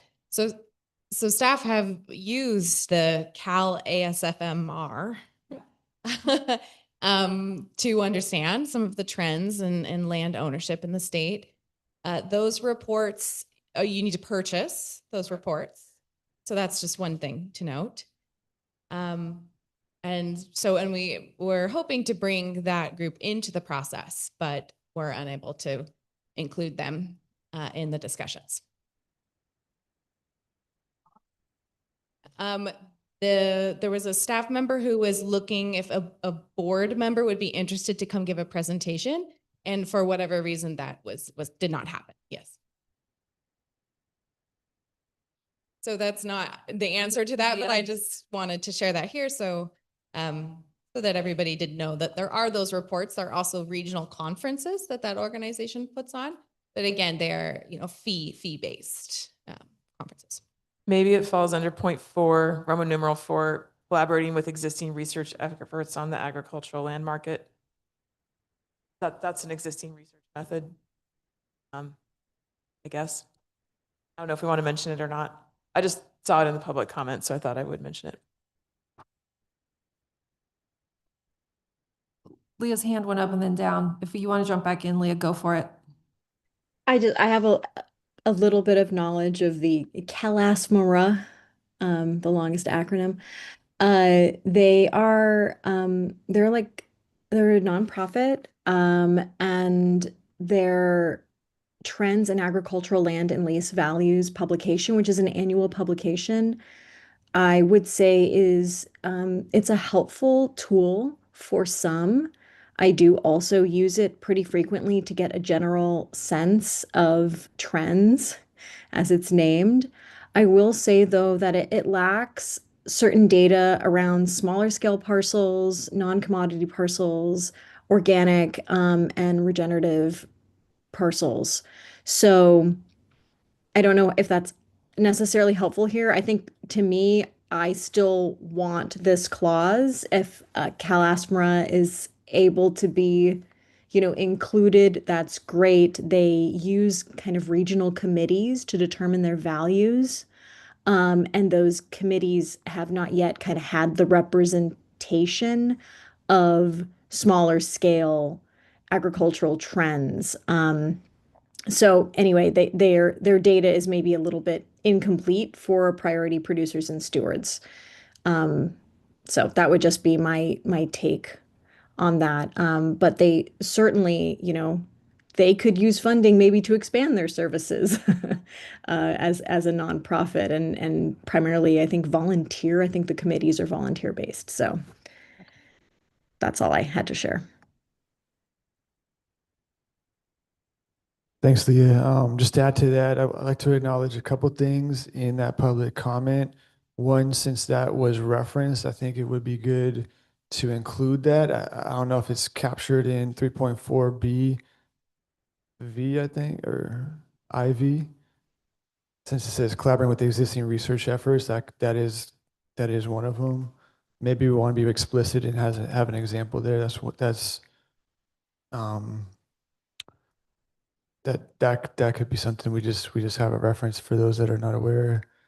My interpretation of what the land market monitoring program is and versus that program is one is backward looking and one was forward looking. Like this is reports that happen and it's informative in the sense that we can look at trends, but it's not giving priority producers and anybody that's seeking land an opportunity to see what's available currently. And so I just want to name that distinction based on how I'm interpreting what this land market monitoring program will look like.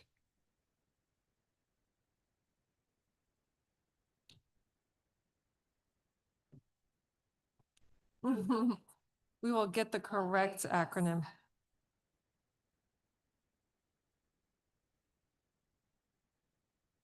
Okay. Okay. So folks are wanting to be responsive to the public comments and reference this program. Can I just add something from the subcommittee that was working on this particular item? We looked at, and I think we got feedback from advisors, technical advisors, at the possibility of this being forward-looking, and it just seemed like a really improbable thing. Like, how would you collect the information? Where would you collect it from? How would you slow down sales in order to gather the information? How would you even mandate it? And because when somebody wants to sell something, you know, when they have the idea, do they then need to immediately report it to their local authority? There didn't seem to be a mechanism for having a before sale look.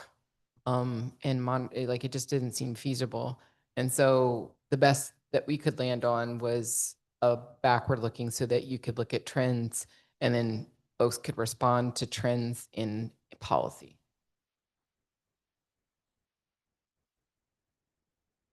I know. On this one, what, I'm not going to try to say the acronym.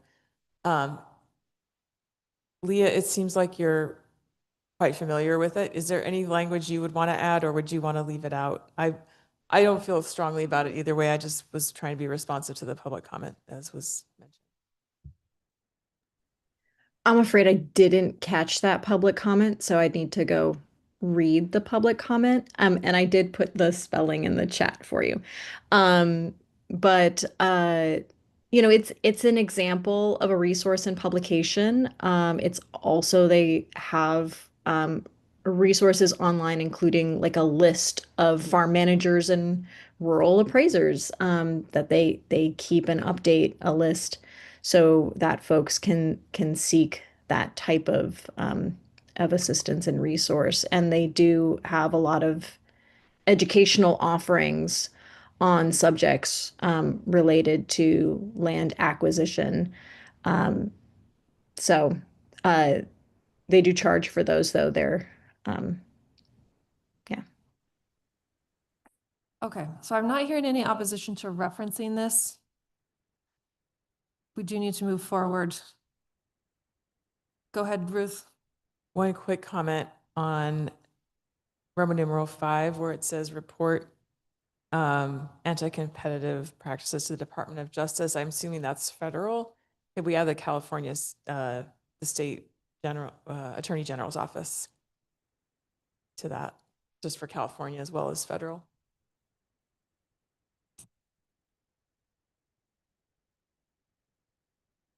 Not familiar with how it works. I just wonder if that's an option as well. Okay. Anyone oppose that inclusion?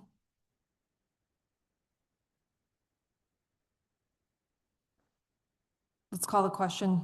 3.4. Please indicate your level of support.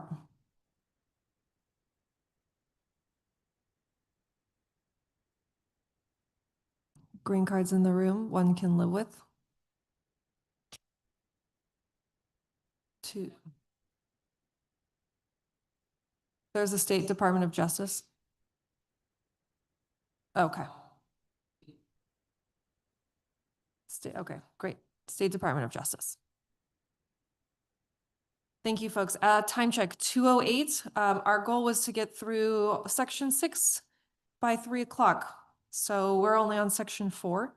We will stop around 2:45, 2:50 to check for public comment. Folks, if you are considering public comment, it must be specific to the sections that the task force has discussed from this morning. So it includes front matter and possibly through section 4. We will not hear comments related to task force work in general at this time. That will come later. So let's turn to section 4. Preserve California's agricultural land while prioritizing equitable land access and stewardship.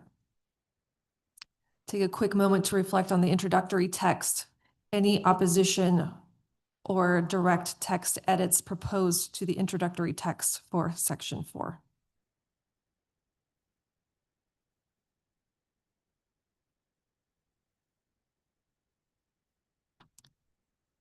Seeing none, let's please look at recommendation 4.1 together. 4.1, develop a statewide agricultural land preservation and stewardship plan. It crosses over 2 pages in your printout because there is a pop-out box. So make sure you take a peek at A and B. There's no colored text here. There is a new case study.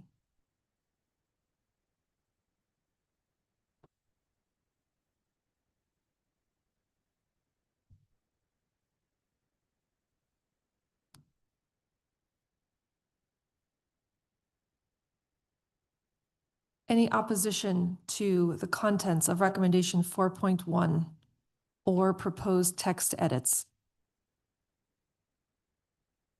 I think it's vital that we acknowledge it's non-federally recognized. And I only say that because with the other case study, within the first sentence, you mentioned the federally recognized, which, yeah, sorry, I'm thinking in my head, you guys can't hear it.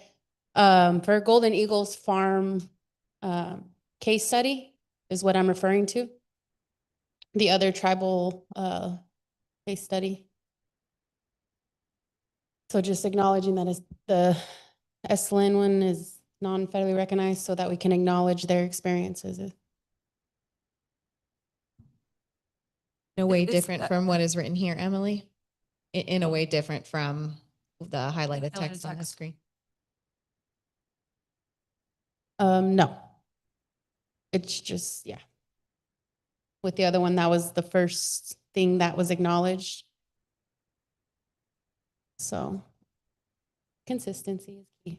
Okay, we can maybe say the Ohlone, Costanoan, Esalen Nation is a non-federally recognized California Native American tribe. Chairwoman Louise J. Miranda Ramirez provided opening remarks. So to just bounce back to the other one, you started with the date and then it goes into, so just starting with the date, the unrecognized band, I don't know the full name.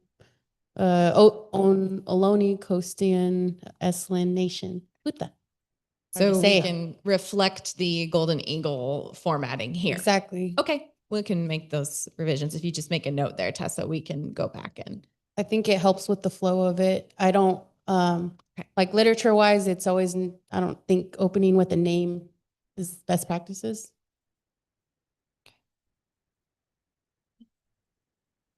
Right. How do folks feel about 4.1? May we see support cards? A sea of green in the room. Love it. Okay. I have not seen hands up online, but there we go. There we go. Hands including thumbs online. Thank you. 4.2, improve conservation programs and tools to enable equitable land access and stewardship. Proposed addition in A1 and A2, some small text additions.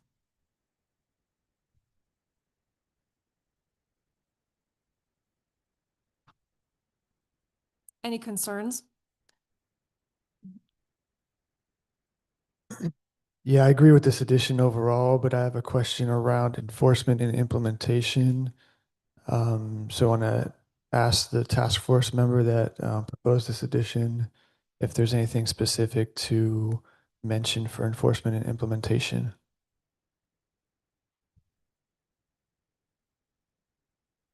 Yeah.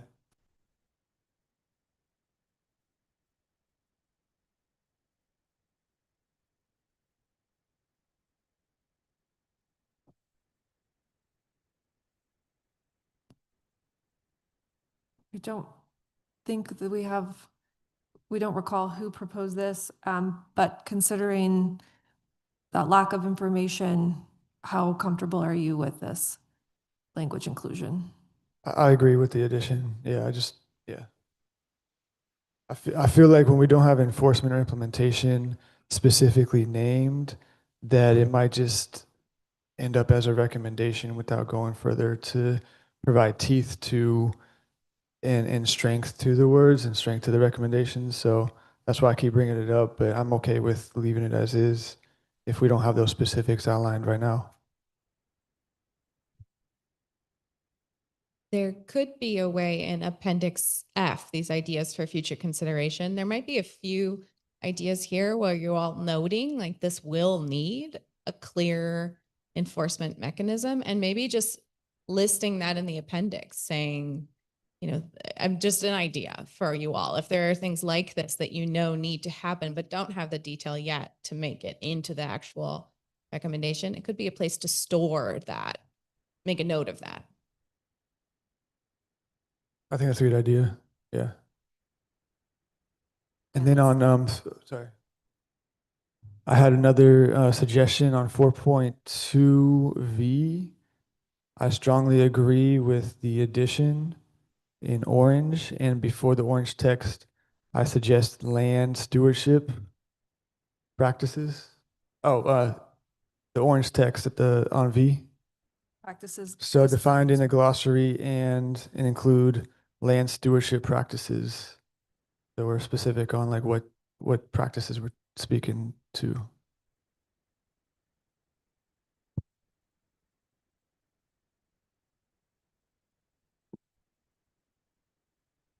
Sorry, land stewardship before practices on the second one. We're before the orange text. Because we already say regenerative agricultural practices. Yeah. Unless there's a way to reword the whole thing. If we say practices twice. But that's what came to mind when I looked at it. Is there a definition of land stewardship or a set of practices, or is it just more general?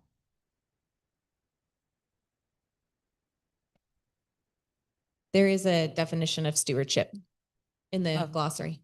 Stewardship, just that one I word. believe so. Let me. Because there's land steward is definitely in there. I think as long as it's clear what practices are being referenced. Stewardship is defined in the glossary. And land steward is defined in the glossary.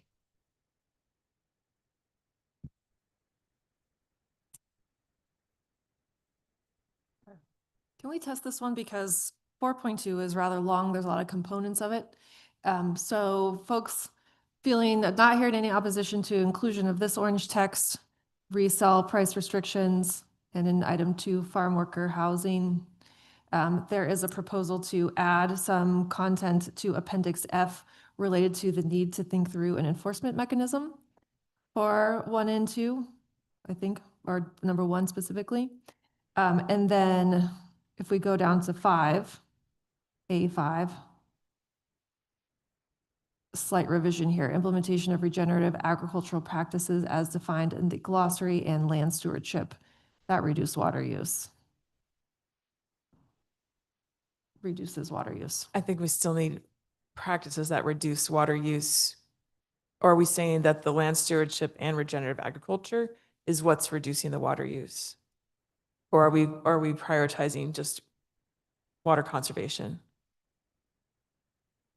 So a sentence restructuring implementation of land stewardship and regenerative agricultural practices as defined in the glossary that reduce water use.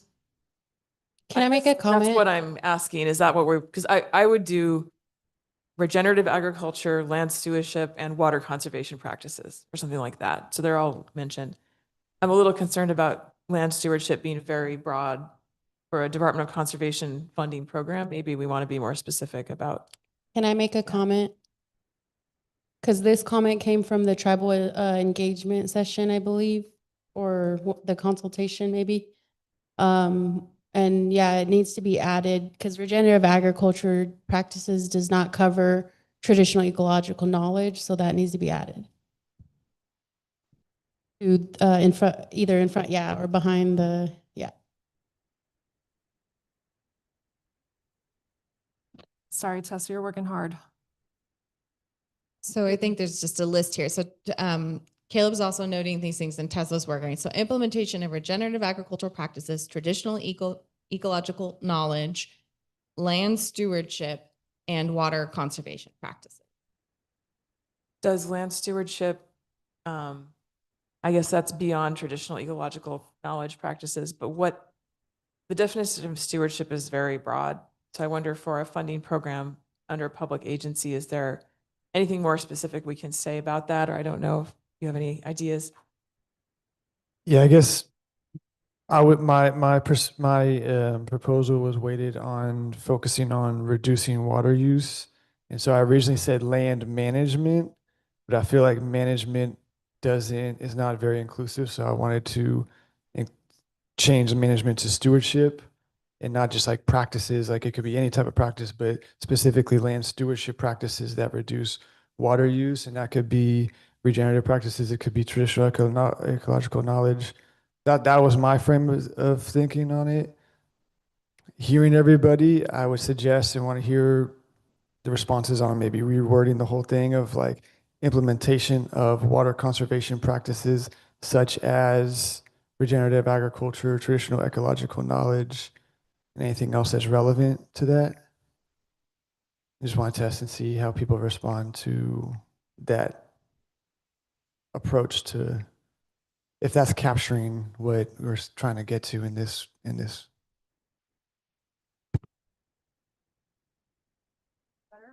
I think that point as originally worded was regenerative, and then water use got added. And so if we want to flip it so that it's all about water conservation, such as regenerative ag, I think that's fine, but is that what everybody wanted to do? Or do you want to keep regenerative ag as its own separate thing, not just under water conservation? Or we could have 2 bullet points. I mean, we could have one about regenerative agriculture and one as different kinds of water conservation practices that have been mentioned.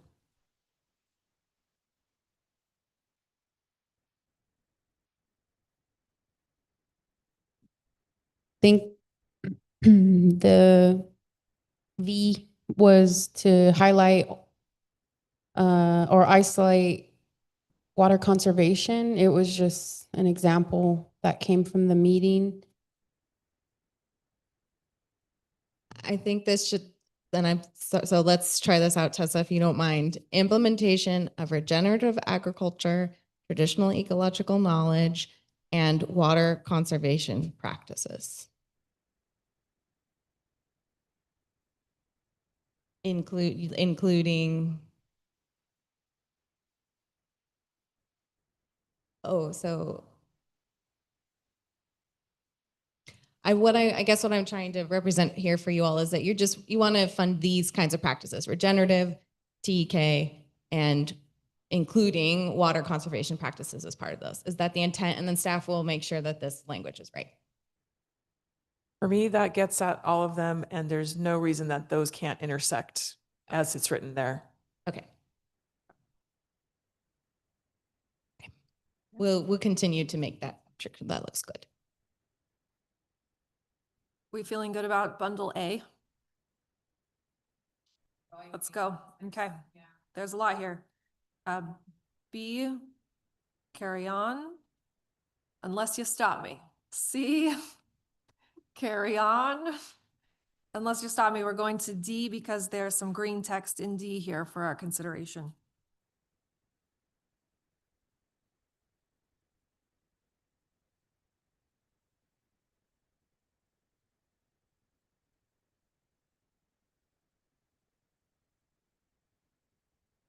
Any concerns or proposed revisions to D? I think, yeah, just in the interest of time, if people could let us know if they don't approve what they're seeing on the screen. That's really the only question, is these track changes are considered adopted unless told otherwise, in the interest of time.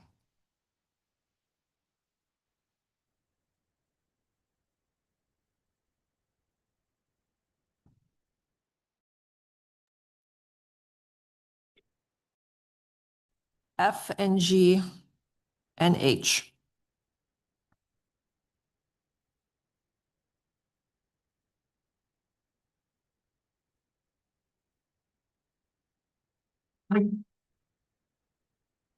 I just got sorry, everyone, a strange message on my computer. Could those of you on Zoom just let me know if you still hear us?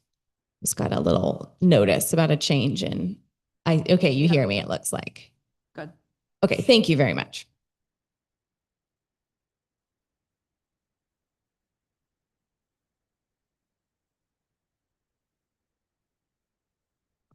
Go ahead, Nelson. In the interest of time, I can table this for the one-on-one, but I just want to flag that H is a little confusing on the wording. I'm not quite sure. To clarify, the loss of agricultural land requires mitigation. I feel like there's some parts missing there, but again, There's some grammar issue. Well, maybe it could be a grammar issue. I think it might be just like one word that's missing. I think the way it reads, I'm confused about what exactly it's suggesting. But I don't want to spend too much time on it. We can do one-on-ones with that one. Does it clarify that the loss of ag land requires mitigation? I think it's just revised CEQA to ensure the loss of agricultural land requires mitigation. It's kind of weirdly distant from the end point. So we'll just revise that to be stronger language. But no. Sounds like it's saying to require mitigation for the loss of agricultural land. Thank you. If we're gonna require CEQA to mitigate agricultural lands, I don't know how that affects mitigation for tribes. So you guys need to do some research on that before because yeah, I'm unclear. If we're gonna make this recommendation, I would like more clarification. Help me understand this. Anyone?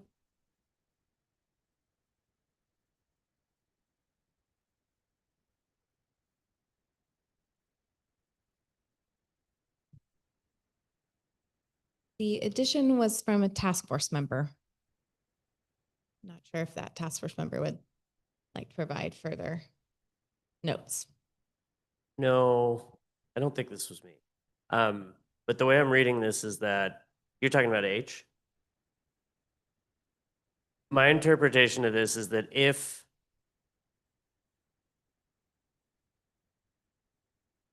yeah, this is confusing. That doesn't make sense because it's like the loss of agricultural land requires mitigation. What does that have to do with CEQA? Explicitly. I think the recommendation is making that part of CEQA. It is currently not. Well, that feels right up there with like getting to add farmers to CalPERS in terms of tenability. Yeah, I mean, I think there are other places where I don't know. Good read on that. Sorry, I thought I could answer the question, and then as I read it, I was like, no, it's confusing. Right, and Make then any we sense? should be solid on these recommendations. Recommendations. Is there a proposal to move this to the ideas for maybe soften this a bit, and it could be explore opportunities for CEQA to, like, is that a proposal here? So move this idea to Appendix F, ideas for future consideration, and soften so that it is about looking into the relevance of CEQA. No, I want to know why we're recommending it, who recommended it, so we can have a discussion on it. If we don't have time, then I want to remove it.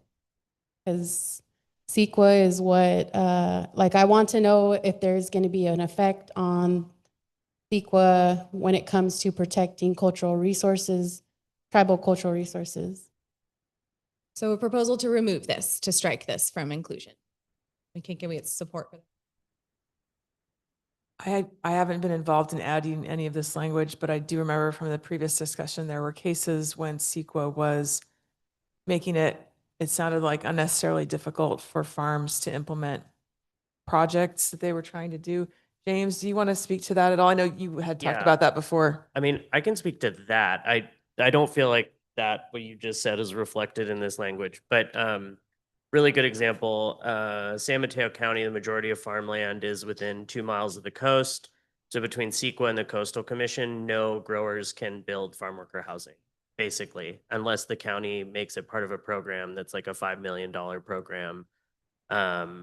That includes like development of tribal resources. I know the Amamutsan tribal band has tried to develop things on the coast and they haven't been able to because CEQA allows for anybody, including private landowners who live next door, to say, oh, no, there's all these environmental concerns. Don't let them build anything. And so that's what I think is an issue, but I don't see that reflected in this language. So I'm okay taking it out. Thea has a response, I think, maybe to that question too. Yes, I'm in agreement with what Emily just and James also spoke to. I think this is too big of a statement to put in here and not clear enough. And I also don't know the impacts to tribes, so I wouldn't feel comfortable unless I fully understood what were the potential ramifications, either positive or negative. So I am in favor to remove it because it's too late in the process to include something with such potential broad impacts that we as a task force maybe don't know yet.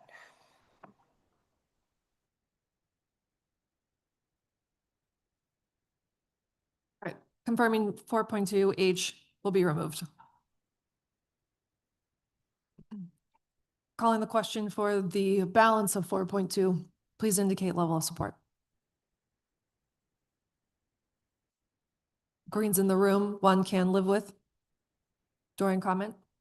I'm curious if we would want to move the Strengthen the Williamson Act section to further consideration. It seems that there's still research to do in existing studies and make an assessment of how to strengthen the Williamson Act. So right now, as it exists, it's not really doing much here. I think it's asking for more research, and I think it would be beneficial. But I just don't know if it serves to be here. But yeah, I have a question about that. I would want to put it to further consideration. The proposal to move G to Appendix F, ideas for future consideration. Can we see levels of support for that move?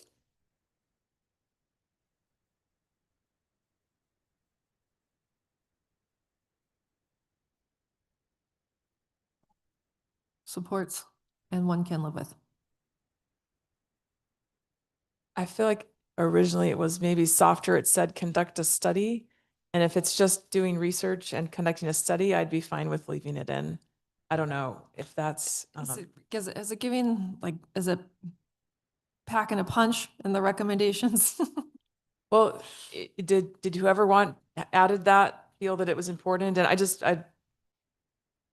like to hear from whoever thought that was an important thing and why it should be in there and what's the best thing to do with that.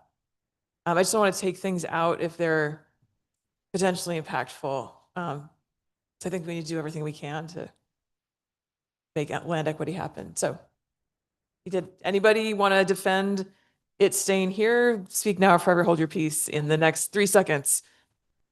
I can speak to this. I brought this to my team, and there was a recommendation to conduct a study on the Williamson Act. And this was the language that was presented. I think that there's a lot of challenges with the Williamson Act, including how it is applied across counties.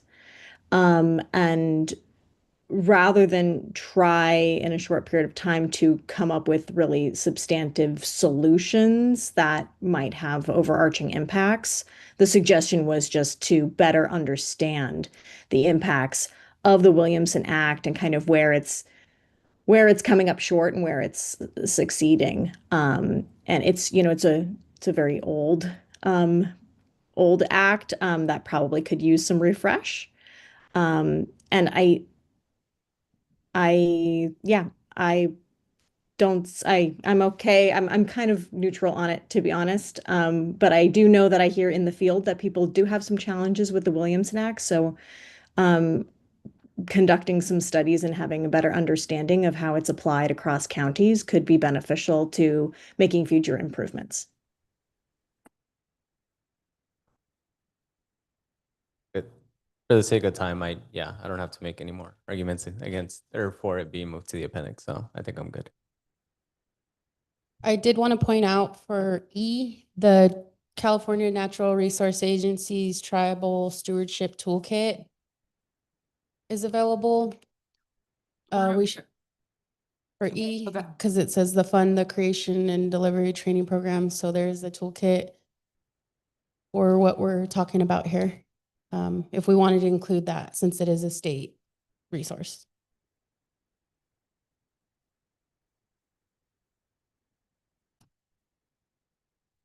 So confirming G is moving to appendix ideas for consideration. No.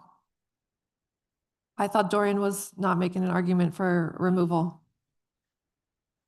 Oh, sorry, no further argument, sorry. I confused everyone. Okay, go ahead, Camille. Otherwise, 4.2 approval. So H is being removed. G is moving to appendix, other, and support for other items. Okay, so the proposal, let's again take a vote on moving G to the appendix. Can I just make then the point that I was going to make? I thought it was, I think one of the reasons why I hear a lot about the Williamson Act, and with some of the clients that we've worked with, it's actually been a challenge. Once you have a Williamson Act on your land, that essentially adds as a form of zoning on itself, like it creates an overlay. And so that just creates a big zoning barrier and a lot of the times for producers. I do see its benefit in that it's not, you can exit the program within a 10-year span. So it's like maybe less restricted than an easement. And so for that reason, I do think that it has to be weighed. More often than not,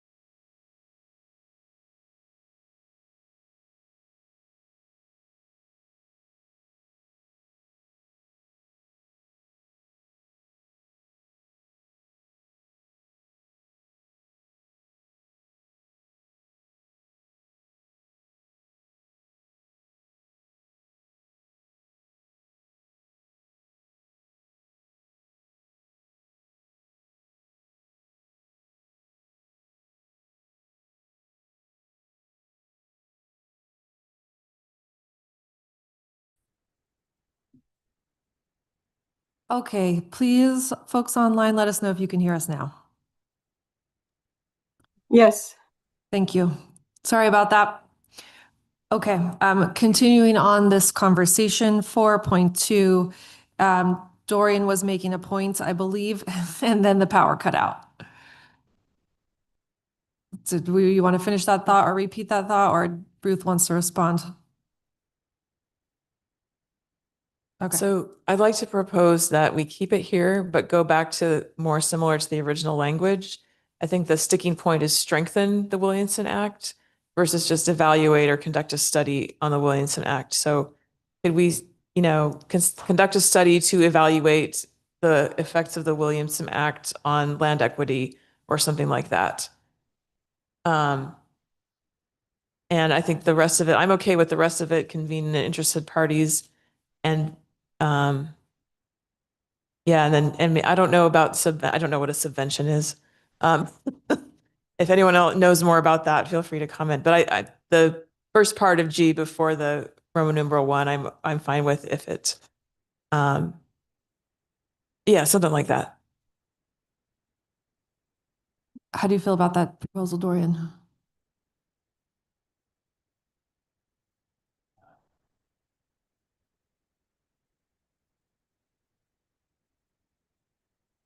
Are we out of batteries? Okay.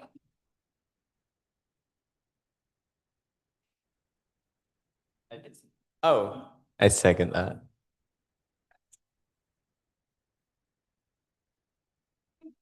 Okay, alignment of folks in the room. Thea, did you want to comment or are you giving us a thumbs up? I just wanted to comment that there doesn't really fit if we change that to conduct a study. And I also don't know what state subventions are generally. Yeah, thanks. Looks like that's getting cut. And whoever put that in, is there a reason we should keep it in? I'm hesitant to remove things just because we're not familiar with them. It might be really great. We could always leave it in green for December too. Let's try not to do too much of that. I'm- Since December is a short period. I'm communicating with my team to get a little more clarity. This recommendation was made by a lawyer very familiar with the Williamson Act. So I'm sure it means something very good. And I'm sorry that I didn't get more clarity to prepare in advance of this conversation. But I'll find out. I'm assuming it means something along the lines of priority producers being like exempt from certain requirements. That's what I'm assuming it means, but I'm trying to get clarity right now so I can answer that as soon as possible. I did just from Google flag this, but government support subventions are frequently provided by governments to fund specific initiatives such as assisting farmers with loan interest rates or providing funding for local theatres and museums. But it's essentially a grant mechanism from a government. Can we flag it for a one-on-one follow-up with Leah? Yep. So let's keep the text colored. We're going to flag this for one-on-one follow-up with you, Leah, in the next week or so. We'll work on clarifying that language with you and your team. We'll include that in the December draft report.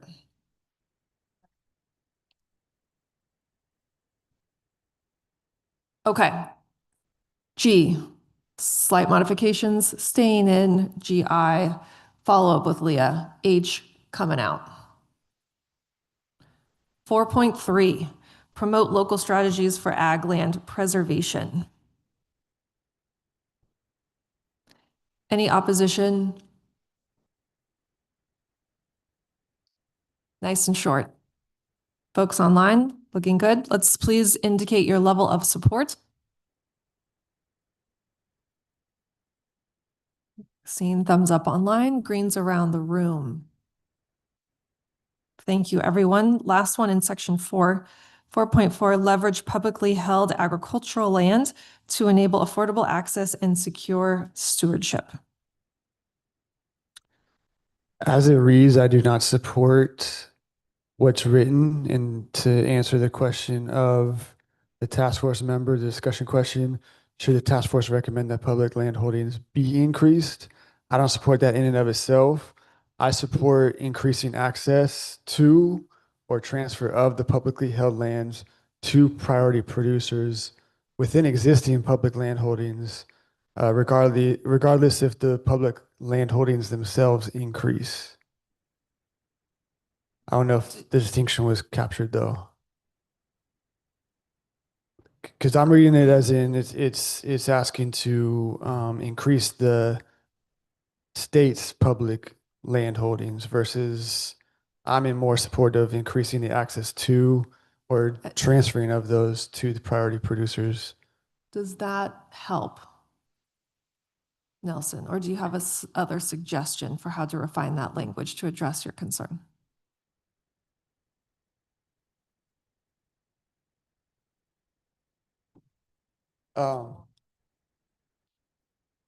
It's a quick fix that I think is acceptable. Doria, then Ruth.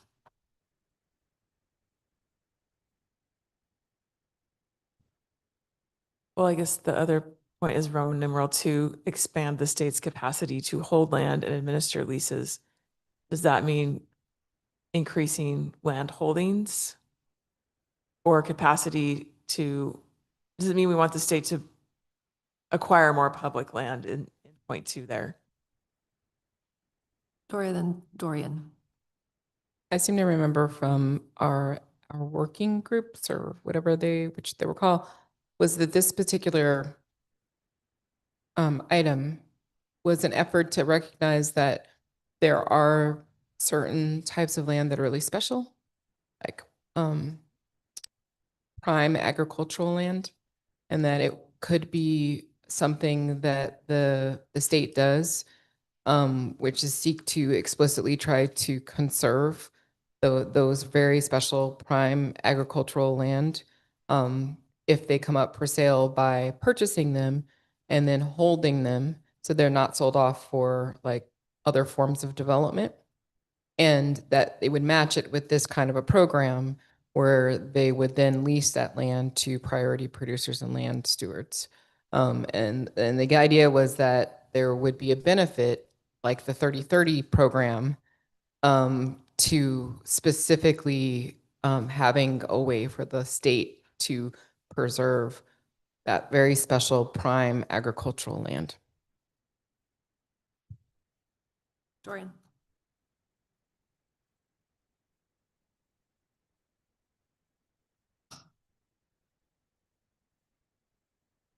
Dorian says ditto. Ruth. Yeah, so I guess then what can we add to make it more specific to that point? Prime and farmland of statewide importance. Prime, farmland and farmland of statewide importance. We can confirm that language.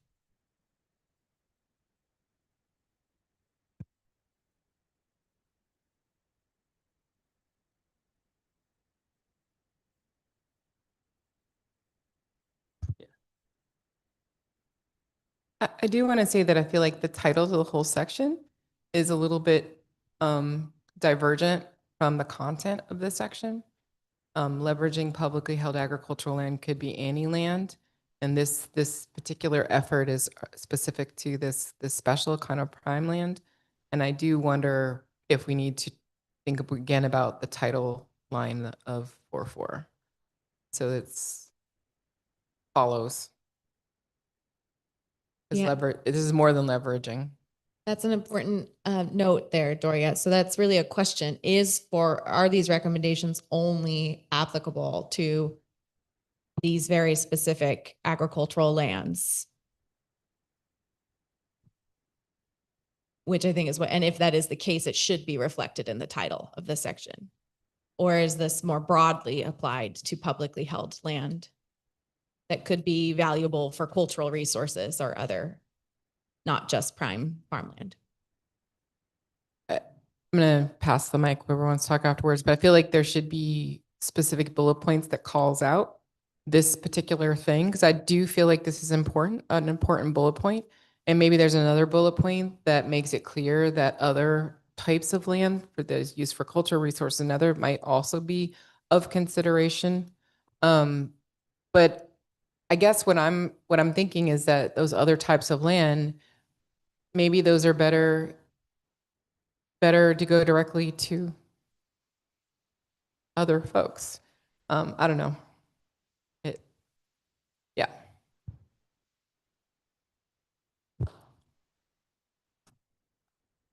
Another part of this, I think, spirit of this recommendation was just understanding the pattern that we've addressed, like in section 3 regarding financialization and the risk. And I'm glad we're highlighting prime farmland and farmland of statewide importance, but the risk of one, losing a land base, but two, having an alternative avenue for people to access land in a way that isn't having them navigate through private landowners. And I think this is, why we added the leverage publicly held agricultural land piece as a way to support priority producers and having not so many barriers in land, like accessing land. Sorry, I lost my train of thought.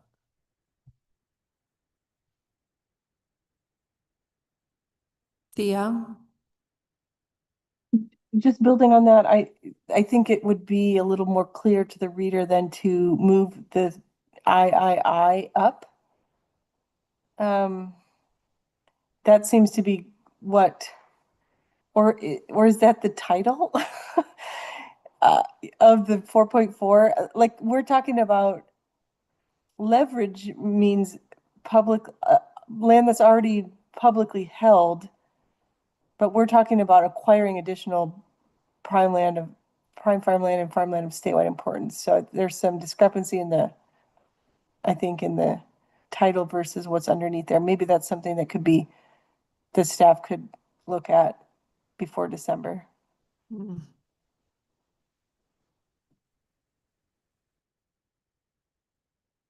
I think actually maybe Tessa, the proposal right now is 4.4 would be expand the state's capacity to hold and administer leases to priority producers and land stewards. That becomes the primary recommendation.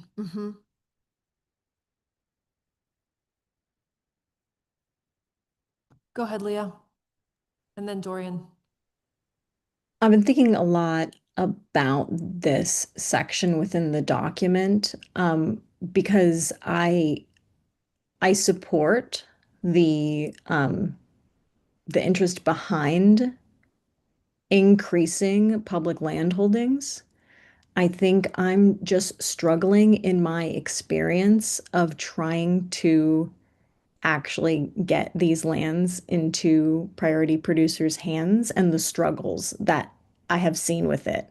So I don't know if what it is kind of restructuring the section a little bit, or more overtly kind of saying, first we have to fix the problem before we increase land holdings, because I think like if you look at some of the other like CDE is trying to address the issues with actually getting these publicly held lands that are already publicly held into the hands of farmers. And it requires several steps. It requires there being an individual at the state, county, city level who folks can actually interact with. And for the most part, it's just a team of lawyers right now. There's very few liaisons. And it requires time, and it often, in my recommendation, requires an intermediary organization to be a buffer between priority producers and stewards and these, bureaucracies and their very long and legalese documents. So I'm happy to talk more on the one-on-one on kind of how to elevate these kind of corrections to the system before we add more inventory that just would potentially sit there. And I say this as someone who has been working with partners for upwards of 2 years on a single land lease. So And then I would also mention that it's for long-term leasing and also, transfer of ownership. And so I would maybe reference the sections where we talk about public land ownership transfer to, the rights of refusal and other sections that we've added in here.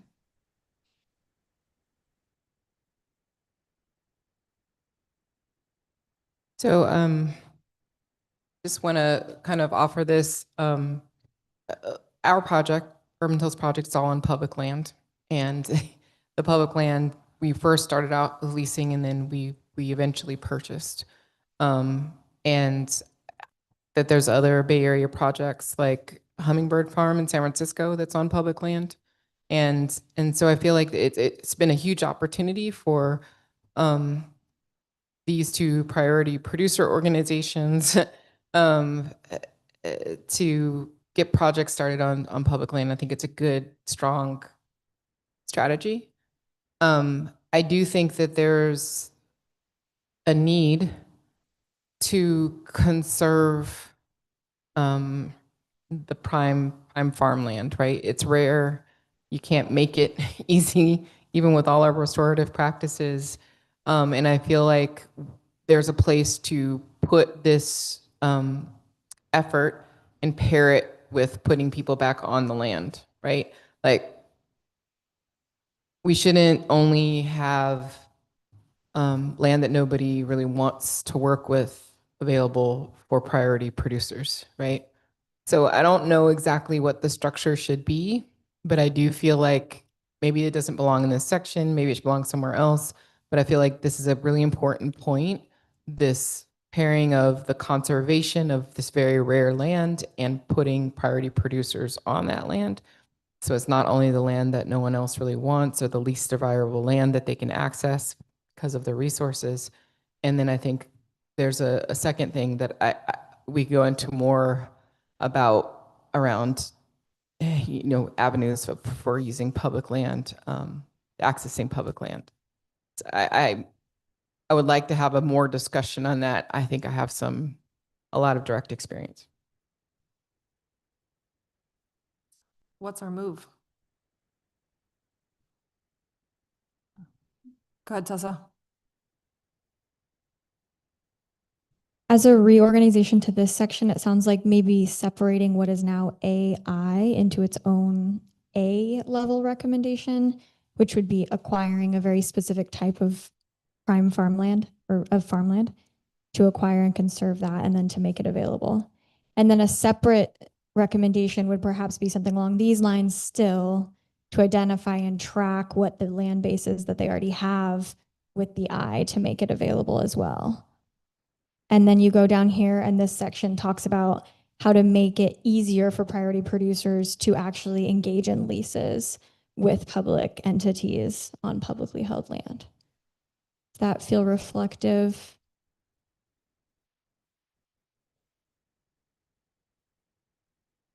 Grab a mic if you wouldn't mind.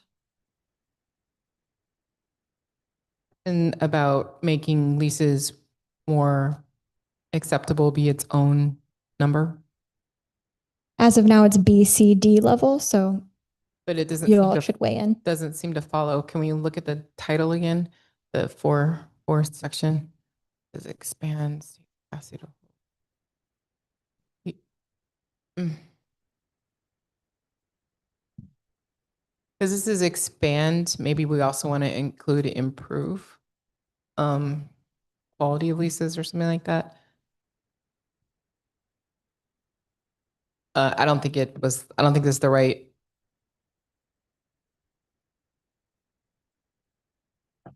I think we need to say if we want to include all of the things that are improving lease relationships, we need to state that in here. So it's not just about expanding the capacity to hold the lease and administer the lease, but actually something around like fair leases or yeah, yeah, equitable, fair. There's also like just infrastructure, staffing, things that would make it possible to be able to enter into these leases. I don't know what all the language is, but currently this thing doesn't really reflect. I think last comment and then we gotta move. Yeah, I changed my position from do not support to can live with. Just want to note my concerns. I think this is a very important topic that we need to expand on further. And the reason why I have concerns about the state and the effectiveness of publicly held lands managed by the state, and I have a lot of questions about that, but I do want to note our site visit in Arcata in August that Deep Seated Community Farm was leasing from the Arcata School District, and they expressed a lot of challenges starting out with the 3-year lease and then a year-to-year staffing change. There's a lot of dynamics that come with that. Of course, it's like who's in charge of the land, what type of agency is managing the logistics of it.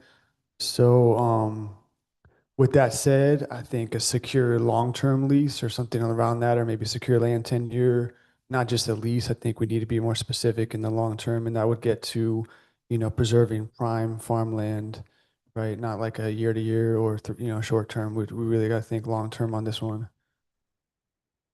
I don't know where that would go. Maybe towards the top. Maybe The it's state suggestion. capacity to fairly and equitably and securely. Something we can look at what effective and fair means based Yeah. on the ideas that follow and ensure that those are the appropriate words. Right. Okay. So staff can do a little wordsmithing to make sure that these kinds of what is it to have a good lease? It's long-term, it's accessible to priority producers and land stewards, and make sure that that language is reflected. So we'll do some wordsmithing there. We have concerns captured. We have ideas on the table. 4.4 needs to be workshopped. We need to dedicate a little time to this in December. Leah, final comments, and then I got to call it. Okay, I'm just gonna make a suggestion that perhaps the order of the ABCD is flipped, so that we're first focusing on repairing and providing capacity to a system and then adding to that system. So it may not feel as exciting as that first A feels, but I think it's really important to build the appropriate scaffolding so that the system can actually hold and administer new lands, where they're coming up a bit short with their existing land resources. And I will say there is some language already at the bottom there about, long-term secure leases, improving templates. Like it is in there. It just feels a bit buried right now. So I'd love to kind of see it, the order flipped. I see multiple heads nodding to that suggestion in here, Leah, so we'll try that on for size in the December draft. Let's take a few minutes for public comments. I'm sorry, before we move that, I will also want to put out a recommendation that we move that item around prime farmland to 4.3 and make 4.3 not just about local strategies for agricultural land preservation, but state and local ag policies. Strategies for agricultural land preservation, because I believe that is about agricultural land preservation, that item, that whatever we're calling it, a bullet point, and it should be out of that section so that this whole thing around leases could be dealt with in and of itself. So 4.3 would become promote state and local strategies for agricultural land preservation with a relocation of that associated sub-goal.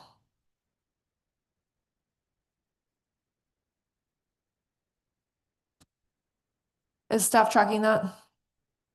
Okay, Tessa's got it. Okay. We'll keep it color coded for December. Dorian did bring up a point here that maybe that we'll note this and look for what feels an appropriate place. That 4.1, develop a statewide agricultural land preservation and stewardship plan, might be an appropriate place to put that idea. Okay, thank you, everyone. Let's just check for public comments related to this portion of the working session. So that's specific to conversations had related to the front matter, sections 1, 2, 3, or 4. We'll ask members of the public to keep your comments to 2 minutes maximum, and please reference the specific section you're commenting about. If it's about to the report or the task force efforts in general, we'll ask that you please hold that comment until the general public comment session. If you're joining us online and you would like to make a comment specific to introductory matter, sections 1, 2, 3, or 4, please go ahead and use your raised hand feature. May, you're going to kick us off. We're going to unmute you. Okay, go ahead, May. Please excuse me. I'm going to start a 2-minute timer on my phone. We don't have the capacity to screen share at the moment, but go ahead. I'll let you know when time is up.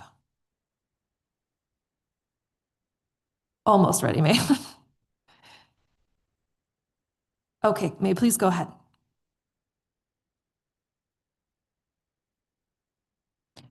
I think you have to unmute yourself on your end, May. There we go. All right, There we go. technology. Yes, hi all. Thank you. My name is May. I've been listening in and out over the last couple of months and out of today on behalf of Foodshed Cooperative here in San Diego, Kamiai Lands. And I just wanted to echo a couple of points based on experience with our current pursuing of an agricultural land lease in our area that is publicly held land owned by the city of San Diego.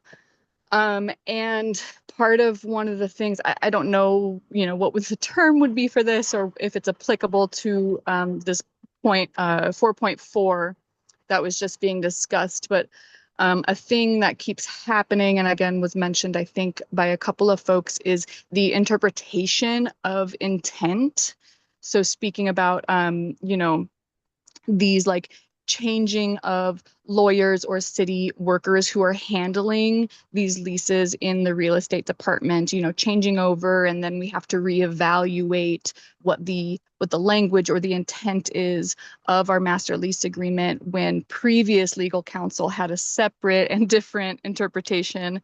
And I think that really mimics also what someone was mentioning about leasing or operating farm businesses on school properties, right? It's really dependent on like the administration or like basically a person or a couple of people championing like support for these programs. And so I don't know if there's a way to include in the recommendations that there's just like security around the intent, right? So, when X, Y, and Z master lease or license agreement is made, the intent is this, and it's not to be changed based on, the changing over of staff on the like lessors side. Thank you. Again, We're at 2 minutes. If you could summarize.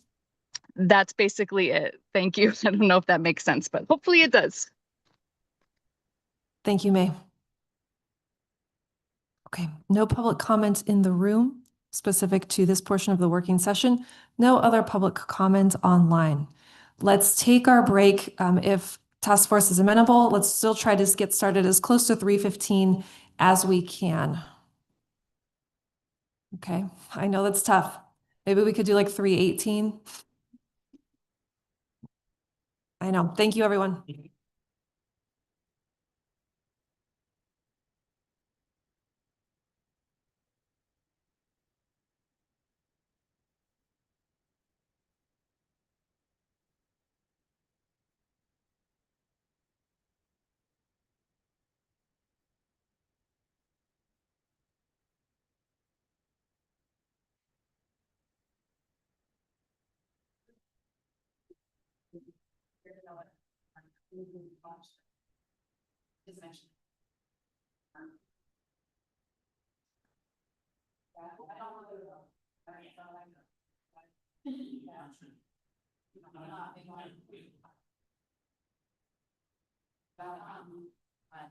Yeah, I'll just have enough for farm meeting.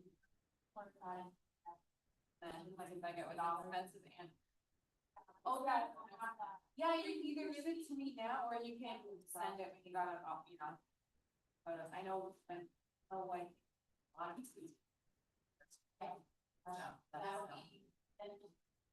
You can send it to anybody on the team, that's that, you look one question, so that you can go to any of us. Stop you while you're on your way out.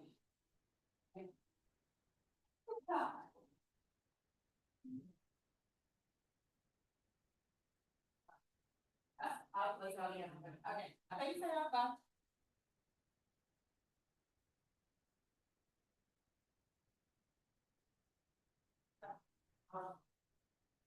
An hour behind. Well, we're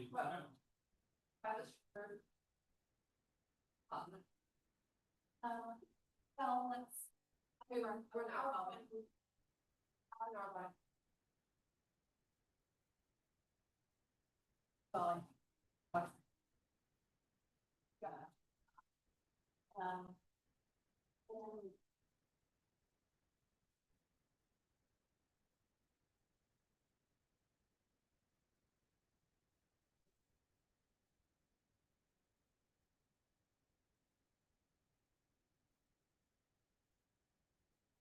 We can cover that in one-on-one.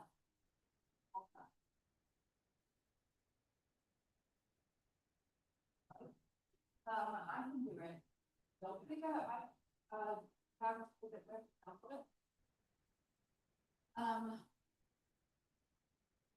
let me just share the link. Yeah. That's what. Okay, I'm on it. Oh, you're right. Love it. Thank you. Takes me forever to do. When you piece, you know, select every single. I know. First, you know. Graphic design.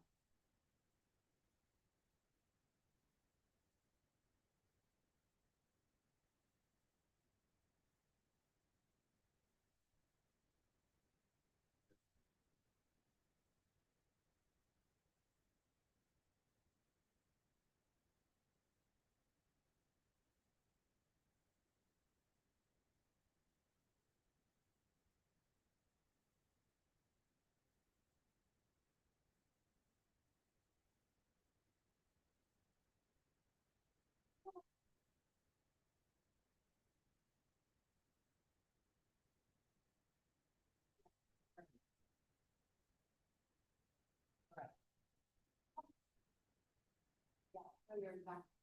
And you use those online. Anyone who has.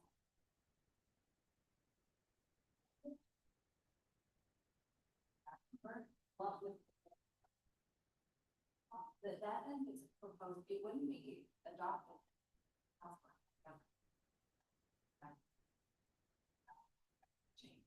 You're right, we don't have to. Pass our. Anything would help. And then. Yeah, that would go. Projection and then. Yes, so this. What's wrong with that? 318. 318. Okay. Uh-huh.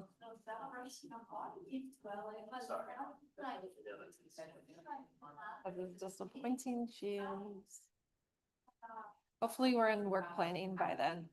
Yeah. We haven't started 5 yet. We have to do 5 and 6 in appendices. Fine.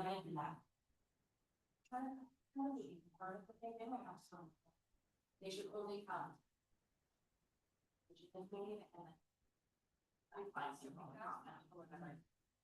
Yeah, should we play not the YMCA?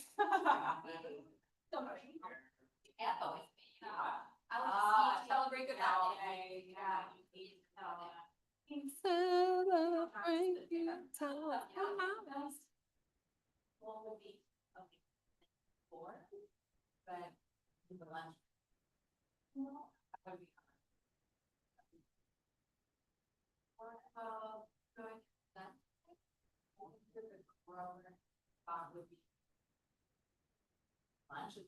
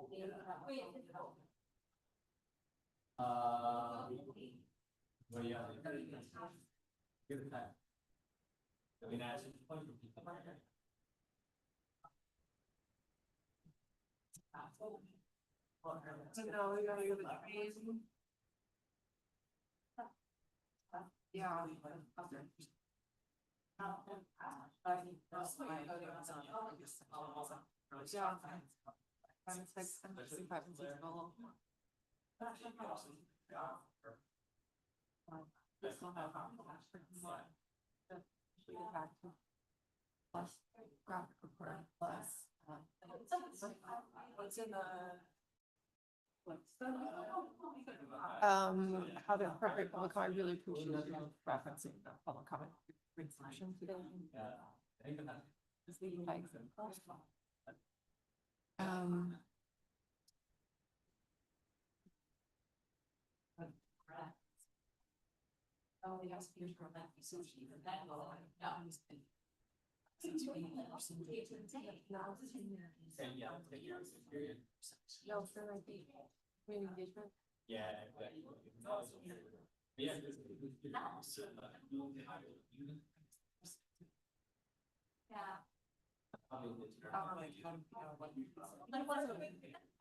No, we reflected incorporation of some of that feedback in August. And there was kind of opportunity to highlight and discuss it, but at the same time, there was some level of interest. Folks to do work at public comment something of a conversation. But also, like, the task force is not obligated to take all the suggestions, right? No, but it does have options. But yeah, like for many of us, individual positions. Yeah. But we have stakeholders that know us, make us all it's not. Yeah, right. No, they want to feel heard and. Yeah, and you know, accept all, they don't expect you to accept all the suggestions, but if there's things in there that they can be like, oh, I see, I got that in. Yeah, it does. And one of the things I realized was there's larger industry stakeholders who are reading the report on it. And I wait to get the recommendation based on going forward. There's more. So I think they should. Yeah, I look at that, like they can tell us what to do. But the flag they like is like extra great. Yeah. Yeah. So what's pretty red? Does yeah. Legitimacy to the process. And it's more. Yes. It is. True. Yeah. In our one-on-ones, can we do that as well? Can we flag these results? But I'm still going to try to encourage people to not have kind of cerebral conversations in the one-on-one to say, I read this public comment. I think it's important. I would like to propose it's engaged here in this language. Right. Like you're good at that. There's other people who will show up to those conversations and be like, I think that's important. I don't know what to do. Well, maybe that's like, well, that's tonight. We can't decide what send out our schedule. Yeah. If you want the issue public. Yes, we need to know exactly how and where to come up with specific. Yeah. Yeah. It is 3:19. Okay. Noting. All right, 3:19, we're still missing people. This is a challenge. Afternoon. The afternoon of every task force meeting becomes difficult. Everyone has to dig deep For the brain cell reserves, we need 1, 2, 3, 4 more task force members in the room. Are they in the hallway? Do you see them, James?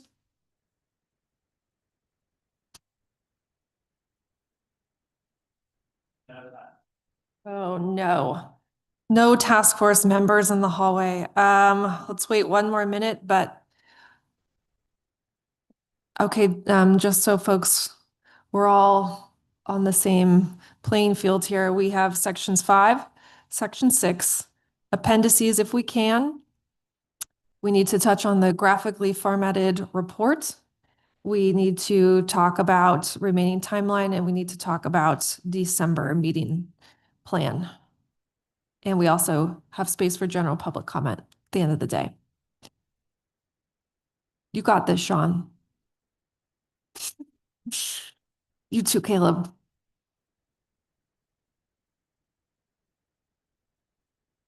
Well, 3:21, we're still missing some people, but that was a full 15 minutes. Well, actually, in 45 seconds, it will be a full 15 minutes. Oh, are we on mute? No, we're not on mute. Okay. Okay, we got one. Yay, welcome back, Doria. Let's go. Let's turn to section 5. Thank you, everyone, for your tenacity here. Section 5, prioritize and protect secure land tenure. Let's take a minute to just check in the introductory text. Anything stands out to you as concerning anything you want to see changed in the introductory text?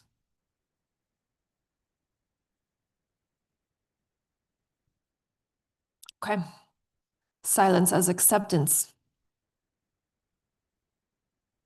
Recommendation 5.1. Address power imbalances in landowner-tenant relationships. A new proposed addition from task force member in item A. Adopt the Agricultural Tenants Bill of Rights found in Appendix B and mandate that the Tenant Bill of Rights be respected in all agricultural leases to ensure fair leasing terms and respect for tenants' rights, including decision-making powers. Does anyone want to oppose that inclusion?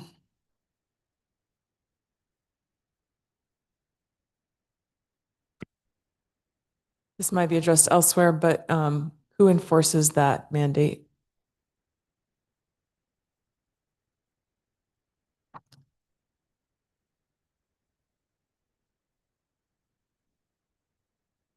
Unclear. Go on, James. Yeah, I mean, that's a good question, right? Is like, who's going to enforce this? But I do think there's a couple of other places in the report where we kind of put something forward without fully baking it all the way through, like how you can, get that done. I do like it because it strengthens the recommend. Like it's ambitious, but again, it's like it's Bill of Rights. A lot of work went into it, and I'm not opposed to it. I totally agree though. Like it's just unclear how that gets mandated. I mean, mandates, it would need to become law, right? Like somebody would have to say, we are going to pass legislation that mandates that the Agricultural Tenants Bill of Rights be respected in all agricultural leases, which, that is up there with getting farmer retirement paid through CalPERS and, a bunch of other things that we have in there. So I'm not opposed to leaving it. Doria. Do we need clarifying language instead of saying adopt the Agricultural Tenant Bill of Rights? They, make this bill or a law? I mean, because adopt, what do we mean? Adopt.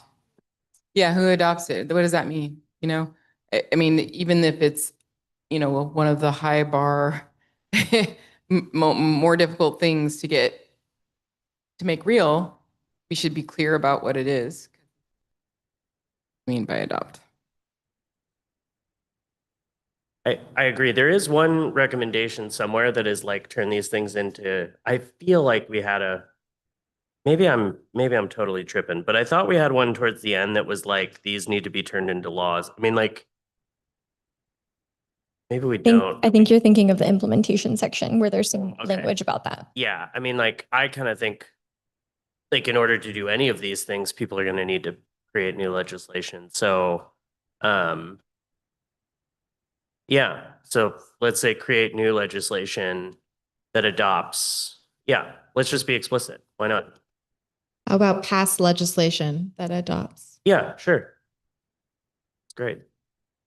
I will know, I quickly looked up to make sure my understanding was correct. Like the existing tenants' rights are enforced through the court system. Right.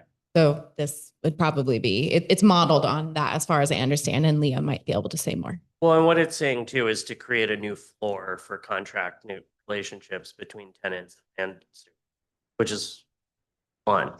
A new floor that's higher than the kind of warm in here. I don't know if it's just me, but it feels like kind of steamy, and I don't know if we can like change that, but I think it will. I think it'll be like conducive to our like discussion. Sleepiness. Yeah. If everyone could just go dance in the rain for a minute.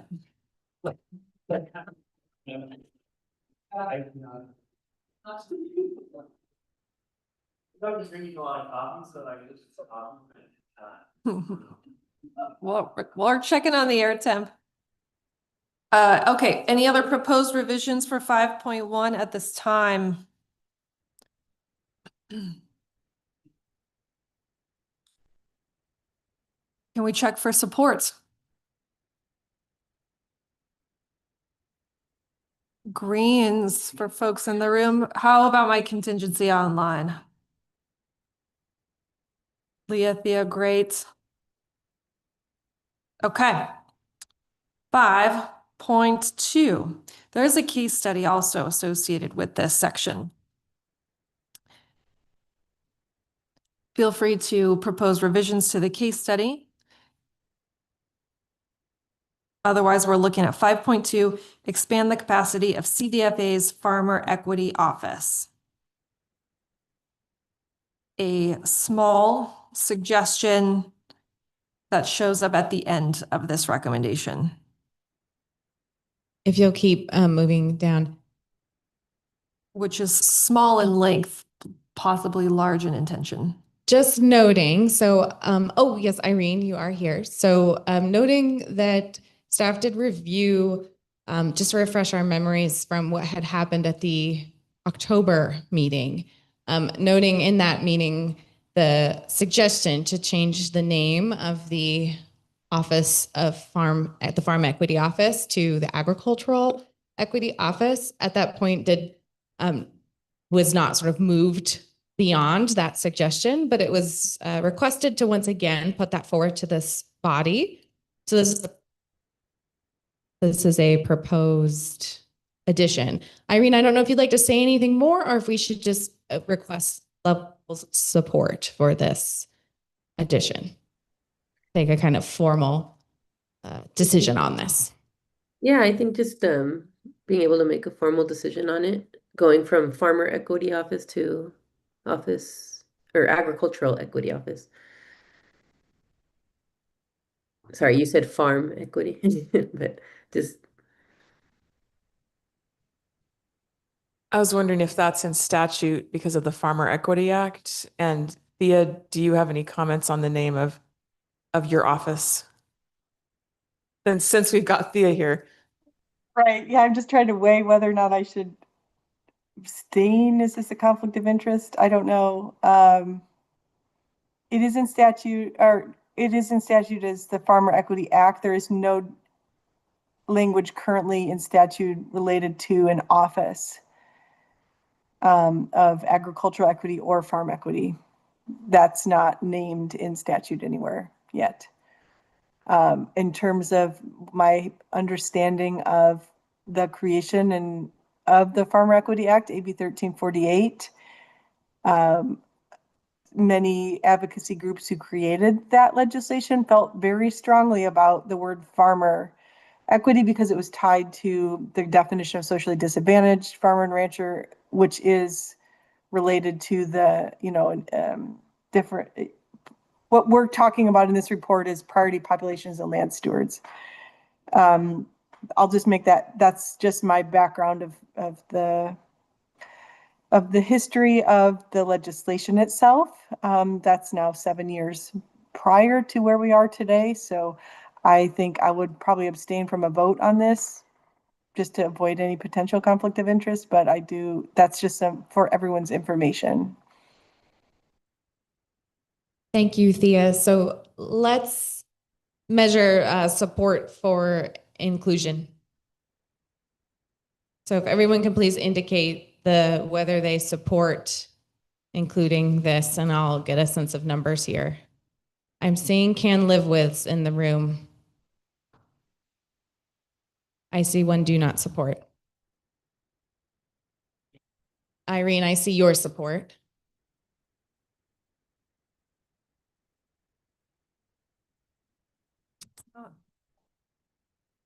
I see can live with. So the way that we had discussed situations in which there was mostly can live with, but did not enjoy a majority support inclusion, we would propose moving this to Appendix F, ideas for future consideration.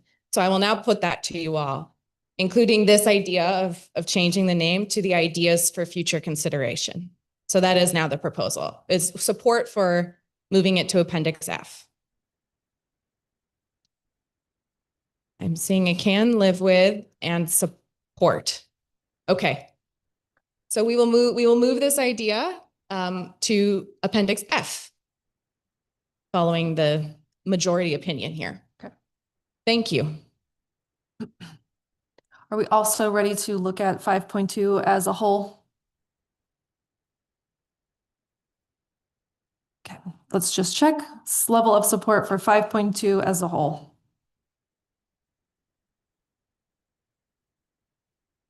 Some hands up going online. Great. Is that a can live with, James? 5.2 overall? Okay. Support with one can live with. 5.3. Establish and fund regional ag ombuds positions. One small proposed addition in item B that just references Cal EPA and CDFA's regulatory alignment study.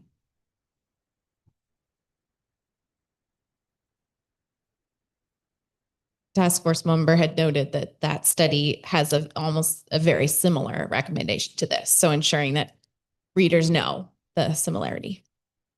Leah, Yeah. do you have your hand up? Sorry. No, sorry. I got it. Yeah, okay, that's from before. Okay. Any opposition to any content in 5.3, any proposed revisions?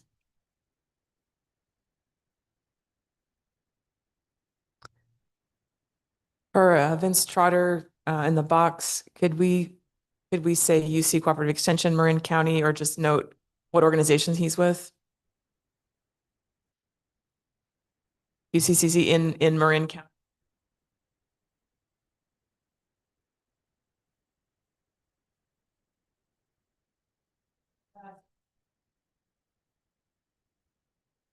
I support citing the regulatory alignment study. I think that makes a lot of sense. Great.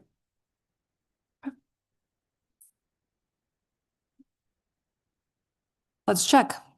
Please indicate level of support for 5.3.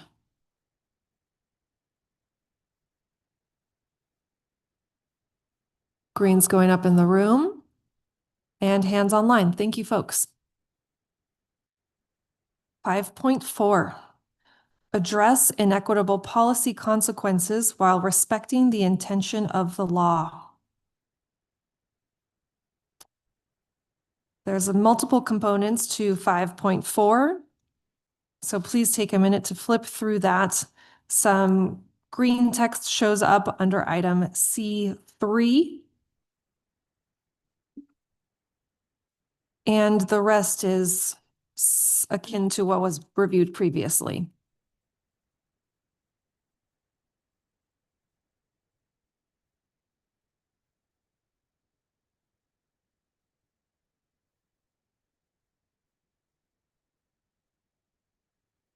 think folks need another 10, 20 seconds on this, and then we'll check for any opposition or proposed revisions.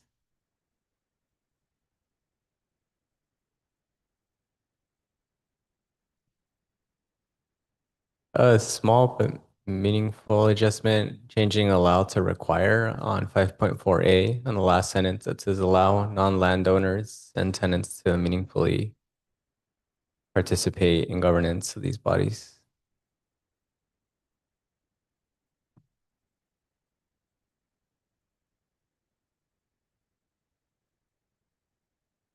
Would require be for the bodies, require these bodies to include or to allow, require these bodies to allow or to include or something like that.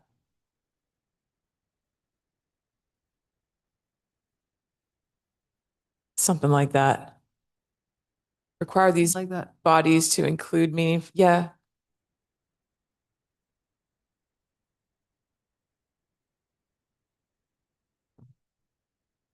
Sorry? To include the meaningful participation of. Require these bodies to include, well, are we including participation or are we including the people, the non-landowners, and include non-landowners and tenants in meaningful participation through holding leadership positions and voting power or something like that? Thea, 1 second while Tessa works this out real time for us. In meaningful participation in governance, and then leave the rest of the way it is. Or if others have suggestions.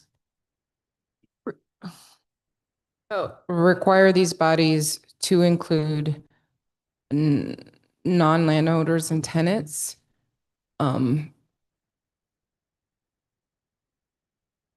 Maybe it's not require these to require these bodies to have. I'm going to say it dirty, and you can fix it. But it should lead. The point is that we want non-landowners and tenants to hold leadership positions and voting power. That's the main point. So we want them to be meaningfully included in the governance of these bodies through holding leadership positions and voting power.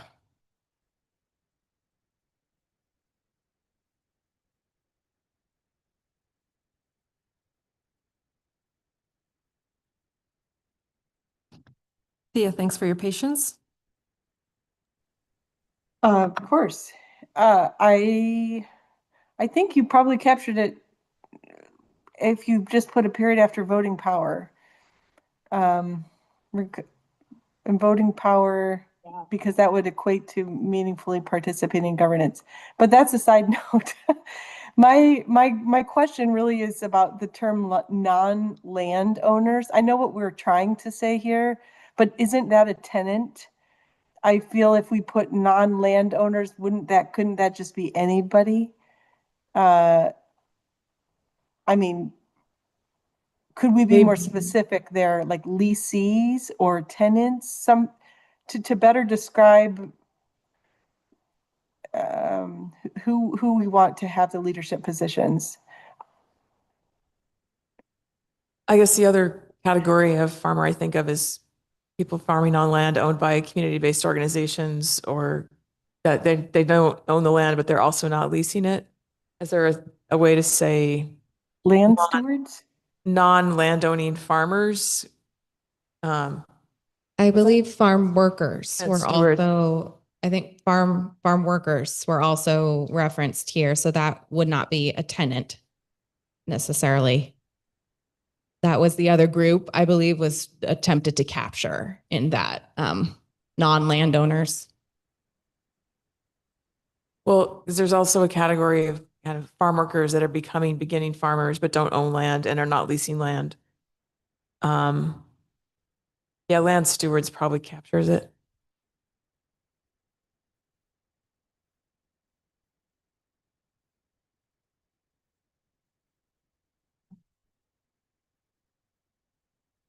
I'm getting a little bit triggered by the word allow.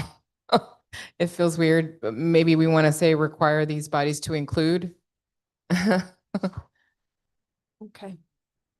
Irene, I see your hand up. Hi, yes, sorry. I just want to go backwards really quick because then I know I'll get in trouble for not saying it today. But I just want to make sure, did we skip or do we still have 5.2B? And sorry, you could respond to me after we're done with this conversation, but I do just want to go back to that because I missed what happened there. Hold that. Let's not go back to 5.2B just yet. Let's wrap this one up.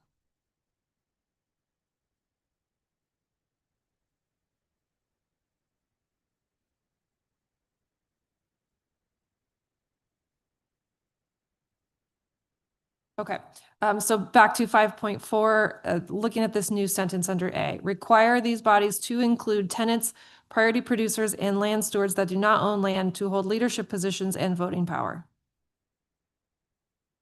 Captures the spirit. We'll wordsmith, although it's We a can tiny look bit on awkward, but we'll get it better. I see heads nodding.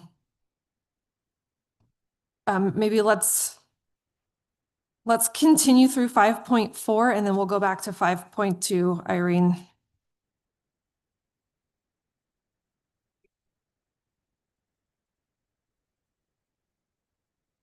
Next to voting power, can we also add electing power? Because I know that RCDs, it's usually the landowners who have to do the election of the board members. And so I think it would be important for non-landowners to be able to elect who goes on the board of the RCDs. Sees head nods, great. Okay. We continue through 5.4. Let's scroll down. Please stop us if you've got proposed text edits, but otherwise let's just continue to move through this. Just acknowledging Megan, we'll go to 5.2 after all of 5.4. Okay. Yep.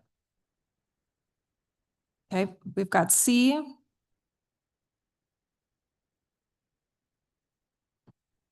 Okay, C has a new inclusion or a flag for review of C3 in green text. It was an addition provided by a task force member for the November draft.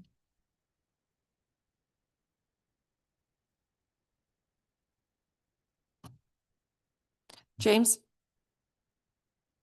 I think this kind of ties into the earlier additional antitrust stuff. And so I'm supportive of the inclusion, but I also, if we want to just mirror process there, since there's some outstanding questions about, well, this is this isn't as specific as that SB 77 thing. So actually, I'll just say I support the inclusion of this. I like parts of the report where we can actually add enforcement elements.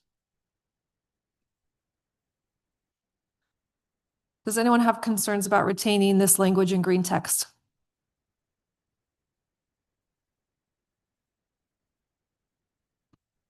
Okay, seeing none, let's move forward.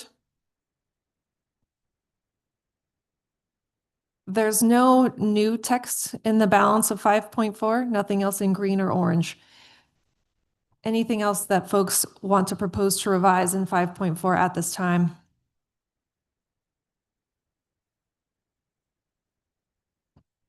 Okay. Let's check it out. How are we feeling about support for 5.4?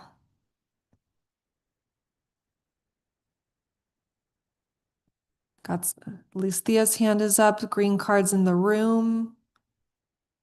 Okay, excellent.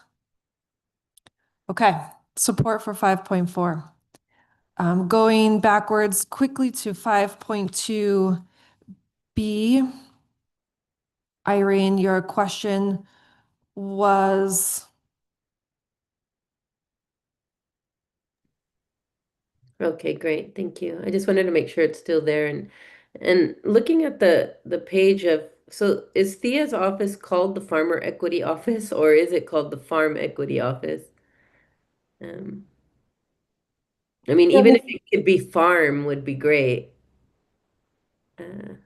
But anyways, Currently it's Farmer Equity Office, based again on that conversations at the early onset of the initial development post AB 1348 when it was specifically communicated to me by the groups that supported and developed that legislation that it was very important to keep it as farmer. So it's tied to the actual individual farmers themselves. That's just the background. Irene, I'm not saying that I feel one way or another about that. Just saying the background of No, definitely. That's all I wanted to know because I got mixed up now looking at the actual page because I see it says farm equity and but okay. And then I heard you guys say farm, so I just I do see if there's a vision of having the satellite office and doing outreach on behalf of the office and working with ag ombuds people, just seeing that alignment of using the same word, maybe like agriculture. But anyways, I just wanted to make sure this B was still there because I missed it. Thank you. Okay. Moving back to 5.5, page 62 of your hard copy handout. 5.5, incentivize and support local governments to adopt zoning and land use planning practices that facilitate secure land tenure and stewardship. Item A2 has a small proposed addition from a tribal meeting. It reads training for planning and zoning commissions on zoning changes to support regenerative agriculture, water conservation and efficiency strategies, and equitable land access. Any concerns or opposition to this proposed addition?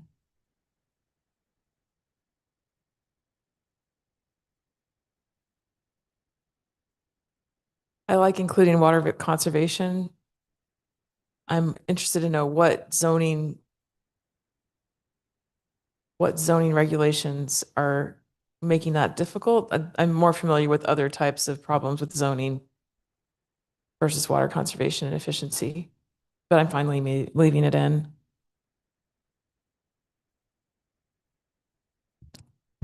I'm not sure if this is exactly an answer to that, but in the meeting that was held, there were some mentions of recharge facilities, things that are kind of hard to cite on land unless you have everything in place. So I don't know if that is exactly where zoning challenges might arise, but I think that might be reflective of those comments. Anyone else, of course, feel free to jump in.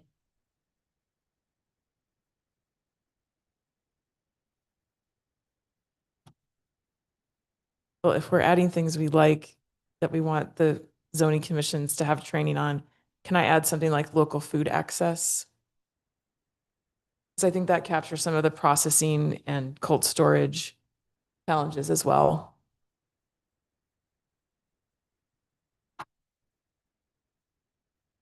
Okay. Great. Other proposed revisions?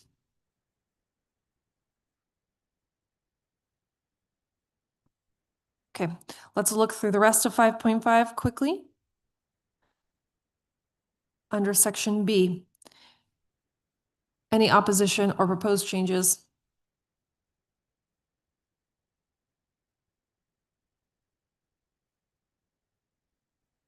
Okay, let's see how we feel. Please indicate your level of support for 5.5.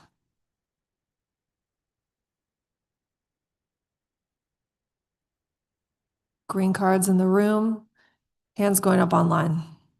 Thank you, everyone. Okay. Section 6, final section, before we get to the back end portions of the report. Section 6, support urban agriculture.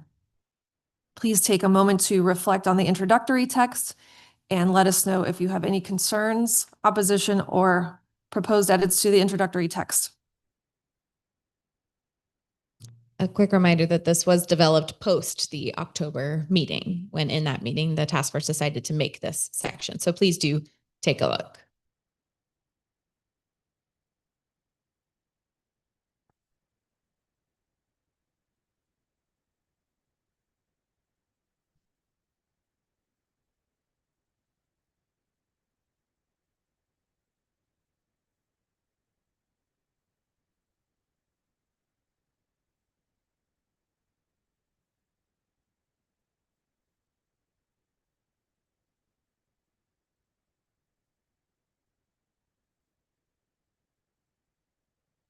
I see some folks still reviewing, so I want to give it another 30 seconds here and then we'll turn to 6.1.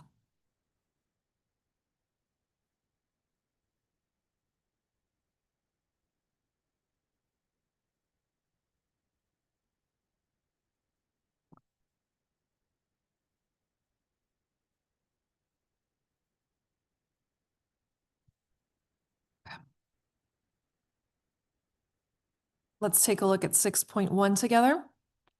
Ensure eligibility of urban producers and land stewards in existing programs and provide tailored funding. Anything in here that you oppose or want to change? Ruth.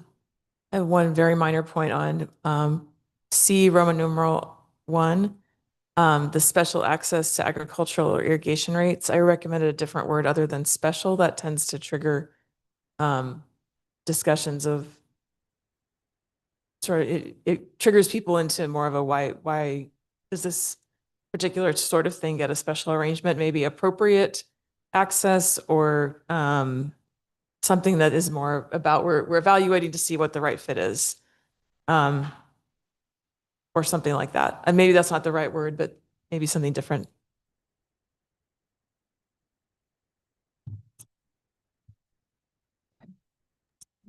I suggest maybe just putting a period after land stewards. Would that solve it? Because it says reduce water rates for urban producers and land stewards. Isn't that second half of the sentence saying the same thing?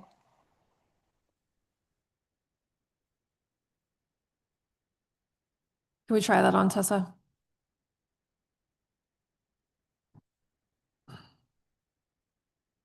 Doria? I'd like to add an additional letter, and that would be either add or explore adding set-asides within existing grants for urban agricultural producers. So just like you'll have sometimes a certain pot of money that's specific to a particular impacted community, like a rural community, or this amount goes to rural communities, to do a similar thing for urban ag.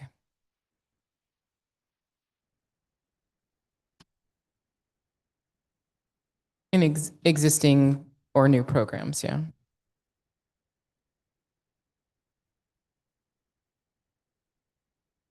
And just the thought behind that is so that urban ag producers could be compared to apples rather than, apples to orchards.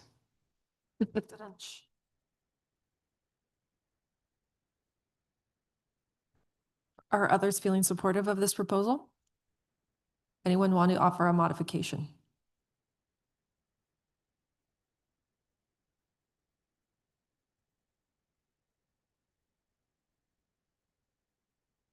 Okay.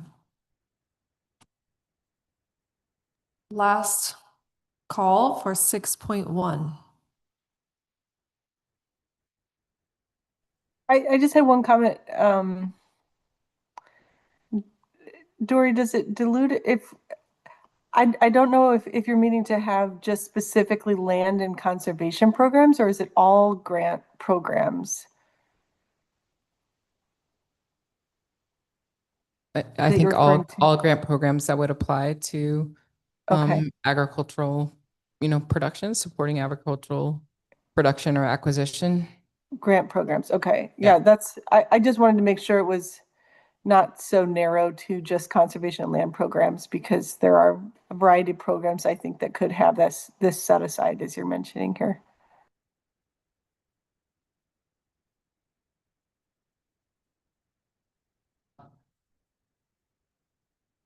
Acknowledging and responding to one of the recently added public comments around workforce development. There was a lot of specifics on that, and I advocated for this specifically in urban agriculture. I think 6.1C Roman numeral 3 would be appropriate to add workforce development after educational opportunities, unless there's somewhere else that workforce development would be more appropriate. That's my suggestion. The term green space used in that, what does that mean? like growing ag land? Can we? It's a word I think that's used often in urban planning. Green space as an urban space that could include farms, but it could also include trees and other forms of parks, basically. Green space. Is green space like reduce only for urban areas or no? There are rural areas or urban areas both? I think it's generally a term used in urban planning, like in city spaces, but not sure if anyone else has this is just my understanding of that term. Anyone else is of course welcome to. I don't want to spend too much time on this. I'm just for my clarity, it's just a term we don't see throughout this report and I'm not familiar with, so our readers might not be. But you said it's a used term, so no motion here. Okay, thanks for asking, Emily. Yeah, I believe that is a term used fairly often also in state strategies, but we can confirm its use and just make sure it's represented accurately.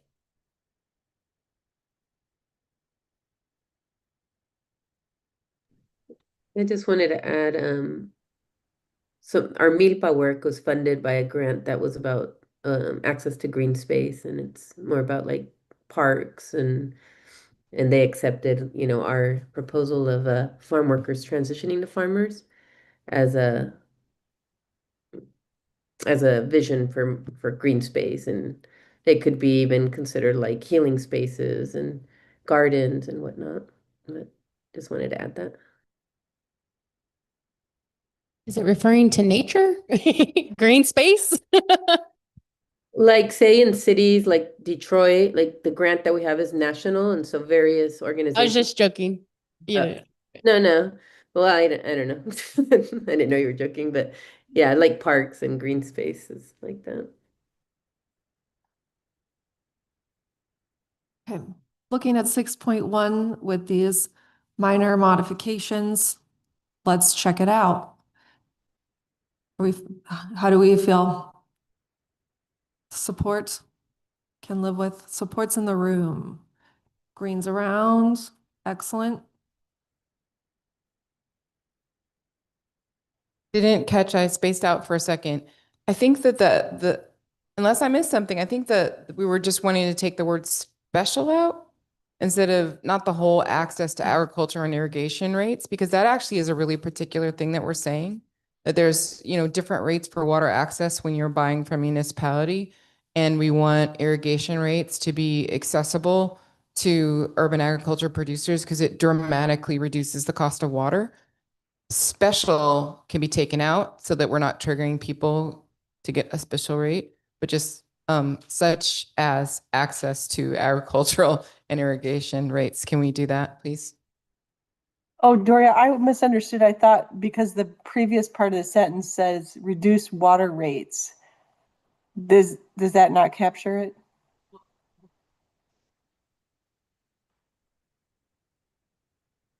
Are we out of batteries? Battery. Oh, there it is. It's back again.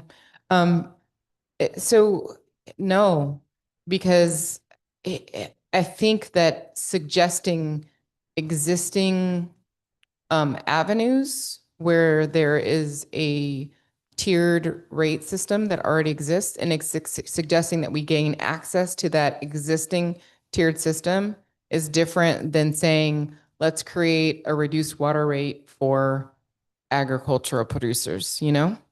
I think that it's an easier ask of a water authority to be like, give them an irrigation rate instead of the residential rate than it is to say, hey, let's create a different rate for all these dispersed, you know, thing. Anyway, I think this is an easier ask and it makes a dramatic difference.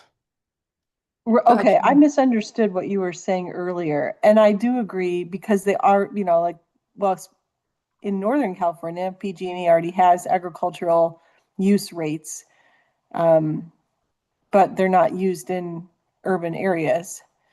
So, however you think that's best captured there, just taking out the word special, then I just didn't understand what you were saying earlier.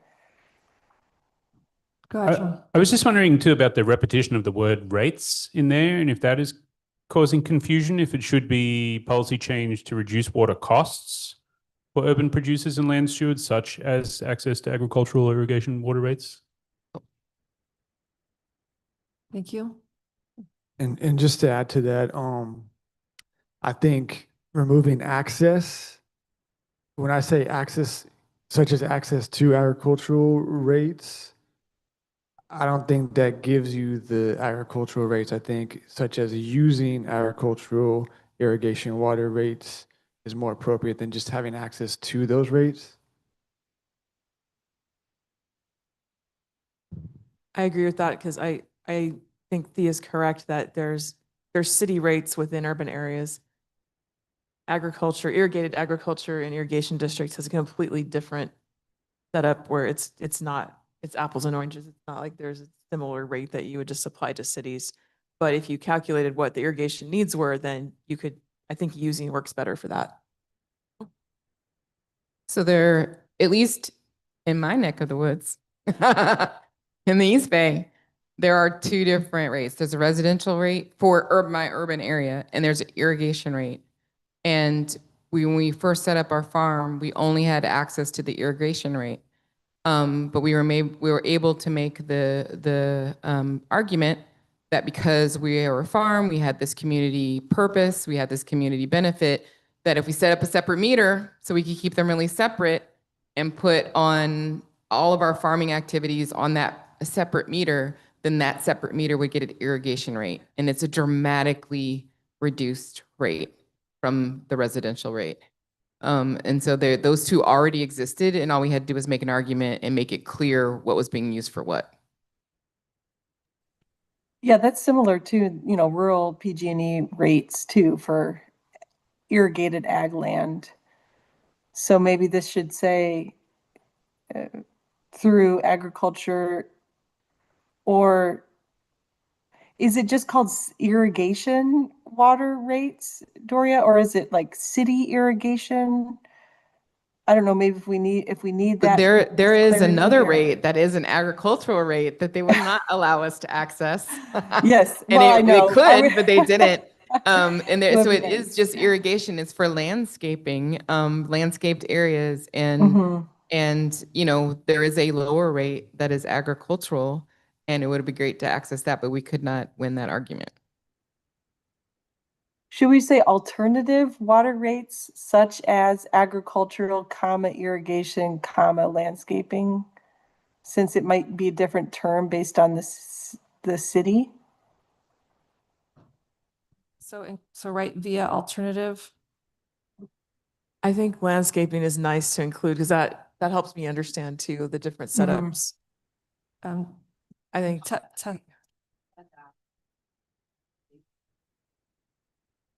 sure. Yeah, we'll fix the grammar there, but does that get that? Okay, great.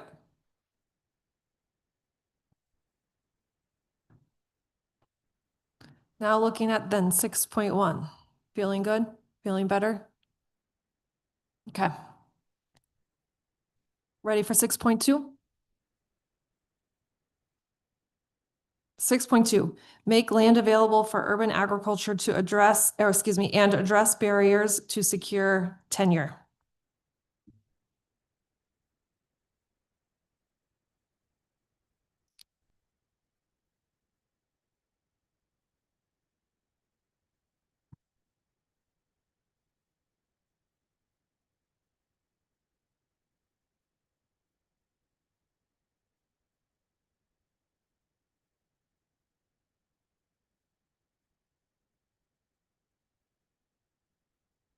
Any proposed revisions?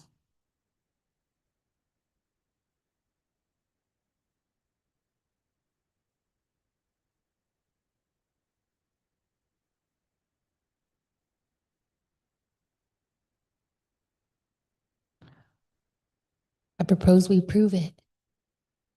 Excellent. Let's bring up the cards. Celebratory greens. Awesome. Okay, 6.2 support. There is one final section in the main report document here in this stapled copy. Next steps, implementation and evaluation. It's a one-page narrative that explains or provides some narrative explanation on next steps and implementation per the conversation that you all had in October.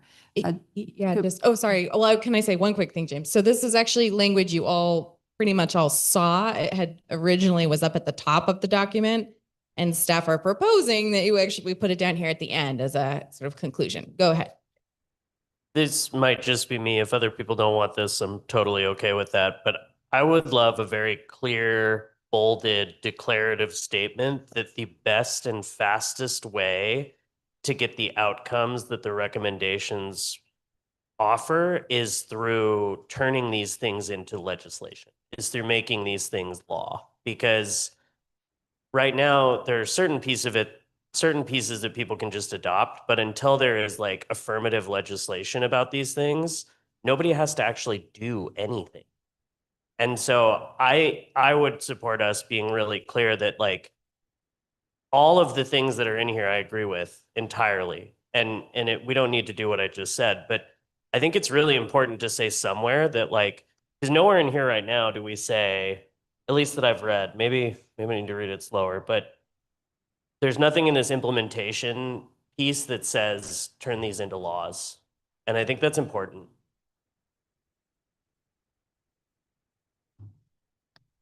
Reactions to that proposal. Thea, your hand is up and then we'll turn to folks in the room. Sure, just wanted to say that I think this section would benefit from some kind of delineation between implementation and evaluation, just to help the reader, these implementation things are important. Maybe we have first implementation and then like another subheading that says evaluation, or those are two different things. And I think it would, because this is a concluding section, we should have some sort of subheader there just to make it a little more clear to the reader.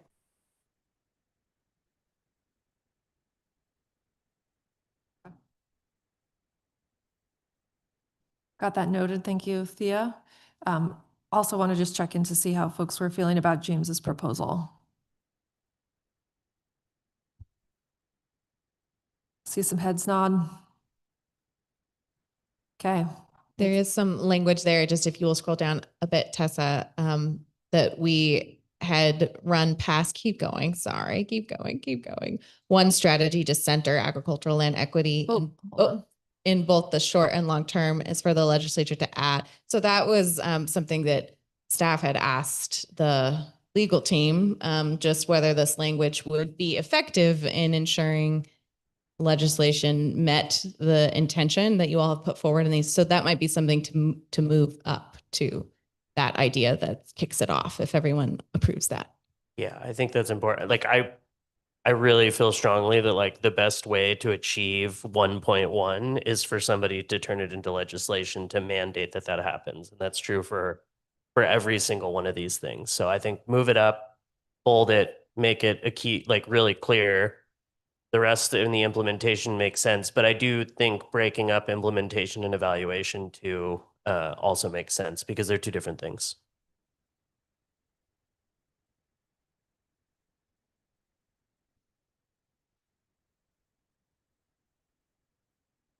And while we're on that paragraph, I think the second half of the sentence is a little confusing to me as it's currently written, starting on add securing land access and tribal stewardship of agricultural land by priority producers and land stewards as defined in this report as the intent of the legislator. I would suggest that we change as defined in this report with the intent, take out the comma and add with the intent of the legislature in implementing any legislation.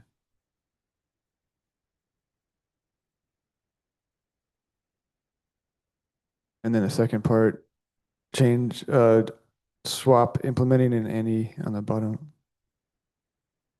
The last bottom section, swap implementing in any. That makes more sense to me, but I don't know if there was intentionality. I believe so. I believe that when legislation is passed, it actually includes this. It is the intent of the legislature too. And that actually creates a kind of protection around that law. It basically makes it as in the public interest in a way that might make some of these ideas in the report more actionable. There's like a legal terminology. Okay, Exactly. Okay. Exactly. I had a feeling. But hearing though the kind of awkwardness there about ad securing land access, so maybe there is some wordsmithing there that could be done to shorten some of these ideas. Would that help? Yeah, I think so, for me at least. And then I have another suggestion Go on. for the next. Okay, so the next final paragraph where it says the ideas and recommendations in this report lay the groundwork for future action. After that, I think, unless there's opposition from the task force, I think we should include or mention that many of these recommendations can be used beyond state legislative jurisdiction and within local and regional efforts such as nonprofits, grassroots organizations, community-based efforts, and such.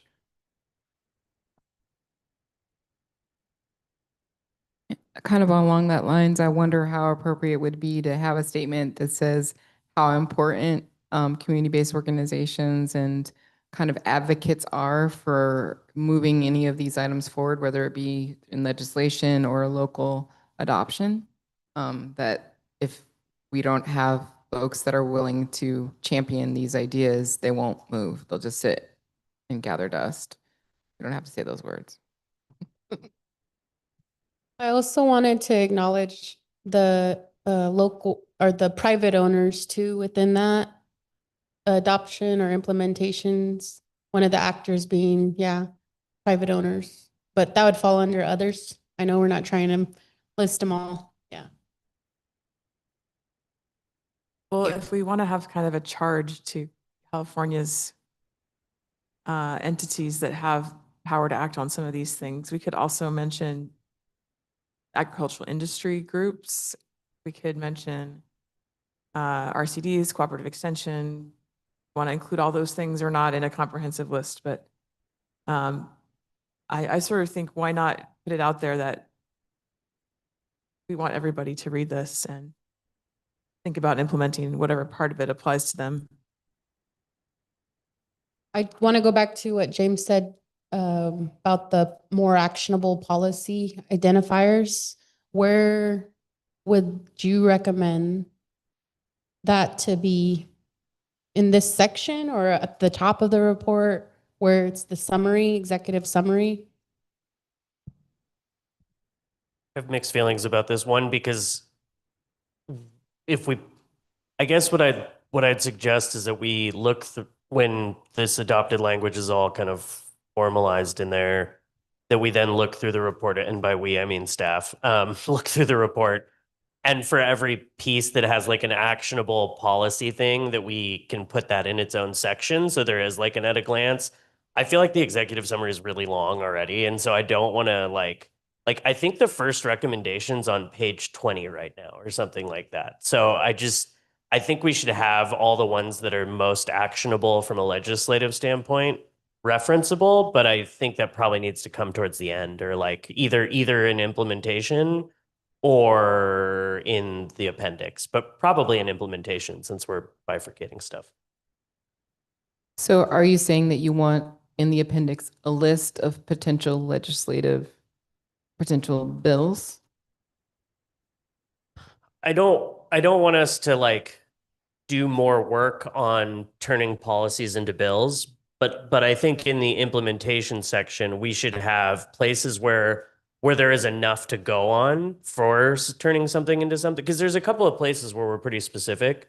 I think for those, we should just be like, these ones are like teed up to go, right? And for others, they need to be developed, but. Always happy to do work for you. That I think is a huge lift. And I think what I would invite you to do in these one-on-ones that we'll have, for all of you to come to those one-on-ones. If you have anything that you think falls into those buckets, just trying to do that is trying to read the legislature to understand which of these they would go for, which they wouldn't. And that's sort of like well beyond what we're capable of doing. So, but if you have ideas, welcome and can try and put those in there, but that would be. I'm on board with that as long as you remind us during the one-on-ones to be like flag things. Can I ask if it's okay to add one word to many of these recommendations can be advocated for, or 2 words? Because sometimes, you know, you need somebody to advocate for it, and then some things can be adopted and implemented.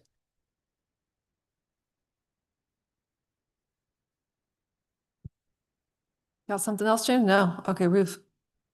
Could we add researchers to that as well? Because there's so many recommendations that say more research is needed.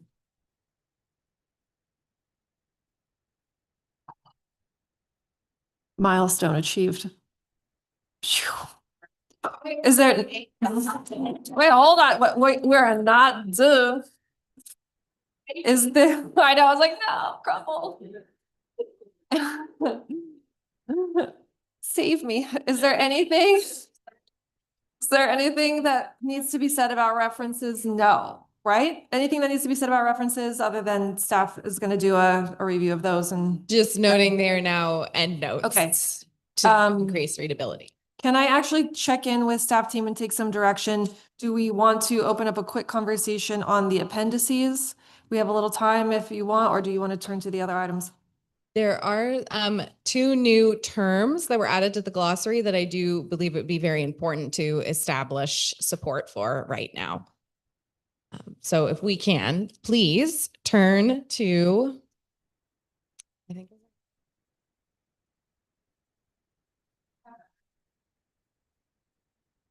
If we can please turn to land steward and producer.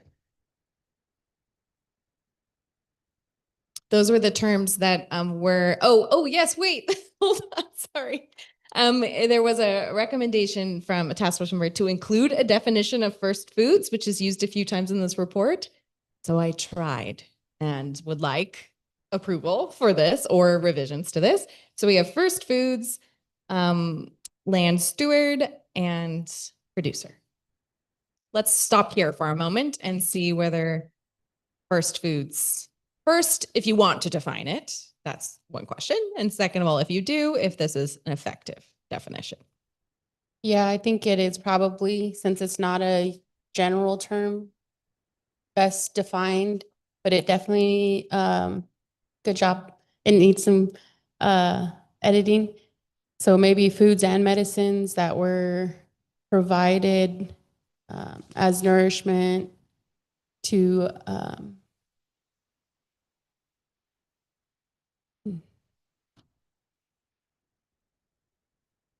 that might not be, that's just the placeholder, but provided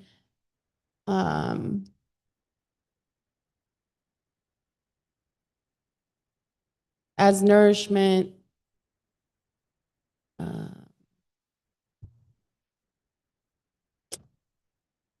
Can I offer a friendly amendment?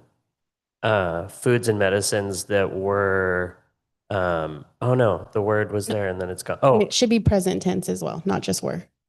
foods and medicines that are relied upon as nourishment and eaten prior. Is that, is relied upon too strong, or does that actually kind of That show the are link? not influenced or disturbed, I don't know what that word is, by colonization or impacted, because the first foods is referring to our traditional foods you give to the babies when they're born or growing up, not just born, like the mushes and all the good stuff. Would it make sense to say consumed instead of eaten? Then Yeah. it includes medicine? Yes, and drunk. Yeah. That were consumed. Yeah. And continue to be consumed? Or continue Emily, to are you be suggesting used? the sentence ends after provided as nourishment, period? Is that what you were? intending? Yeah. Might need to work on this little Okay. outside of this meeting. How about this? Let's, in the one-on-one, make sure that there's some better language there for task force members. Okay, thanks for that. Thanks also for flagging it's not right yet. We will get this better for December. Let's please then look at land steward, I believe comes before producer. Noting that there was a definition that was created by a working group. And that's what you see here immediately following the Poland. And then there was also, though, a proposed alternative, which you see below that. So we need to decide which of these definitions you'd like to adopt.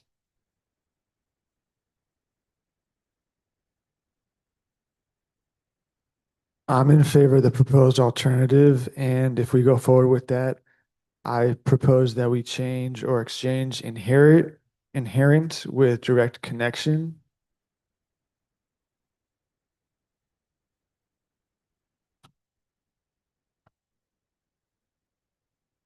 So are we wanting to define land steward as exclusively a person having tribal sovereign rights? Because that seems like the main point. Is there anybody who wants to give context on that, you know, does that work for this report to just define that as only tribal? The reason why we that's have what people land steward is because I provided the term, because farmer and rancher nor gardener can define our way of life. So that's why we included the term, and then it was somewhat getting appropriated to explain everyone else. Yeah. Yeah, that makes sense. And in that case, we might want to look back at where we defined something else as stewardship. And then we said it was in the glossary. I have to go back and see what that was. Yeah, there was a incentive or grant, or I forget what it was. And it mentioned land stewardship as one of the criteria. And so do we want that to use this definition with the tribal sovereign rights included? Or were we going for something else there? I don't remember. So I'll see if I can find that. We can go and review where stewardship is used in this report and reflect if it was meant to be more comprehensive than the current definition of steward. We can ensure that that is reflected. I'll note that the definition of stewardship, which is here in your report, likely needs to be updated because it is not particular to tribal sovereignty and practices of care and responsibility. So we can update that to reflect stewardship as specific. If that is yes, Doria. I think this brings up a whole other problem, and that is, and maybe it's not a problem, but if we separate things in this way, that means that anybody who is not growing for sale, which is a part of the definition of producer, would not be included in any of these things. So if you're growing for your community and you're not selling it, then you would not have access to any of the programs that we're talking about. And I don't know that I'm in agreement with that. I think we should revisit the definition of producer now to ensure that land steward, if it's defined this way, like you're saying, Doria, it doesn't result in anyone falling through the cracks of those two definitions.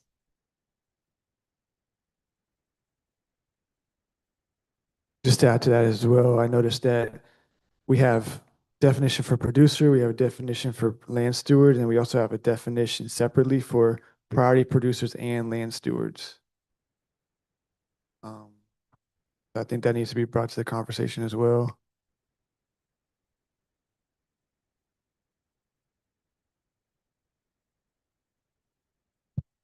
Yeah, I was just referring to, because you had mentioned editing the stewardship to reflect more tribal, but that's what the TK is. Yeah. So the stewardship, I think, should stay this how it is, unless anybody else has suggestions. So the stewardship is more of a responsibility for our people. It is for everyone, but So let's look at producer then. Thank you, Tessa. She's moved them up together so we can see them. So at this point, what we're looking at is that proposed alternative definition as land steward. And then I think, Doria, you brought up a very good point. At this point, producer specifies for sale. So there might be a way in which that can be changed so that that identity of producer is more comprehensive to the individuals you're hoping to reach. About just adding language for sale or sustenance might not be strong enough though.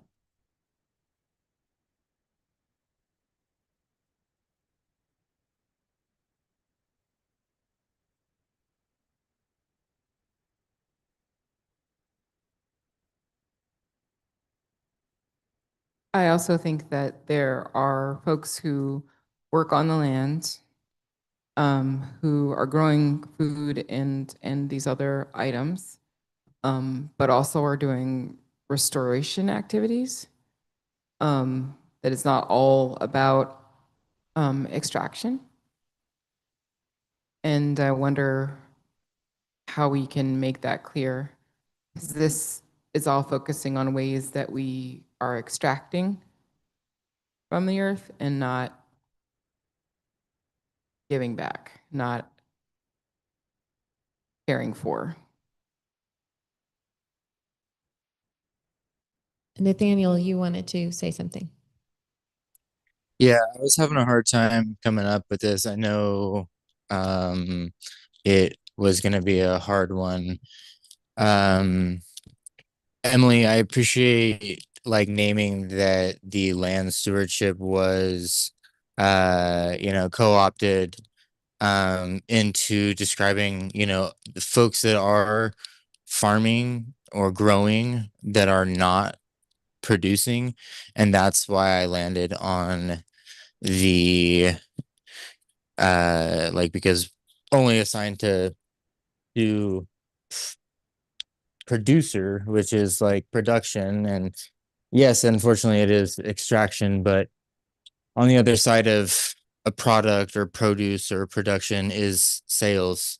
And so like just naming that there is that agriculture piece is one piece, and restoring, conserving are all responsibility and like duty things that don't necessarily equate into money, and like sustenance farming that doesn't, which under my understanding of where we landed with the like land stewardship, I thought that we were including it all in there because it's hard to say the same definition for multiple people, whether it's traditional ecological knowledge or just regenerating land if you are not coming from a tribe.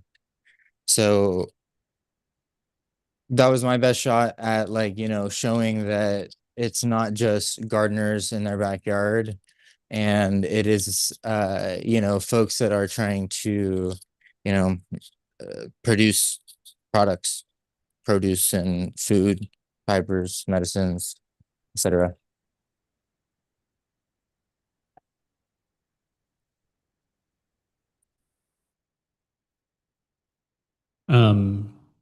Just to throw out another term, like subsistence farming, if that gets into, which is focused more on self-sufficiency, less on producing for market. But Grab a mic. There's a mic right next to you, Gloria, on your left. I'm thinking of the world of different folks, like the people at Hummingbird Farm, like Urban Tilth, like all these other things who are growing not for our personal selves, but for a larger community benefit. And oftentimes it includes things that are restorative practices, watershed restoration, native plant growing and distribution, you know, a lot of different restorative practices as well. And so yeah. So I wanted to see if we couldn't add on to the end of this producer thing, and I'm not really fond of that word, but I won't fight about it at this point. And at the end where it says, this includes people engaged in activities like planting, cultivating, harvesting, animal grazing, and husbandry, all of which are extractive, as well as activities that restore balance and care for the natural world. I mean, Thea, I see your hand up. Yeah, this is tricky for me too. I thought that we had also talked about trying to make some kind of delineation between that delineation being sales of a product. And I thought that land steward was supposed to encompass those other activities. I mean, I see both sides of this here. In my opinion, if this isn't going to impact or dilute some of our recommendations that are specifically for those who are producing food, fiber, et cetera, for profit, for sale, versus the sustenance or community benefit. That's my only concern there is if this is inclusive of both, will that then change our recommendations throughout the report that are primarily focused on producers? If not, then I understand that the inclusions here, but I also see the side of what Nathaniel's saying about, having some kind of definition for those who are choosing to grow things for sale versus other purposes.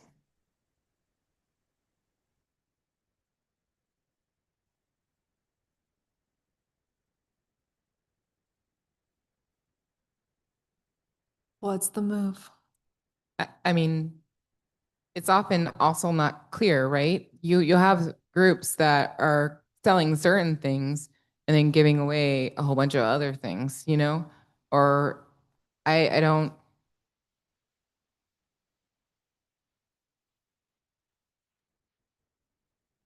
It's hard to draw the line. I understand that completely. Many urban agriculture projects are not solely for profit. And many may have some small section of their kind of plan is to have some kind of self-sustaining element, but usually it's not the driving factor, right? The driving factor is the community benefit. So if we are going to define it around sales, then it drops out all those folks we talked to in Fresno, many groups of people who are growing for their communities for community benefit, who are engaging people in the land for community benefit, who are trying to actually restore for community benefit. And I don't think it's a bad thing to have a lot of people interested in restoring land and benefiting communities and improving health and improving healthy food access. I think that actually is a benefit to the state of California and should be included.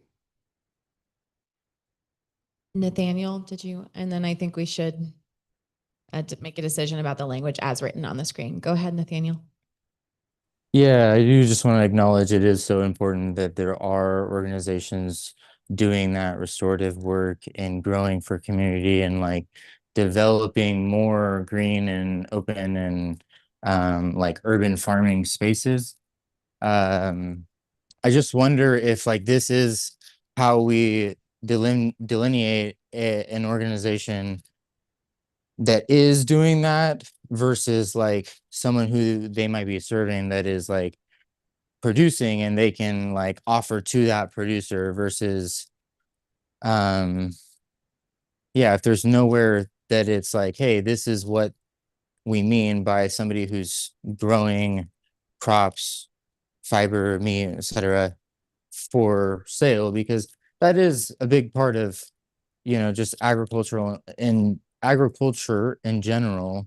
So we don't want to like not put it in at all if we're like including everyone in every definition, then it's hard like even the land stewardship thing, like I want to almost go back to that of like, did we not mean everyone else? And I thought that was the delineation of like, all right, there's traditional ecological knowledge, there's land stewardship that covers an umbrella of things that are restorative, that are not extractive, and then there is the extractive producer that is, you know, feeding people. So I thought it's kind of like there are those definitions to differentiate versus if we name them all the same thing or two of them the same thing, then it does kind of dilute both. Uh, the one thing I disagree with is that extractive necessarily mean like not everybody who sells is reducing the quality of the soil, right? They're not mutually.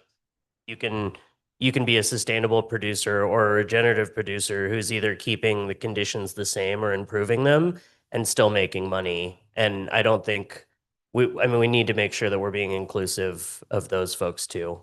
I think it's hard. I think this definitional work is really challenging. So maybe we need to workshop it a little bit between now and December. Maybe in the one-on-ones is a good opportunity for everyone to just give their own definitions with these and we can marry them all or something. Yeah.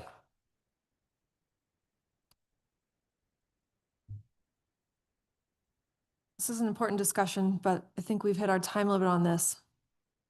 It sounds like there's actually two things proposed now. So there's a version of the definitions that has this land steward as an umbrella term, inclusive of not just tribal nations.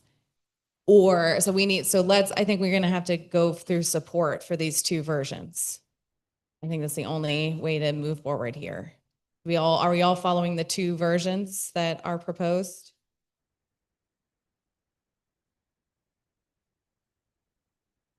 Nathaniel, is this reflective of what you were suggesting, or this 1, 2, 3 definitions?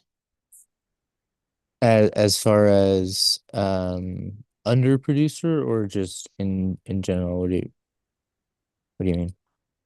Just that I was just trying to capture what I thought I heard you saying, Nathaniel, but if this Gotcha. would Yeah, no, pass that with is, yeah, that's, yeah, your- yeah. Okay. So those would be the three separate definitions, and that would kind of be the delineation. So if we're going to vote on it, just wanted to make sure that was accurately captured. Yeah.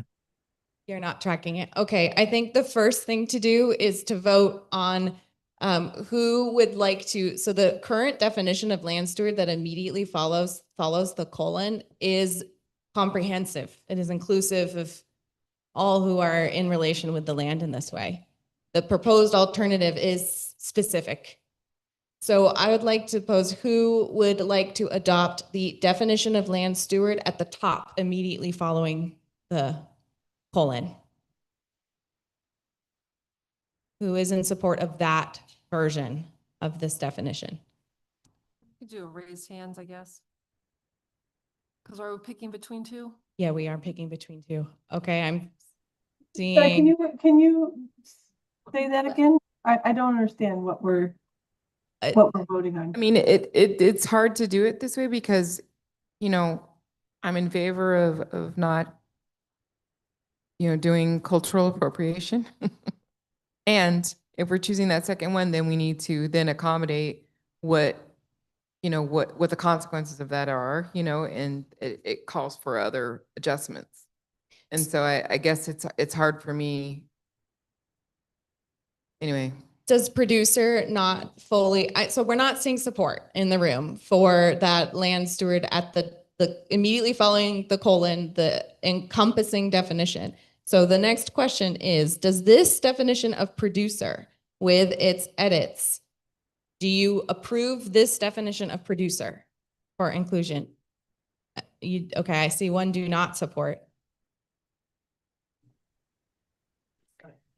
I just wanted to mention, I think, didn't this come up, separating these two words to be able to encompass aspiring farmers in a sense? I believe that was a different conversation, Irene, related to this, but we did add aspiring farmers to priority producers and land stewards. What happened in October was task force members requested that we independently also define producer and land steward. Yeah. Okay, So what I don't want to say is that there only tribal peoples can have a direct relationship with the land and an interest in communities in the natural world and future generations. I don't want to say that it's only the domain of tribal peoples that have that concern, interest, and take actions in that way. I'm perfectly fine with having a particular category that singles out and makes it clear that tribal peoples have a different relationship with tribal sovereign rights, which is something that no one else has. I'm completely in accordance with that, but I don't want to make it so that the only role that any other person that is not a tribal person can play is that of somebody who takes from the land.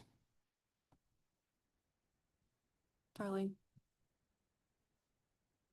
Yeah, I think just the term land steward, I mean, we can get more technical to make it tribal, but the term land steward is a term in the TEK that is often referred to. It's a common term more than just what we're doing here. So somebody reading through that would be like my definition. But I understand what you're saying because it is not just specifically only Native people that take care of the land. So maybe we need to work on,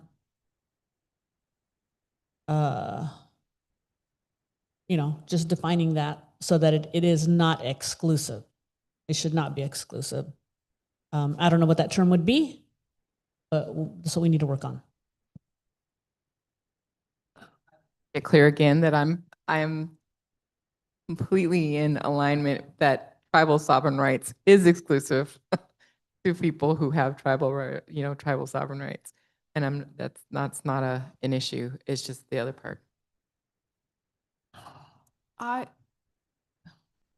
thinking folks might need a little more time to think this over, and it might be something we could touch on in the one-on-ones. I know that agenda is getting extensive, but I'm concerned that even if we try to push for support, we're going to open it up in December. So we're hearing ideas and concerns, and let's spend a little more time on this behind the scenes in the next week. Yes, and just confirming where this is ending now is that land steward, that top definition is not there. It goes to the proposed alternative, and then producer looks like this. That's where we're leaving this discussion, knowing that it is not finished. Okay. Okay. Tessa?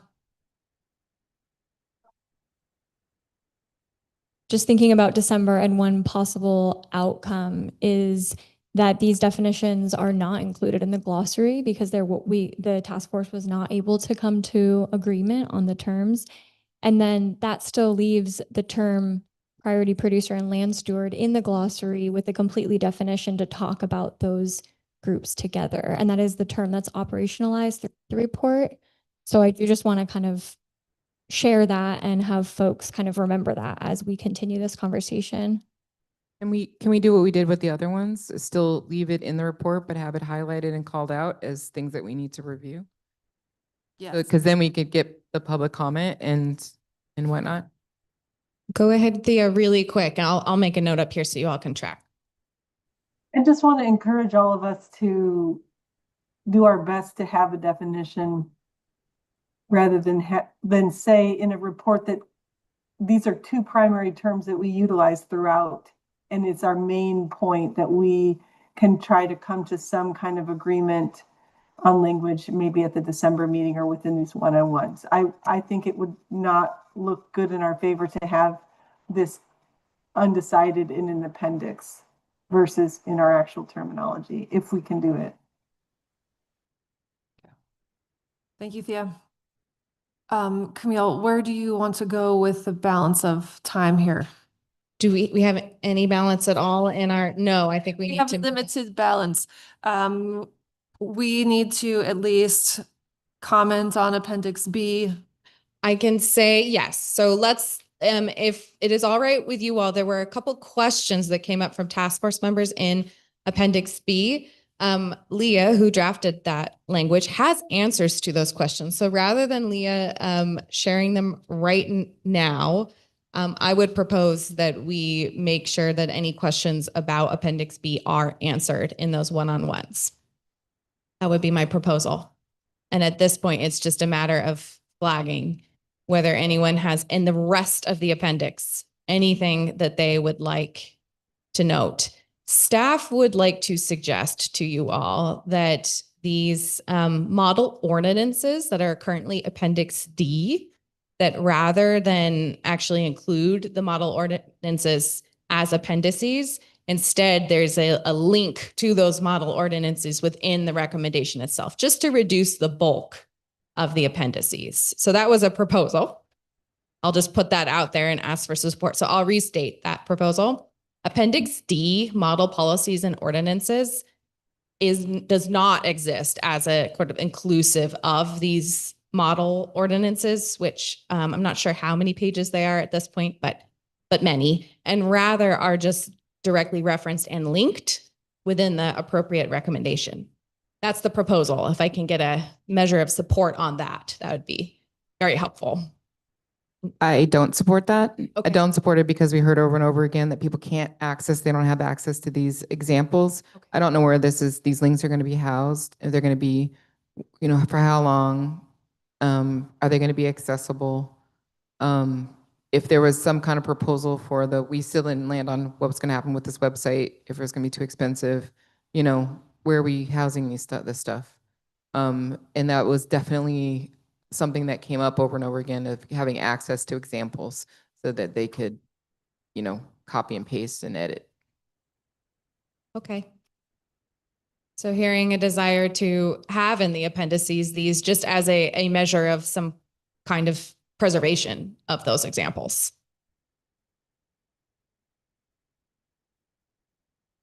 If no one else has strong feelings about that, we will maintain Appendix D.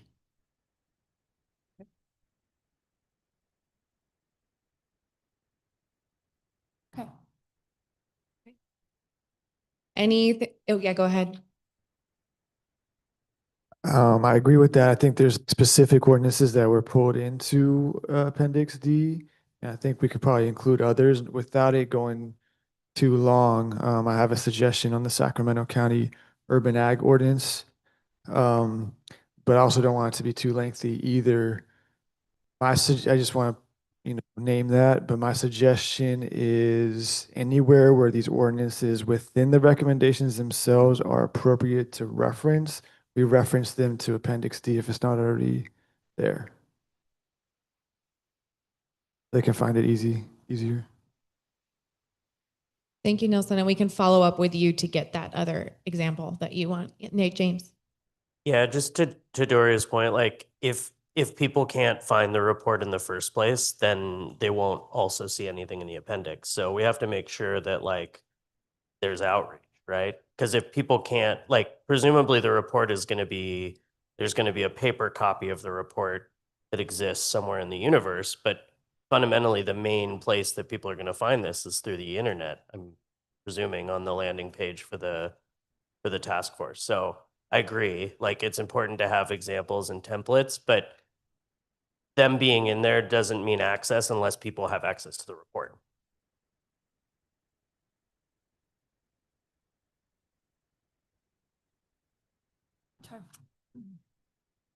So the question is where are they going to get long-term access to the report? If is this page, this section of the Strategic Growth Council site going to live forever? If so, then we can create a whole reservoir of example things that lives in that same place. And I would be fine with that, because it's just as vulnerable as the report itself. But if we don't know where it's going to land and don't know where it's going to happen, to have it at least in this version or in whatever PDFs get delivered, it won't eventually be a dead link? It's a very important question, one that staff have been investigating. What is the lifespan of any online presence of this report? The answer to that is that there is no exact answer to that. One thing that we can discuss with you all and are thinking for December is the life of this work beyond the meeting. So I think the extent to which you can share out this report, which speaks to your note about appendices, including the documents you don't want to lose, so that other organizations can also post this or share this, or it expands the life and circulation of this idea. I will note this might not make anyone feel like it's accessible, but we will be submitting your full report to the State of California Library, which collects reports that have been submitted. So I don't know if that increases accessibility, but it will go to that kind of permanent catalog. Which makes me want to include the full ordinances even more, because the links will run dead, but not the.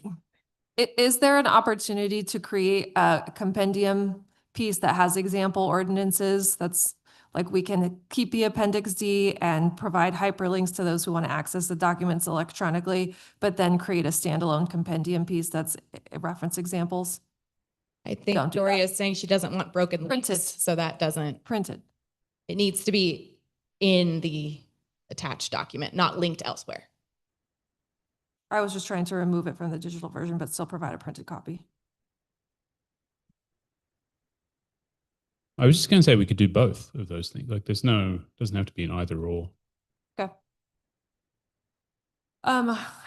We don't have a lot of time left, but that felt great to get through appendices primarily. We need to talk about work planning and next steps and general public comment. Okay. Work planning and next steps. So exciting. The very first thing we're going to do, we have a couple printouts because this took a lot of toner. But we will also be looking electronically, so you all can kind of maybe pass these around.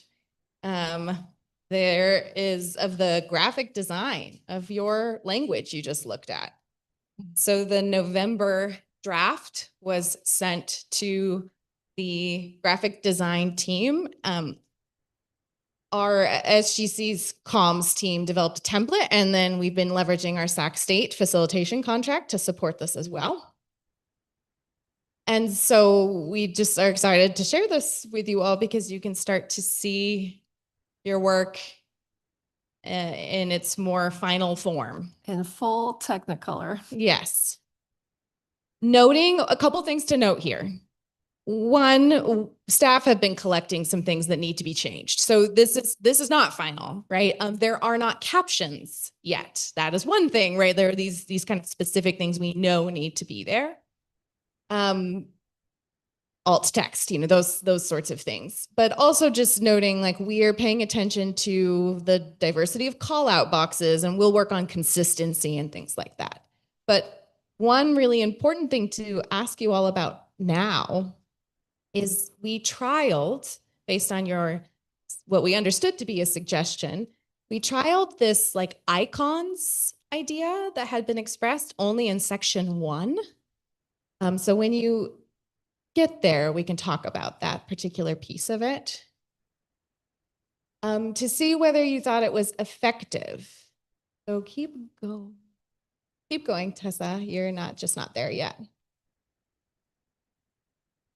So we did these tags, these icons. This is something that had come up in a working group and had also been discussed in a task force meeting, where people had expressed, for ease of readability, some kind of flag, so that someone who was entering into this report from a position of technical assistance might be able to see that icon throughout your recommendations. Someone who is entering into this from a position of maybe doing more engagement or leadership work would be able to see those types of mechanisms represented. Instead of doing this for the entire document, because it's quite extensive, we did it only in this 1.1 to give you a sense of whether it was actually effective or cluttering. That was kind of staff's own response to this, was wondering how helpful this is versus kind of one sheets, fact sheets that are tailored to these kinds of audiences. One thing to say is that none of us like the way where the icons are. So even if we go for icons, they won't be there. We think they should all be like in the left column or something, or maybe even at the end. Anyway, so just placement, not great. But the question is, are these icons helpful at all? Yeah, go ahead. I prefer the one pagers to, I feel like it's very cluttering the way it looks. I think it's like, I would rather have a page for each tag that pulls all the pieces than have the tags, because it turns into like a scavenger hunt as you're reading the report. I get they're supposed to like flag commonalities, but the way it looks right now is it looks cluttered. Yeah. And yeah, there's just like a lot of infographics out there with little tags right now and a lot of things. And I feel like it just makes it harder to track stuff. That's just my opinion. To the math. Let's take Nelson, then Thea. I'm somewhat indifferent. I feel what you're saying, and I agree with your perspective. I also see how this is a little clunky where it's at. I would suggest if we move forward with this approach, that we only add that for in the summary of recommendations and not like where the recommendations actually are, and that might clean it up a little bit. Because I do like the cross-referencing as well.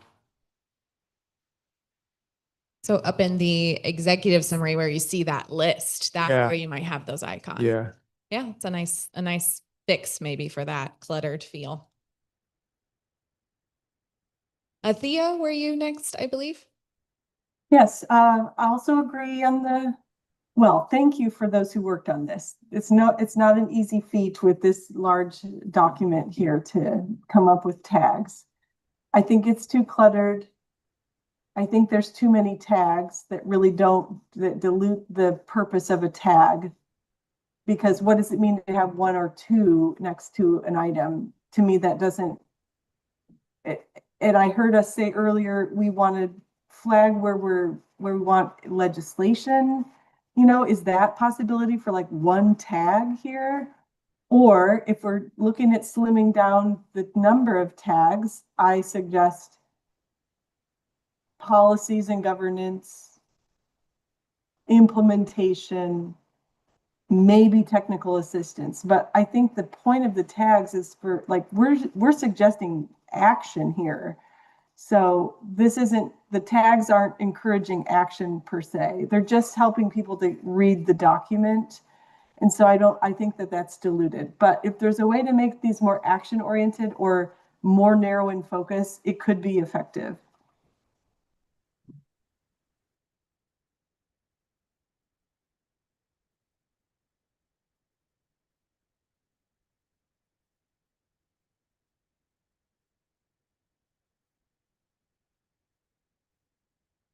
Any comments? I know you're all kind of absorbing. This was offered to you at the end of the day because we really wanted to focus on content in that very unattractive Word document, but you will be seeing this in December.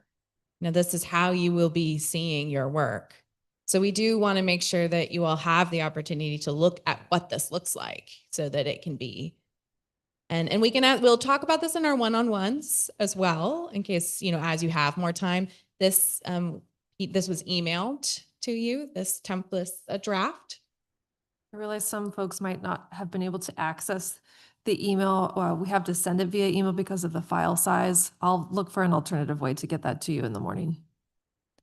Doria, go. Can I suggest one thing? I'm always like thinking about readability, and I really like how impactful and effective this summary of recommendations is.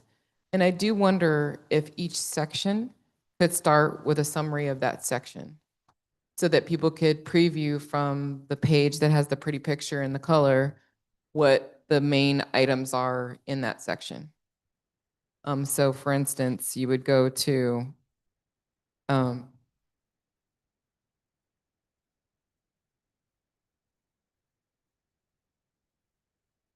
one.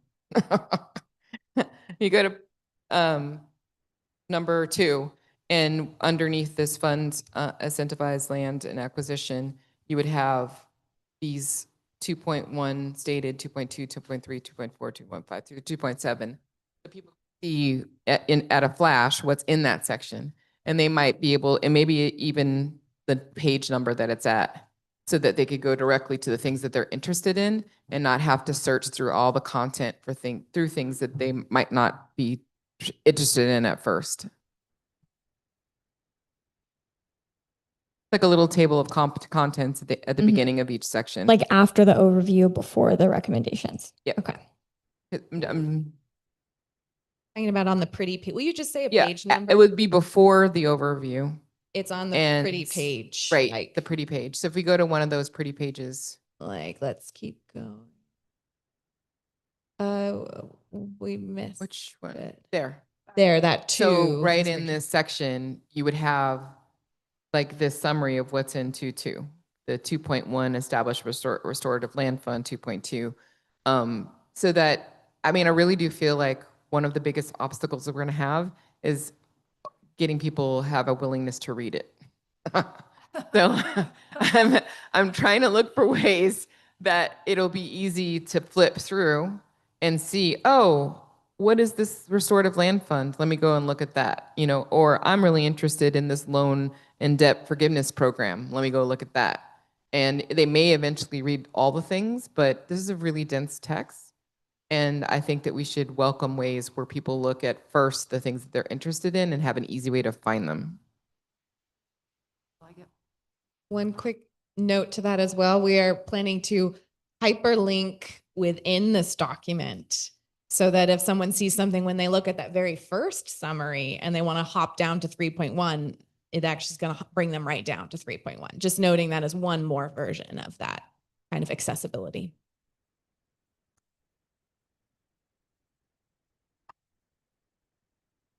Design thing.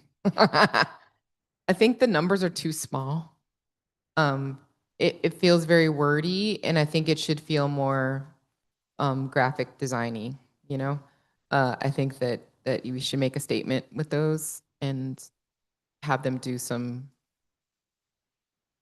it's size, it's the font, you know, it should look more like you've arrived, section 2, you know? I think I'm kind of On that hearing- pretty page, that you really make a statement that you've arrived at section, at recommendation 2. almost like each section has a cover page that then has that little brief.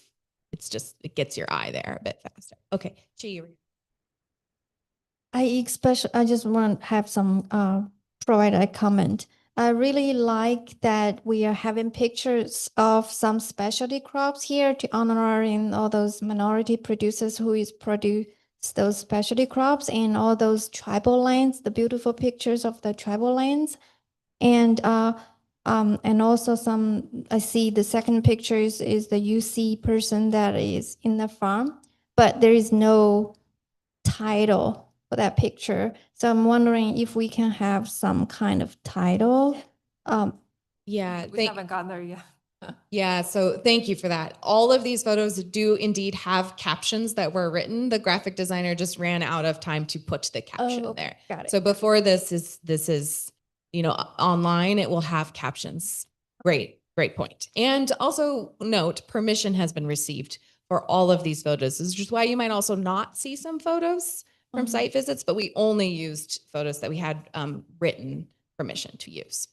Okay, and I have a funny comment about one picture.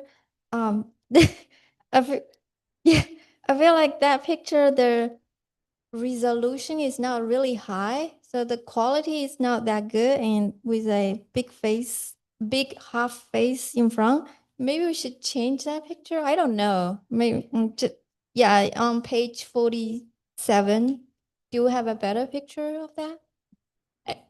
We can replace that, but we also have talked about that photo. It's the only it's the only photo that we have of the farmer, but we have some other photos of the crops at that farm that we can replace. Okay.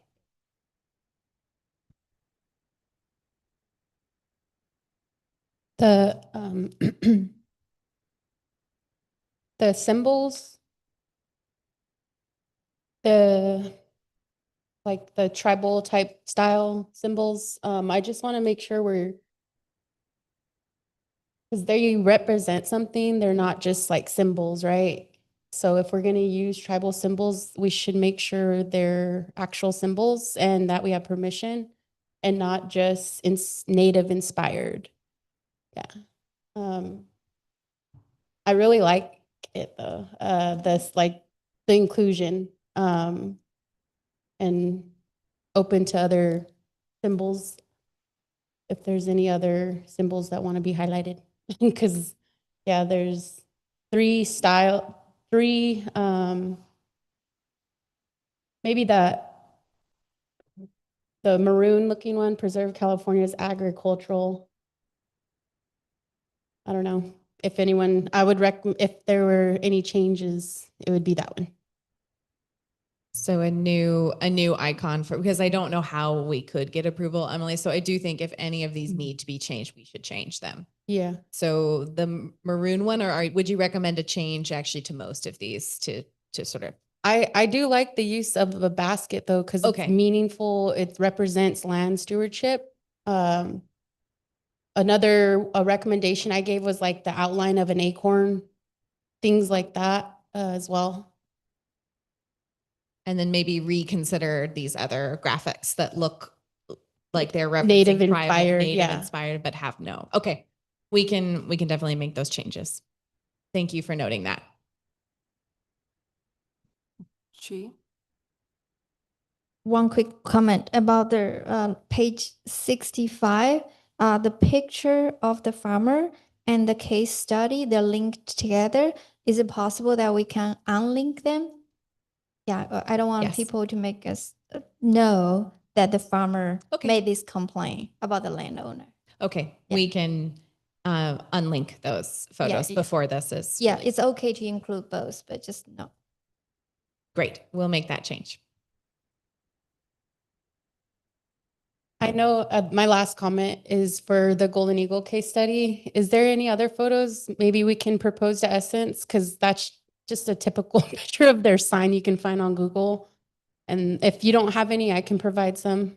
We do not have any that we have permission to use. So we can go to Essence and see if she has a photo she'd like to use of their farm, or Emily, if you have permission, you can also. I'll create the email to create the dialogue. Yeah, I appreciate that. Thank you very much.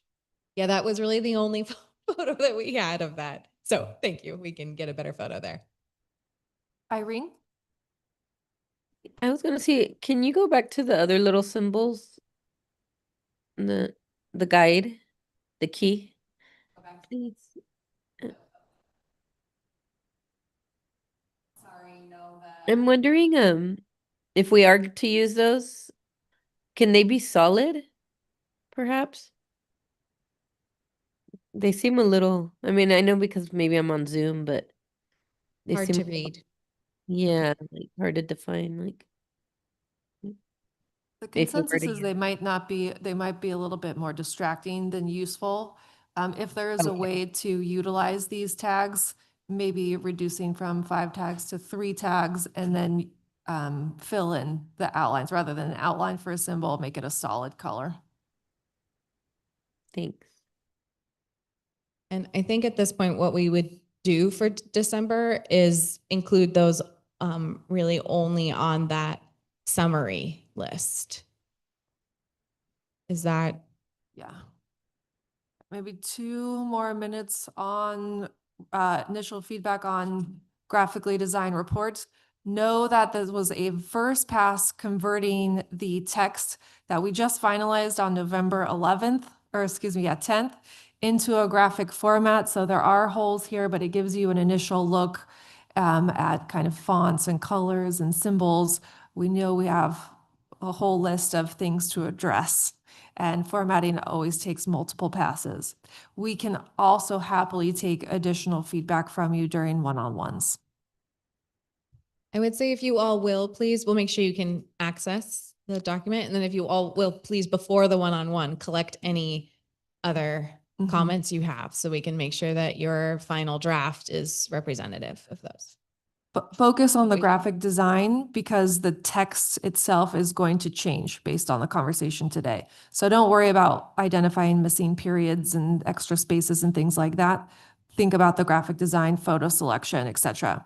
I know a couple of you can't access the link. I'm going to help with that tomorrow. Thea, go ahead and Go then ahead, we Thea. can move.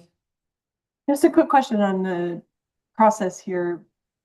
So we're looking at this, we're providing some initial feedback because we just saw it like a few minutes ago. Will the draft, what we look at in December, on December 11th, is that going to be like a final, or when will we have any other time to provide input on the graphic design here, or this is it? So let's talk about timeline. I think it's a good moment to go there. Before we go to timeline,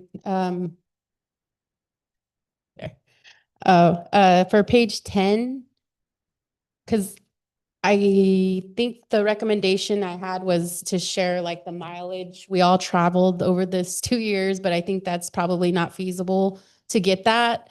So maybe like the other example of the representation of California and showing the percentages, but here on page 10, showing, yeah, the state line of California and little points and where we met, did engagement sessions, et cetera, just to show that footprint of what we did with the supporting information on the side if possible. Visuals. I totally agree. I think a map like showing all the places we went would be really helpful. I also just want to put in a plug for a new title. Like, this is the title for the report. I feel like it's very wordy and it's not a very good title. It doesn't, and yeah, I think we can work on a better title that captures people's attention. It's very long. And it doesn't pull out the who that's doing it. It's all mushed together. And I would also just advocate for a stronger cover. Like, it feels a little not super inspiring. It feels more like an internal page. We're hearing a dislike of wavy lines and a need for a harder hitting first page, but also a need for a new title. And that needs to be decided. I don't know what we would do to make that happen unless it happens now. Well, can we come up with a menu of options and then take a vote on which one would be the final one in October? I mean, sorry, December. Yeah. I'm not going backwards in time. I know. We can do that. So staff propose, and we can maybe even do that in the one-on-one so we can at least get a sense of priority, what people like. Okay. Yeah. Okay. Think about that. Come up, when you're on your dog walk or whenever you've got some open creative brain space, we'll collect some pithy, impactful titles. Okay, let's turn to timeline. Thank you. And so Thea, noting that you had asked that question. So we are planning for what you see in December. This Word document that you all have been looking at for so long will not be the representation of your work, right? Your work will be in this graphic design. So that is what you will be reviewing and commenting on as your final report in December. If you can go forward, Tessa. Okay. Go ahead. Keep going. You all know it's our this list is like shrunk up to the top. So December 11th is our last one. And if you'll click forward one more. Okay. So here is what we're proposing. I would suggest, so originally we were thinking that we would give task force members the opportunity to provide copy edits and photo submissions by email to staff as you have in the past by the 20th at 9 a.m.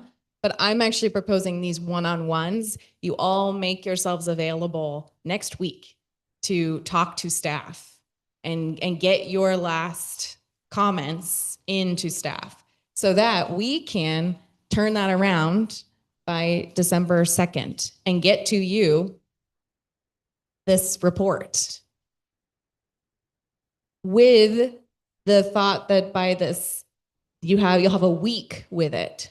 So that by 9 a.m. on December 9th, we have any of those revisions that must happen before this report is approved, before you will approve this report, so we can mock them up for you to view as a group in your December meeting. Because what's really important to note here is that when you have a formal vote to submit your final report, what that final report is, what it looks like, every word needs to be clear to you and the public. So in other words, it's going to be very important that in that December meeting, we have the version of the text, to the extent we can, that will be final. Is this making sense to everyone? So if it is if it is like a switch this photo or change this caption or something, that needs to be really mocked up in front of everyone at that final meeting. Thea, go ahead. Thanks, Camille. I don't mean to interrupt. I just wanted to make sure that it seems like there's some things that we can accomplish during the one-on-ones in between now and the December meeting. But there are a few things that I feel we might need to actually vote on. And I don't know how that's going to happen. And other than maybe we have the suggested revisions from the one-on-ones and then we vote on which one we would like to have in there. I'm just thinking particularly for the terms that we were most recently discussing. But also revisions, like, I don't know, like if we get new revisions, like we had this time where there were completely new bullet points, you know, that we hadn't seen before. I don't know how we might get to a conclusion if we have new additional text that we're proposing. That's my only concern here is like, if we're still, you know, suggesting new text, how will we get to the point where we can move that to be a final document by the 11th? Yeah, did you want to say something, Chief, before I answer that? Yeah, just echo what Thea just said.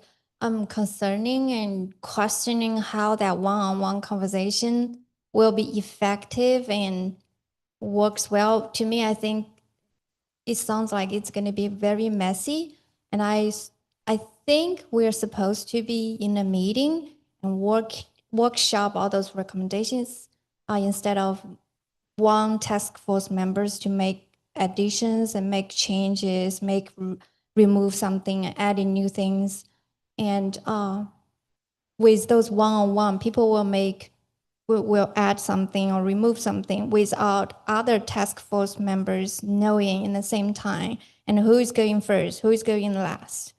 So I was having an impression that today's meeting, we will finalize this, and the December 12th meeting will be just the answering questions and meeting with the producers that we have met with.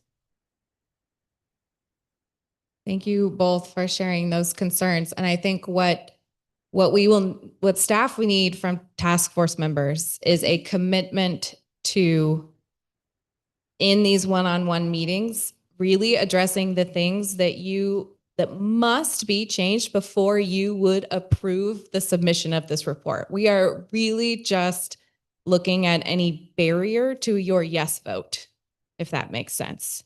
And it is messy. So I do want to clarify that staff would not, based on these one-on-ones, go in and make changes that are not flagged. We are in a fully tracked changes moment with this document because any change needs to be minor and needs to be necessary for approval by the task force.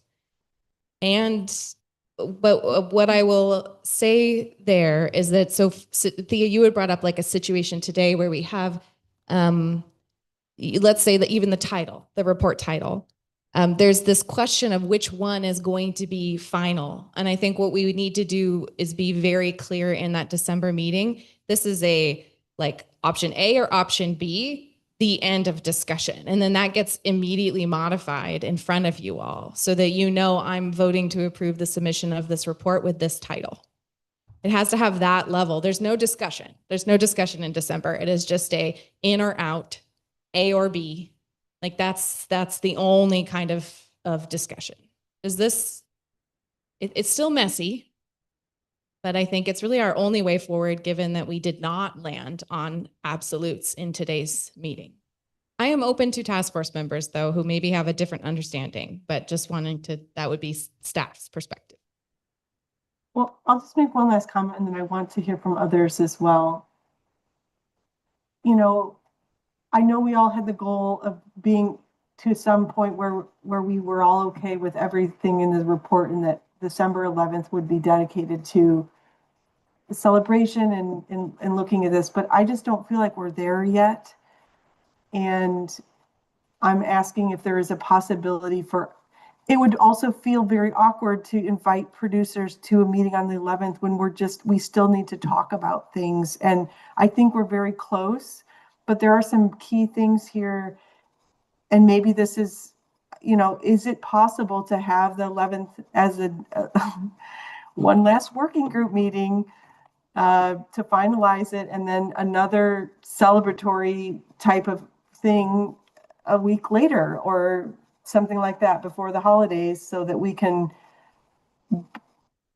delineate a little bit better? Or maybe the celebratory meeting happens after the report is released in January, when we can invite legislators and others to a meeting where we've already, you know, that we are in agreement on, and that we, you know, feel confident about our final product. Not that we don't, but I'm saying just all in agreement about all of the things we discussed today. Top you what just Sia just said. I think it's a great idea. I don't know if it's feasible or not, but I think that would be much better, and we feel more comfortable about that. And I have several Asian farmers that requested to travel to Sacramento for this the December meeting. I don't think they are traveling all the way to listening that we are voting on yes or no. They're just traveling to that meeting to provide their comments and celebrate all other things. So I'm hearing a proposal to have a December 11th meeting that is a working meeting where that text is finalized, followed by a celebratory meeting in January. Proposal that I'm hearing.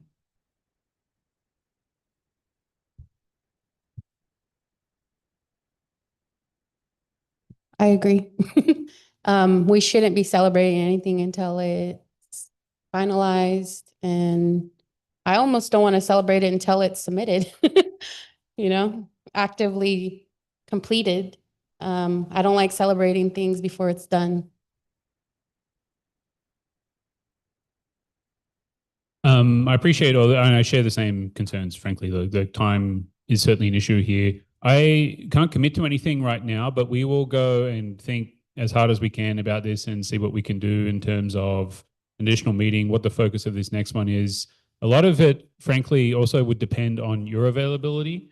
And that's been, as Megan knows, one of the biggest challenges that we face in this work is getting everyone together, needing to get quorum in person in a certain location, and the added burden that puts on all of you to come back a week later after you've just traveled, for example, to be in a certain place. So that is the other thing that's on my mind, but certainly we hear you. We will put some thought into it. I'll take it back to SGC leadership, see if they have any creative ideas as well, but certainly committed to seeing what we can do. But yeah, welcome other suggestions too. Appreciate it. Yeah, I agree with what Emily said. I like to celebrate something that I feel like good about. It's completed, it's submitted, it's behind us now. I could see a challenge with us meeting again and having another schedule after we're all done in January. So I would suggest an alternative proposal that we have our celebration like after, at the end of the meeting on the 11th, like an after party type of thing. So we invite producers, instead of, you know, listening to the boring day of us, you know, voting and finalizing things, that we invite them later so we're not wasting their time during the meeting, and then we can all celebrate after while it's all fresh in our minds and things like that. So just as an alternative. I'm not attached to either though, personally. We mentioned this would be well, we get adjourned in February, right? So would the if we were to add the final or the, final convening of the task force through a celebratory convening in January, would that be covered when it comes to travel, since we are still on the task force? Exactly right. Any convening of this task force, you can be reimbursed for travel, but also any convening of this task force, you receive the per diem allowance for your attendance. So if you host a task force meeting while you are task force members, you are eligible, and you attend, you are eligible. It must be a task force meeting. Yes. I thought we were done January 1st as a task force. No? So if you will actually maybe go forward a slide. So the report is due. The report is due January 1st, right? But in the initial statute that established this body, there was no specificity about when the body ends, actually. So what the plan is, sorry, you'll have to go one more slide. The council, so you all are members who have been appointed by the Strategic Growth Council. At their February 25th meeting, we're extending invitations to chair and vice chair first to attend that, but also we're planning at the December meeting to converse with you all about the plans, could present to the Strategic Growth Council about your work. And at the conclusion of that presentation, the Strategic Growth Council will conclude your formal appointments to this body, at which point you are no longer task force members. So actually February 25th is when your work would conclude formally. Oh, sorry. Oh, yeah. Yeah, we like going back in time, don't we?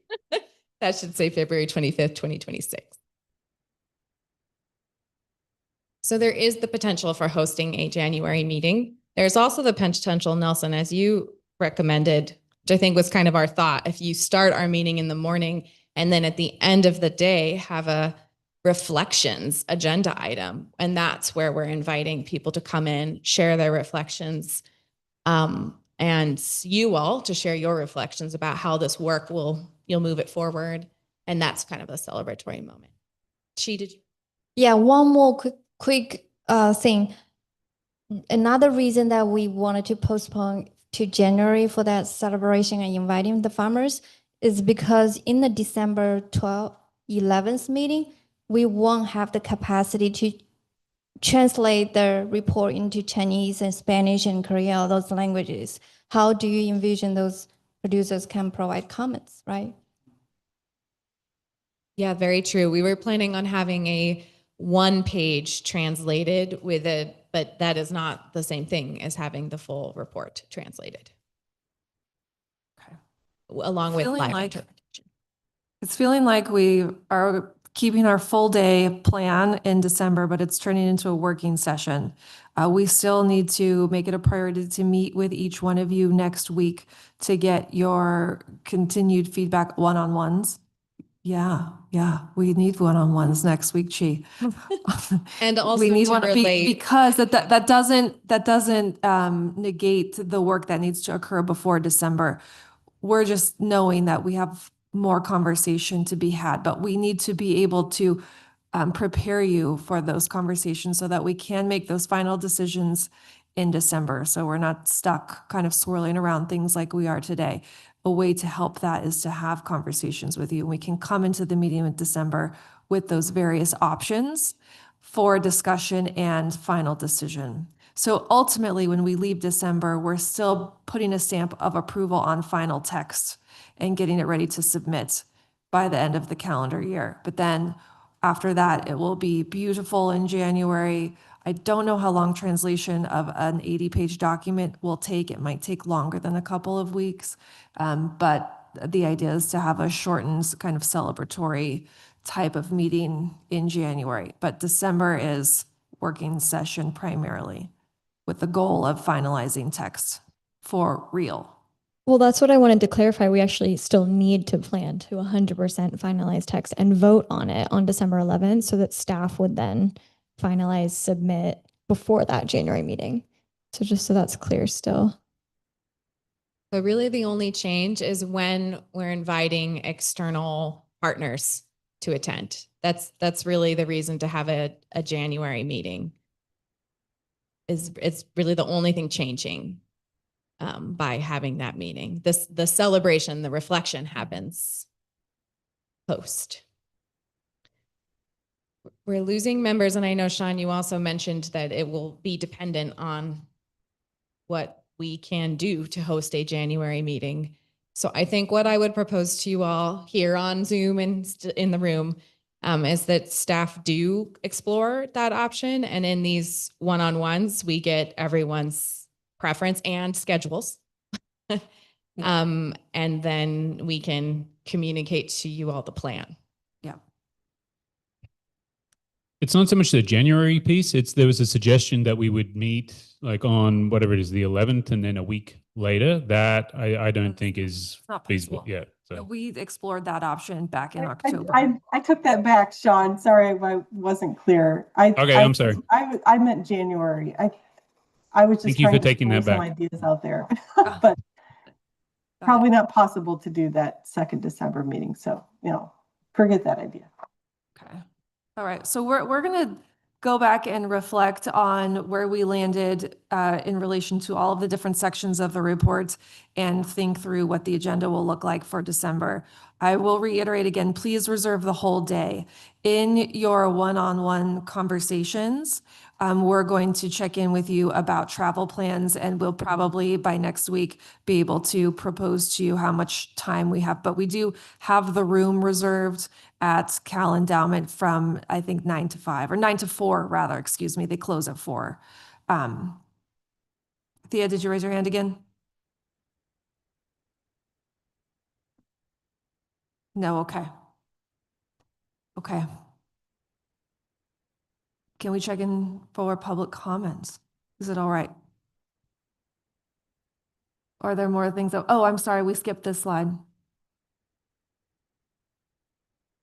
I think since we are now discussing this working day in December, a lot of these specifics actually can be discussed at that point. It's been a long day. I'll note that at this point, staff have been identifying tailored outreach materials that will be developed post the submission of your report when that language has been finalized, including this about 5-page report summary and much shorter. And that might be what could be translated into different languages to ensure people have access.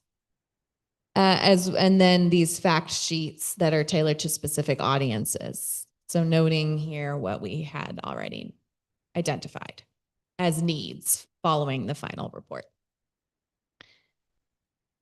I think we can return to this, just flagging for you all those pieces. Yeah. Thank you. Okay. Public comments. We have Jamie in the room. You want to come on up here? We don't have a timer, but I'll help you keep track of 2 minutes. And then we'll go to Adam X online.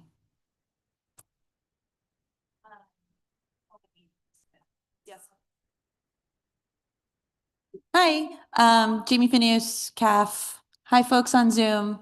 I will be super quick of just like, thank you and appreciation for taking the public comment from the last task force meeting into consideration around land consolidation and increasing that as a priority.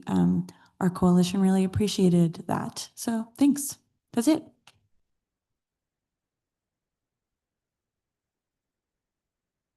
Okay, Adam X, we're going to unmute you. Give us a quick sec. Thanks for driving, Tessa.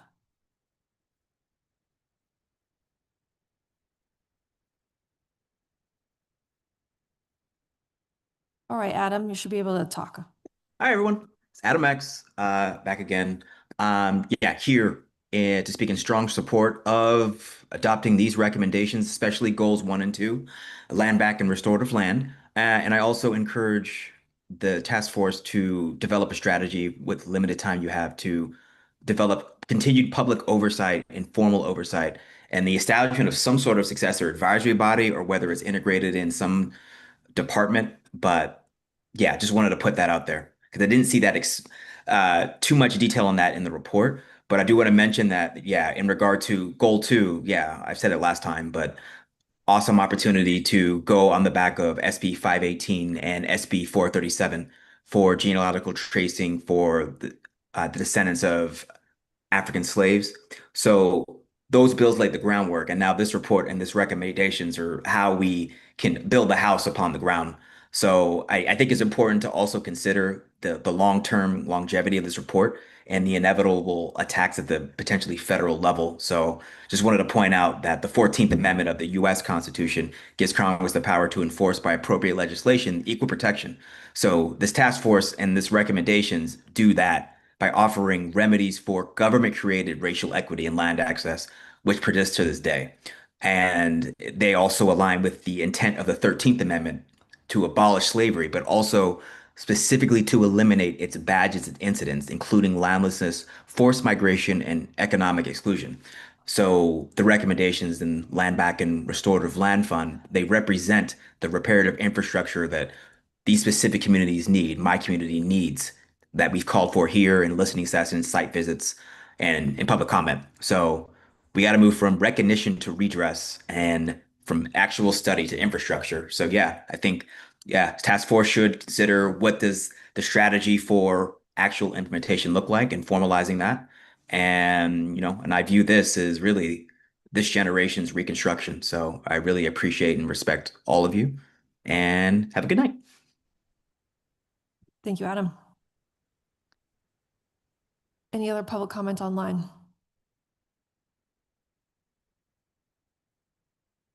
Seeing none. May we turn to Chair Hawkins to close us out.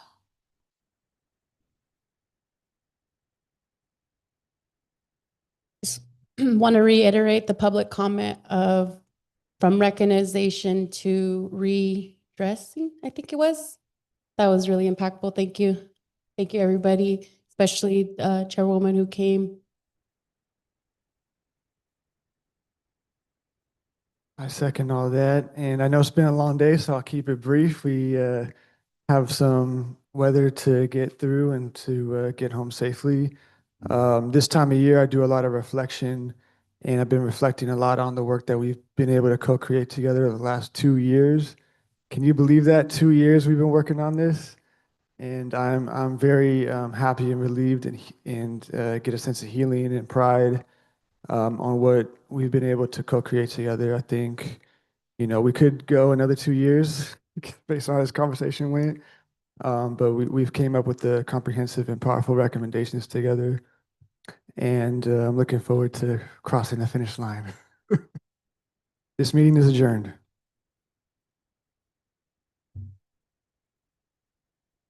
Thanks, everyone.